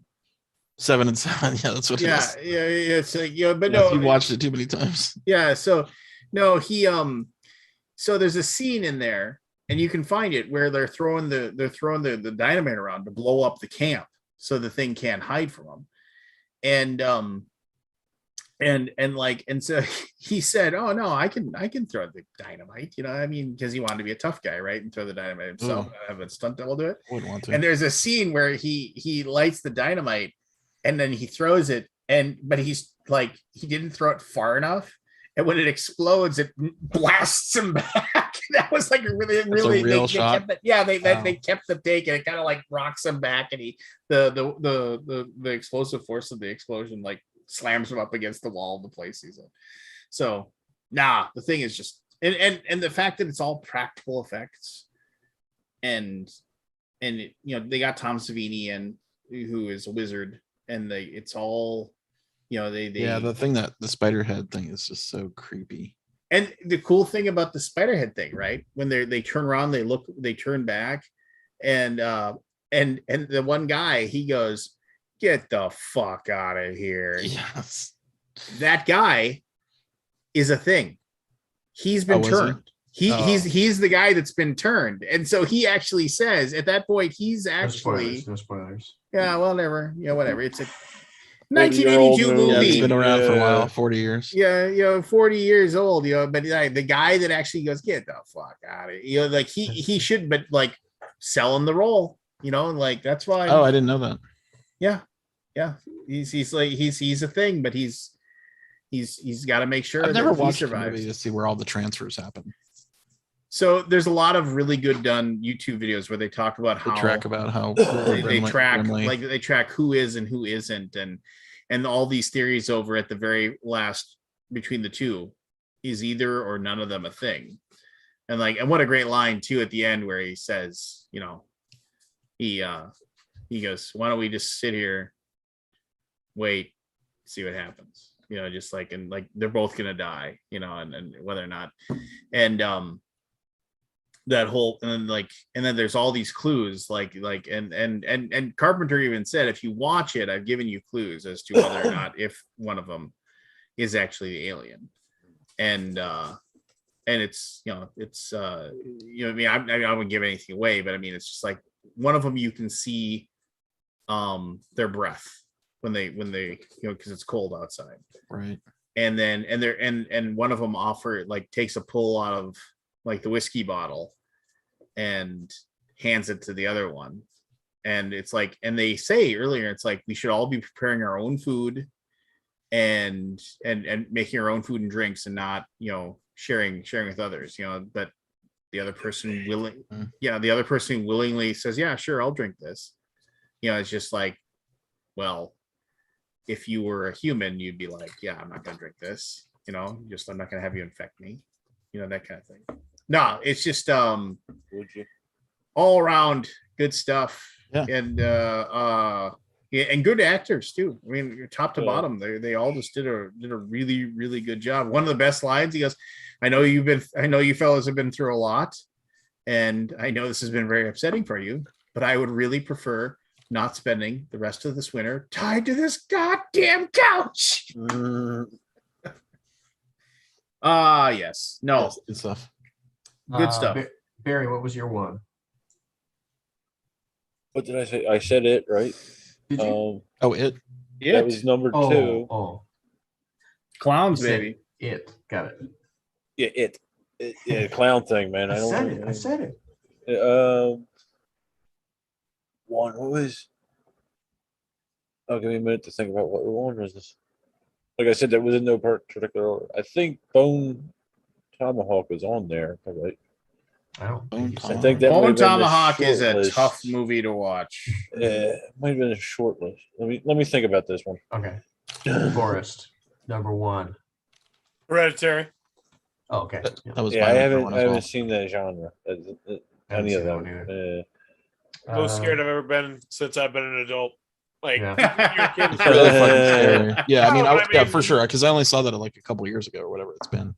in a movie or And a it's TV pretty show. damn scary. Most scared I've been since I've been an adult. Well, I mean, movie wise, aside because Yeah. jump scares, I'm just so used to jump scares. I'll be right back. And it's when there's actual And tension. jump scares are cheap, in my opinion. I right? like jump scares, but it's just you can't sustain a whole movie with jump scares. Mixed in, interweaved, I don't got a problem with it. Yeah. I've just always felt the jump scares are cheap. They are. They totally they are. are. You just ramp up the music, zoom in on something, oh, and it's it's just the door opening. But we got you. But hey, Yeah. they got you. They got you. And how many movies have you seen where it's just they go to the bathroom, they open the medicine cabinet so the mirror isn't showing, and then when they close, it's something in the mirror. Just I don't know. I just find that shit to be so cheap. It's just Yeah. I think if it's sprinkled into a movie, it could be done.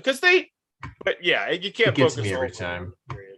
Even if I know it's coming, it's still. I gets me have every a time. buddy. I have a buddy who is in the military. He is a man mountain. I mean, literally, he was the guy you went and when you had the guy at the bar, giving you guff, you just had him wander back there and hang out with you, and then the guy would just vanish and leave because and I'll go to a horror movie with him, and he'll wear a baseball hat and he'll pull the hat all the way down like this, and he'll like stare at the tops of his shoes, like he just kind of barely watch the movie screen because he gets so scared when he's watching something. It's hilarious. It's like he turns into like it's like he's 7 years old. I wish I could bottle that. Wish I could take that. Right. Yeah. No, I mean, it's just like if I'm watching a movie that's scary, like I usually can just say to myself, okay, it's just a freaking movie. Let's just calm down. Right. And I can disconnect myself. Hereditary wouldn't let me do that. I was just like, I got to disconnect from Hereditary. It just wouldn't let me. It wouldn't let me. It's like, no, we're not going to let you. I think part of the reason why I love it so much is just, and this is going to sound so weird, when you see that first penis, it's so surprising. Like, it's like, holy shit, like, this is realistic. Like, if you were in like this situation, like, you would probably, I don't know. I love that movie. I think I've said it before, but I still remember I saw that like midnight showing opening, and it was just like somebody yelled like, "Oh, it's Dick!" God, You're so weird, Forrest. It was a fun moment. It was a fun moment that the entire movie theater got to enjoy because there was just you could hear a pin drop. It was so tense because I mean, you've seen the end of that movie. It's a tense ending, and it was just this guy just yelling, "Oh, it's Dick!" or it's just. There's nothing better, in my opinion, than going to a. And I know Scott will totally disagree, but I love going to a packed movie theater. Yeah. Opening night, opening weekend. It's not as comfortable, but just the energy, sense the of crowd being there, you know? Yeah. The shared experience of watching it for the first time. I don't like going to a horror movie with a packed crowd though. Because with everybody screaming and yelling, there's always those people that are way acting it up, you know, to be all like, scared and stuff, would like to freak out their friends or freak out themselves more. And it's like all of a sudden I can't hear the movie anymore. You know, I'm just like, that's fair. You know, I mean, it's just you don't like somebody yelling, "It's a dick." Well, it's a dick. Not especially. No, it's not. It's not part of the movie going experience. You know? It's like I want some milk duds, I want some buttered popcorn, and somebody yelling out, "It's a dick." Then my movie night is complete. I mean the only. I mean, I know I said no honorable mentions. The only movie that I want that I couldn't have it crack the top 5 was It Follows. It Follows. Well, they mentioned that in the chat. Yeah, It Follows is creepy as hell. And, they mentioned that. And I will suggest anybody who listen to watch It Follows. It starts off making you think you're watching some like Hostel movie or something like that, and then it takes a left turn. And I think I told you about that. It's like basically girl goes to a like club, or I can't remember exactly. I've only watched it once. The girl goes to a club or a bar, and she like hooks up with some dude in a car or whatever, and then like she wakes up and like she's been like tied to a chair, and like you think, okay, this guy's gonna like do something horrible to her, and then no, he just basically says, just so I've cursed you, there's something that's going to follow you and try to kill you now because you've had sex with me. It was following me, but since I had sex with you, now it'll follow you. And the only way for you to get rid of it is to have sex with somebody else and give it to somebody else. If it tracks you down, it will kill you. And then it'll start coming after me again. So you need to go and have sex with somebody else and give it to somebody else. Huh. It's weird. Yeah. And it's just like, and then it just like, there is this one prolonged 360 shot because and like the thing doesn't run after you. It just walks, and it takes the image of like anybody, right? It doesn't look like a monster. It's just like, but it's like, and then so during the movie, it's like it's different people you see with this kind of blank expression, and it's just walking towards them, and like there's this wonderful like she I forget where it is, but there's this wonderful 360 moment where the camera just starts panning slowly but surely around, like doing a 360 pan as she's like inside a diner or something like that, and since you've been watching the movie for so long, you're just waiting for, as it's panning, you're waiting for the thing to like to show up at some point as the camera just slowly is like showing everything around her, including like looking out the windows of the diner and stuff like that. And it's It's like a metaphor for AIDS or something. Yeah, that's totally what it was. Yeah. I mean, it's totally what I mean. They say it was a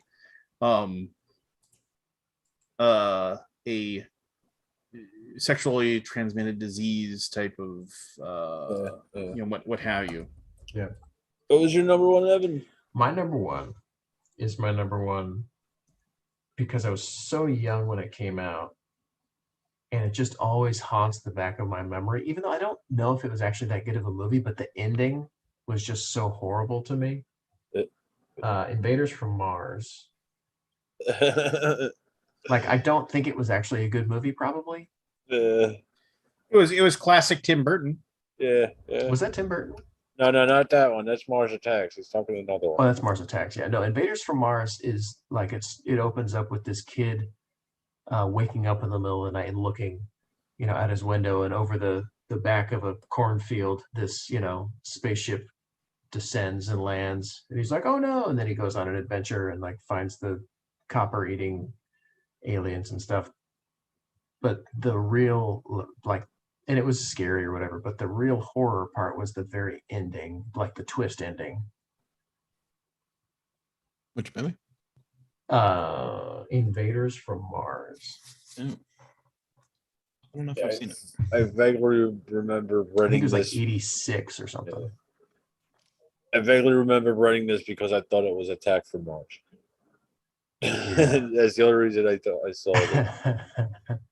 No, yeah, they came down, and anyway. I did that in another movie too, The Full Monty, and that one with Marky Mark. What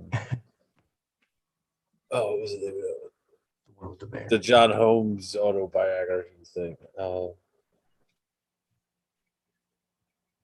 Yeah, Kabuki Kid. It was a B movie. Invaders from Mars. It was a B movie, but it was like the ending was unique. Was actually like really, really like sticks with me.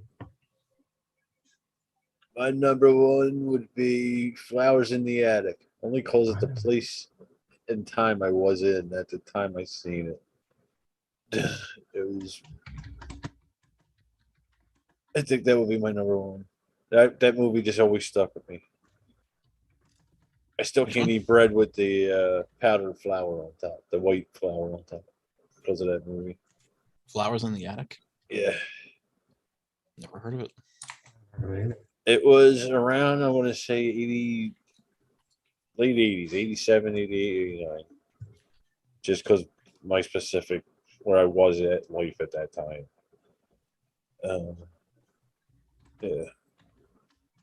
I don't know if that'd be considered a horror, but to me it was a horror. Yeah. Oh, was it like two girls kept in the attic or something? Yeah. Well, was it not only two girls? I don't remember the actual dilemma, but I don't remember any of the other ones. Was that? Trying to remember other horror movies like that I've enjoyed. I like Prince of Darkness, which is an old John Carpenter movie, but it's schlock. I mean, it's just complete schlock. The idea that the devil's been imprisoned in the basement of a church in like downtown wasn't New York. Ozzy in that movie? Yeah, no, Alice Cooper is. Alice Cooper. Oh, awesome. He's like the priest, right? No, he's the bum. Oh, he's a bum. He's the bum that gets taken over by the devil and starts murdering people. Tusk. I forgot about Tusk. That movie creeped me. Again, body mutilation. Body mutilation. Tusk. Yeah, I forgot. Me and Jim were talking about it earlier. Tusk was on my list. I just keep forgetting about movies.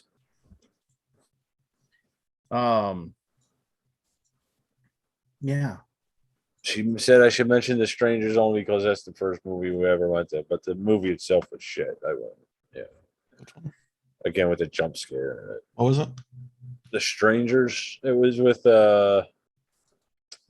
Steven Yeah. Tyler's kid. Liv Tyler. Liv Tyler. Liv Tyler. It was a horror movie with her about a home invasion. It was a shit movie. It was not good.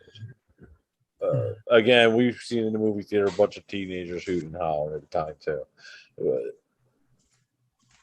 But that has a place in interesting her that- heart. The ratings on they have a lot of movie ratings on IMDb. Yeah. Like 25,000. A lot of the top movies have over 25,000 ratings.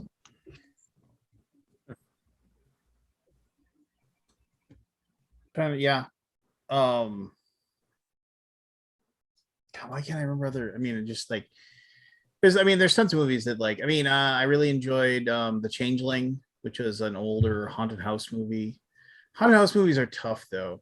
Yeah. I'll say this. The Haunting of Hill House, both season 1 and 2 are really good on Netflix. We have talked about this before. Yeah, there are. Yeah. I know. I've not watched them yet. I'm not gonna say anything about it. I'm just saying. He's waiting for season 3. I understand. They've been out for a while, and you watch all this other garbage. But, Did you guys see the 70s version of Invasion of the Body Snatchers when you were a kid? Yes, and that freaked the hell out of me That's too. pretty damn scary. Yeah. My sister got to pick that as the movie we went to see that night. Oof. That final scene. Horrible. David, they didn't get me either. Yeah, he starts yelling at her, Yeah. wailing at her, or whatever it is. Yeah. Just horrible. Yeah. Do you know the original ending and the original Invasion of the Body Snatchers was a bleak ending, and then people didn't like it, so they had to go back and like ham fist in a Happy ending. happy ending. Yeah. Mhm. That was yeah, there was that then. What a creepy movie that I like is, Bram too. Stoker's Dracula. Is that scary? It's kind of scary. It's not that scary, but it's more of a drama. I just thought I always liked it. I do like the movie. Like Winona. Yeah. Keanu. I also like Winona and Keanu. Is there anybody who doesn't? Is the real question. Nobody mentioned Scream. That's a pretty good movie. That's true. Yeah. Yeah. I like this. I like the whole original series. Really? It gets a little dumb, but Right. I can't remember anything past 2. Yeah, I'm trying to remember myself. Because then I get the parody ones mixed in with it, and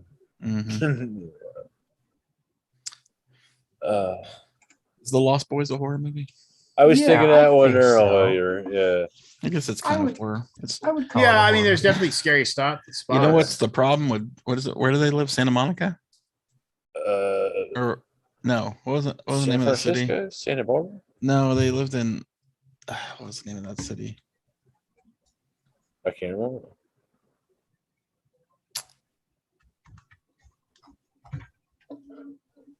It was a city? Yeah, it's a city in California, and I can't remember the name of it. Because the last line is like, you know what the problem with blah blah blah is?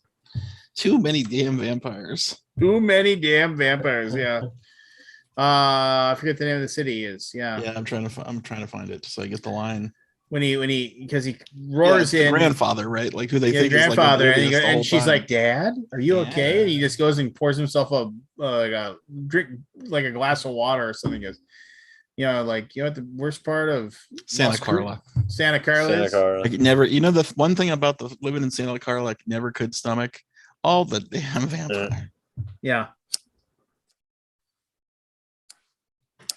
Mookie Kid's on it. Yeah, good stuff. Good stuff. All right, we're winding down. Packy, but it was still pretty good. No, yeah, Brat Pack. What is it, Frat Packy? Yeah, I don't know what they were called. The Brat Pack. Yeah, and I remember. That sounds right. That wasn't them, was it? Wasn't that Emilio Estevez? Well, it was Kiefer Sutherland and yeah. Oh yeah, Kiefer Sutherland. Alex Winter, Jason Patrick. Before he was Bill. Alex Corey Winter Haim. before he was Bill. Yeah. Corey Feldman. One of the Corey's, Corey Feldman, Corey Haim. God, I almost want to watch it right now. it's a classic for the time, right? Selma was It's still good too. a good one too. Well, I haven't watched it in a while. I have to watch it again and see if it's any good still. Vampire movies, Fright Night, the original. Welcome Good. to Fright. Yeah, Yes, yeah. that was a good movie. I almost puked in that movie. Oh god.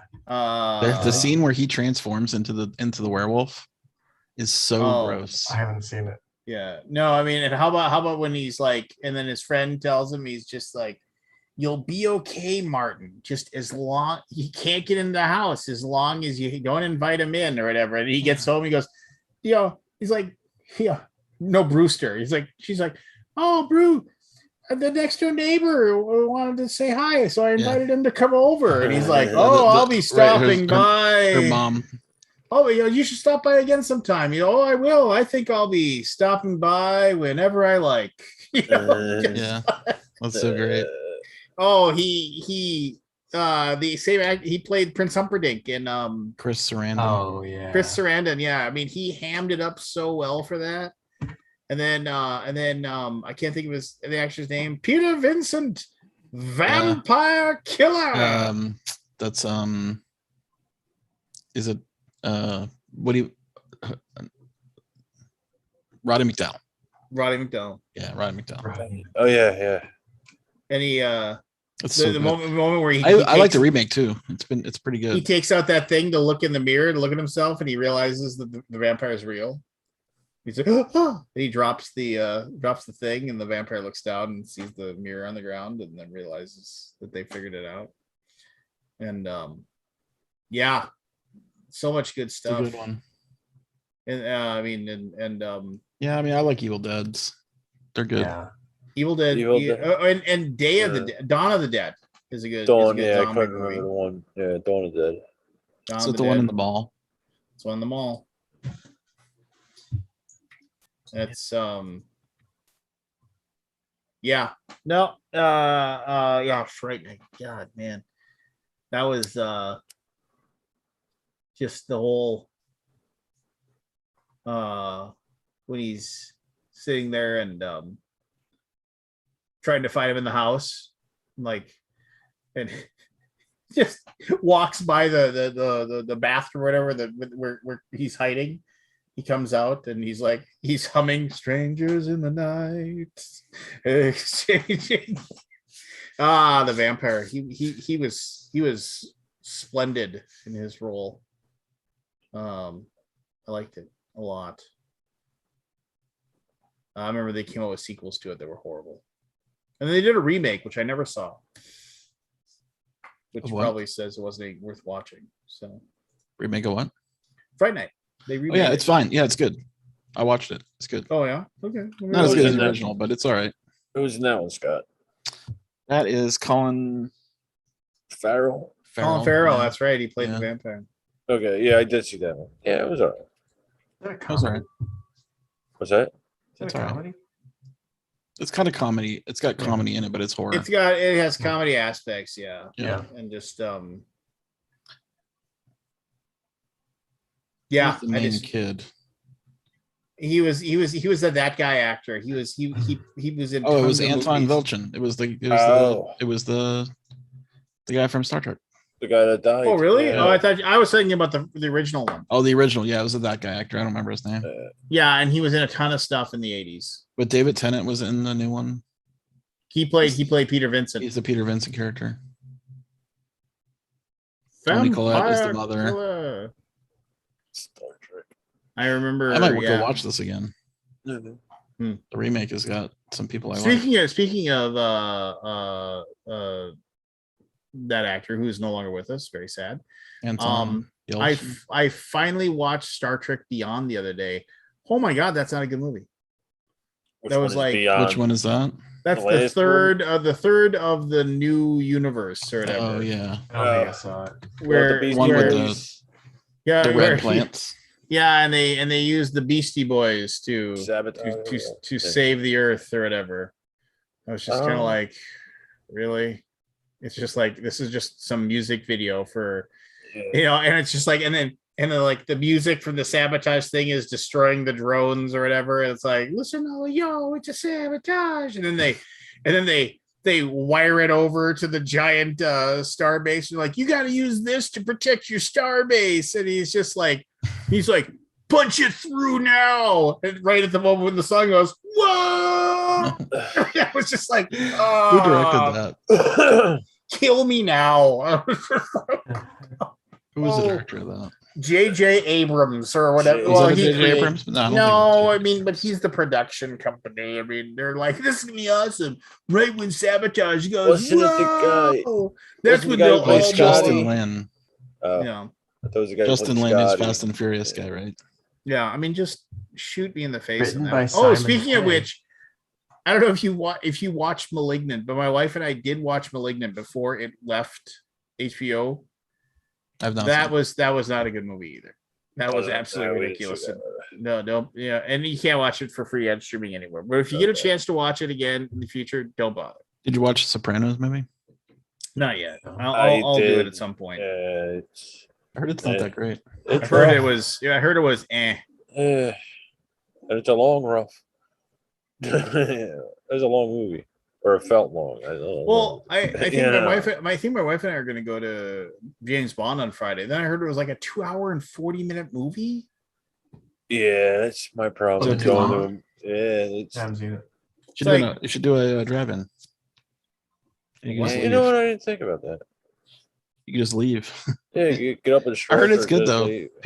I've seen some good positive reviews from my friends. I want it on streaming. I don't want to go to the movie theater. Yeah, I think that's kind of where half the world is right now. I don't know if the Alamos have been opened back up yet, but the Alamo is the place to go watch movies here in Dallas. Oh, really? Yeah, it was really good food and like good chairs and like not a lot of talking. They have a pretty strict quiet mode. Do they? Is that the Alamo? The Draft House, yeah. I mean, it's a chain. Oh, okay. Oh, you mean the Alamo? No. Oh, it's a Draft House. Okay, I heard. It's a Draft House. San Antonio. Draft House. Yeah, I heard they're really. They declared bankruptcy. I don't know where they are. Did they? Yeah. I mean, the movie industry in general is hurting on this. Yeah. Even like the numbers. Like the Draft House. It's pretty good. The numbers for these newer movies coming out, like Black Widow and etc. You know, they're just like they're nowhere near what they used to. Kabuki keeps saying we got to watch The Empty Man. That sounds like a movie that is an Empty Man. Be too much for me. Ours really anything exciting coming up? No. Essen is interesting. I've been watching the pictures come out of it. Today's the first day. Excited for It's probably open by now. I'm going to go to QsCon. I got invited. Siri, what time is it in Essen, Germany? 3 here. In Essen, Germany, it's 8:41 a.m. It's too early. Yeah, it's 9 hours. They're having their bread. They're having their bread and meat. Yes, they're having the breakfast bar. Yeah. The fricadelle and meatballs, man. It's fricadelle. It's delicious. It's like a ground beef meatball thing in Germany, like with the flavor. Good. That sounds good. No, man, I'm excited to come see you guys at BGG or whoever's going to be there. For 5 weeks. BGG. I'm not excited to see you at all. Then. Oh, nothing to do with you. No, I won't be there. I wish I was. But oh, okay. Jen almost talked me into it, but it's just bad timing. It's gonna maybe be next year. Fun. It's like you guys coming for the whole thing? What's that? You coming for the whole thing? We're showing up like Thursday night. Okay. So whatever festivities are occurring starting Thursday night, yes. I think we get in. Pitch some games. I haven't heard my travel. I think we're getting in on Tuesday. The Gray Fox. Yeah, you come in early, don't you? Come in Tuesday. Yeah. It starts on Wednesday, right? Yeah. I'll be there on Tuesday. I'll make my daughter work for you for free. Help you with the library. Yeah. Lance, is Josh coming? No. Okay. Is Shane coming? Shane is. It'll be me. Our buddy Mike. I know who I'm drinking with Thursday night. Is it Shane? Yourself? Yeah, Shane, what are you doing? Going to the bar. I'm gonna go. I'm gonna go drink. It's midnight. What do you think? Drinking. No, I'm drinking. Yeah, he's so much fun, man. He is. He's a lot of Paul fun. Tompkins is gonna be there on Friday before. I called him Friday today and I before. said, Wow. hey, can I rant for, because I was pissed off about a few things. I called him and he's like, hey, what do you need? And I was like, can I rant for like a few seconds? You got time? He's like, oh, I got time. I got minutes. I got 10 minutes, 20 minutes, rant away. He's like, to which then I ranted and we laughed and we made Wasn't he gonna move to like Slovakia or something? No, that's Josh. Josh is moving to Albania. Albania. in 2022, and Shane is seriously thinking about finding a summer home that he would live there during part of the year. It sounds cool, man. Like everything Josh said. Sounds pretty cool over there. Albania. Which museum do you go to, Paul? Albania. I have friends coming to Dallas and they're like, we want to stay an extra day or two. What should we do? And I'm like, I don't know. 3 attic. Your land is mostly mountainous. I'm a bad tourist of Dallas. I mean, and I've done the our JFK thing. export I find that coal. It's boring. It's like, okay, there's the picket fence.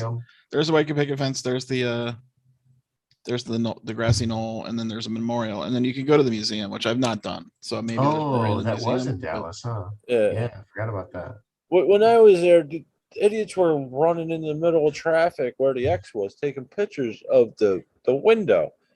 Yeah, while cars are coming. I know it's an actual busy thoroughfare too. Yeah, but I just found it a little morbid. I didn't really enjoy that. But I hear you, Scott. I lived in Philly, 3/4 of my life, and I could tell you the art museum and the natural science history museum because I kind of enjoyed that when I was a kid. But other than that, I don't. With the Liberty Bell too, right?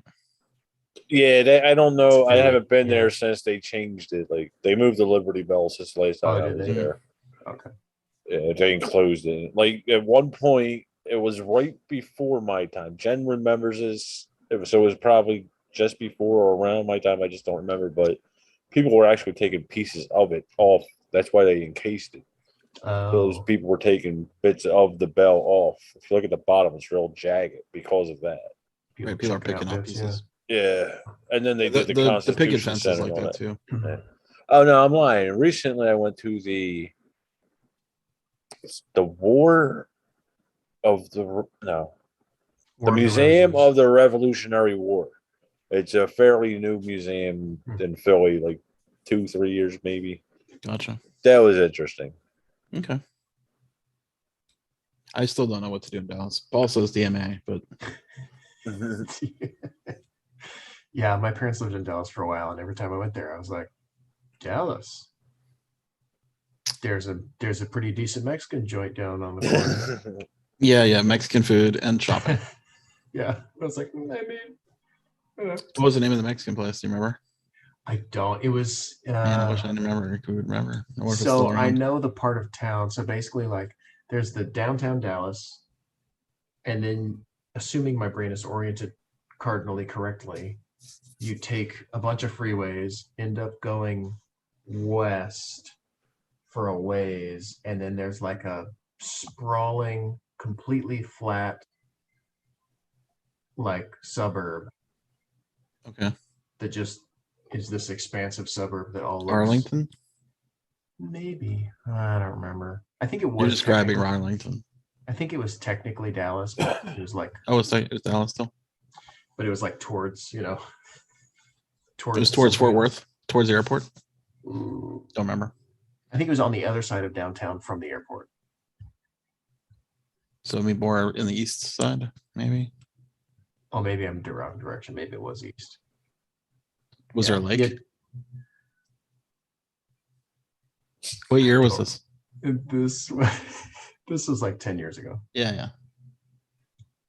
Yeah, you basically from the airport had to go over, like there's a which airport? Hold on, which airport? Like a bypass, the Dallas Fort Worth airport. Okay.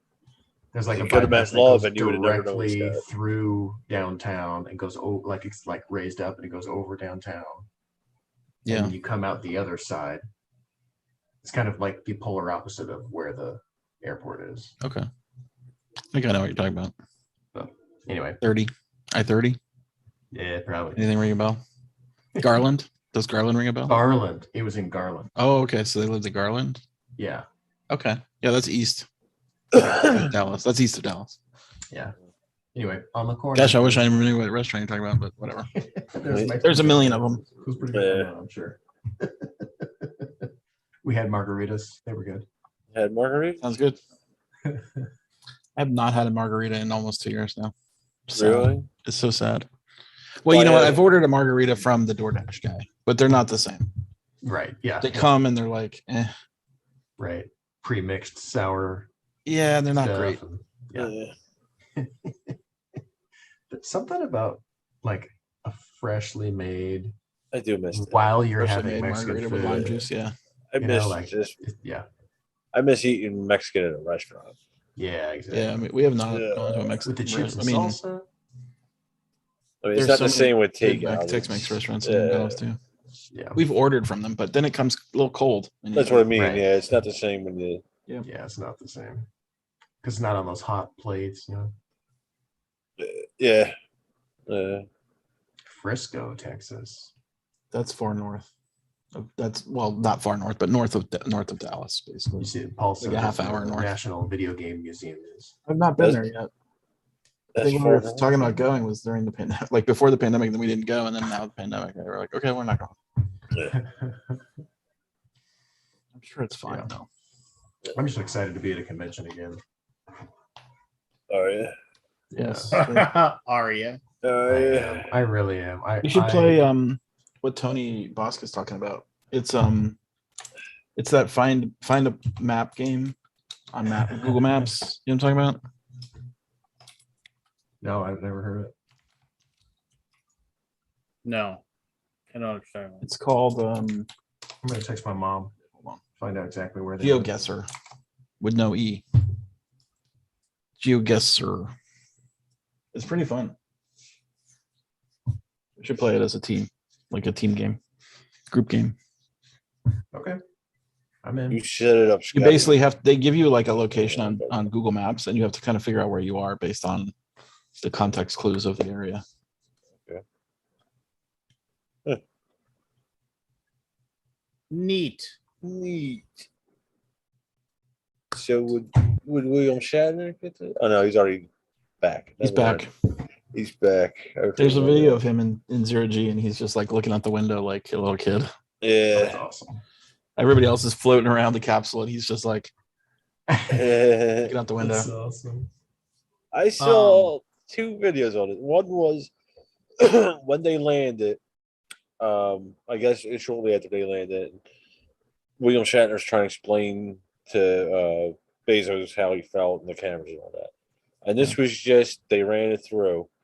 But I this one didn't have any shots of him in space. So I went to another one, which was on MSNBC, I think it was MSBC, whatever the hell it is. MSNBC. And it ran through parts of that what I saw and him going into space. And then after that, the anchorman was like, he says that they're going to use this in a commercial now because it was comped to William Shatner from Bezos. So he can. Oh, I wish I could remember exactly how I put it, but it was basically so Bezos can connive money out of other people and all that. It was just best. It's a rich person. It's a rich person's, roller coaster. Yeah, it is. I mean, I think it's like $250,000 or something like that to go. Yeah, like that. Yeah. But it just makes me They fill the whole thing. It's like 5 people, right? So it's like $1.5 million. Yeah. Yeah. $1.25 million. I mean, if you think about it, if it's only 5 people, that's actually way less expensive overall than I would have guessed. Yeah. It may be 250. I don't know. Yeah, I'm not sure what the price is, but yeah. Yeah, no, it's. Did you see the meme somebody made of him with the other people, and they gave him a yellow shirt? They redid it, so he gave me a yellow shirt. He had the yellow captain shirt, and everybody else had red shirts. Yeah, that was awesome. Yeah, and it said crew unsettled over new uniforms. Over new uniforms. And he's just like with his arms crossed. It's awesome. Well, apparently my mom is not awake at 3 a.m. But Oh, I was is it trying to 3 find out the a.m.? name of. Oh, I it's was 2. trying to. It's I was 3 trying a.m. to on find the the East name of Coast. that. Yeah. All right. Well, I she's gotta do near some work Louisiana. too. She lives in Louisiana. Oh, did you Yeah. guys see this video with the Robin Williams like thing? What? Why? It's like a Robin. Yeah, It's a test yeah. scene from a Robin Williams. Like it's not a movie. I mean, they just made the scene. Yeah, This actor who dude who imitates kind of him. looks like him and does a Totally really good looks and job. sounds Yeah. like him. Yeah, he does a really good job. I was really impressed with that. Jamie 55 Costa. million a ticket, Kabuki says. I'm assuming It's $1 million a that's for ticket? the 55. flight. 55 million? Oh, come on. Is it really? That seems way too high. So I also saw a meme that said I think we should tax the rich. I think we should tax the really rich. I think we should tax the really, really rich. But I think we should tax the fuck out of. I like to go to space for something fun to do, rich.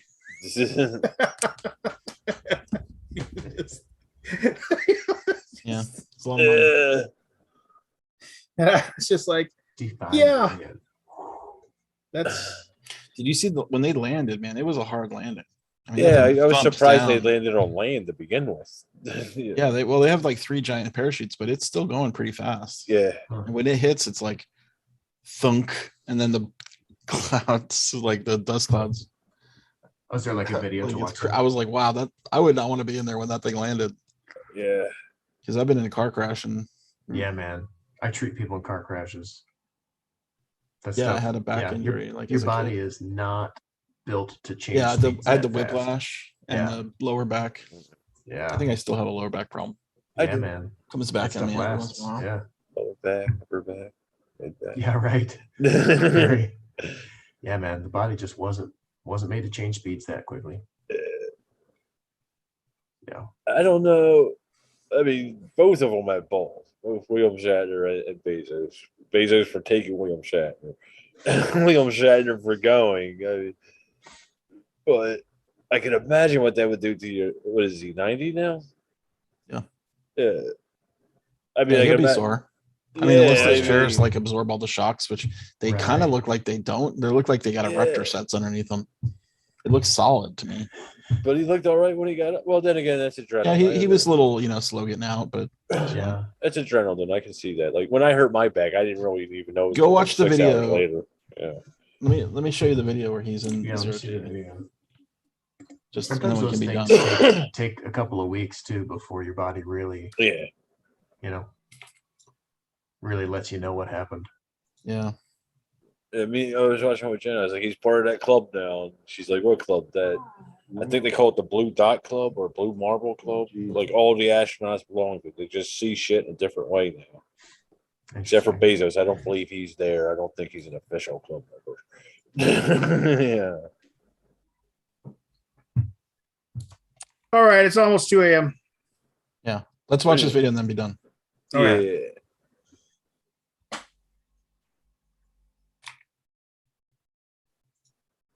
Can't make it open. Open. Open. There we go. Open, Scott. Gotta do my share. Is that the one? Yeah. Got it? Or I gotta share the sounds. Hold on. Something's happening. Something's going on. Oh. I mean, if you're Captain Kirk, you pretty much have to take that ride, right? Yeah, pretty much. I mean, That's like another thing of that. He was making Star Trek when they were going up. Is it? Oh, Jesus. Carmen line. No description can equal this. Wait. In there. This is nuts! Oh, my God. This is Oh, wow. Oh, I'm telling you. He's a little rocket. Oh, my goodness me. Oh, wow. I can't believe this.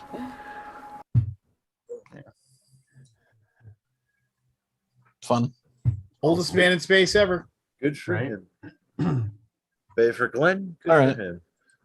Have a good week, guys. Yeah, I mean, and hey, that's a great way for Jeff Bezos to shove some negativity away from him, right? Right. Everybody's like, yeah, you did it for the chat. You're awesome. And you still have billions and billions of dollars and exploit your workers. So yeah, you could have some fun with that audio. Yeah, that's true. Probably. All right, everybody. Thanks for watching.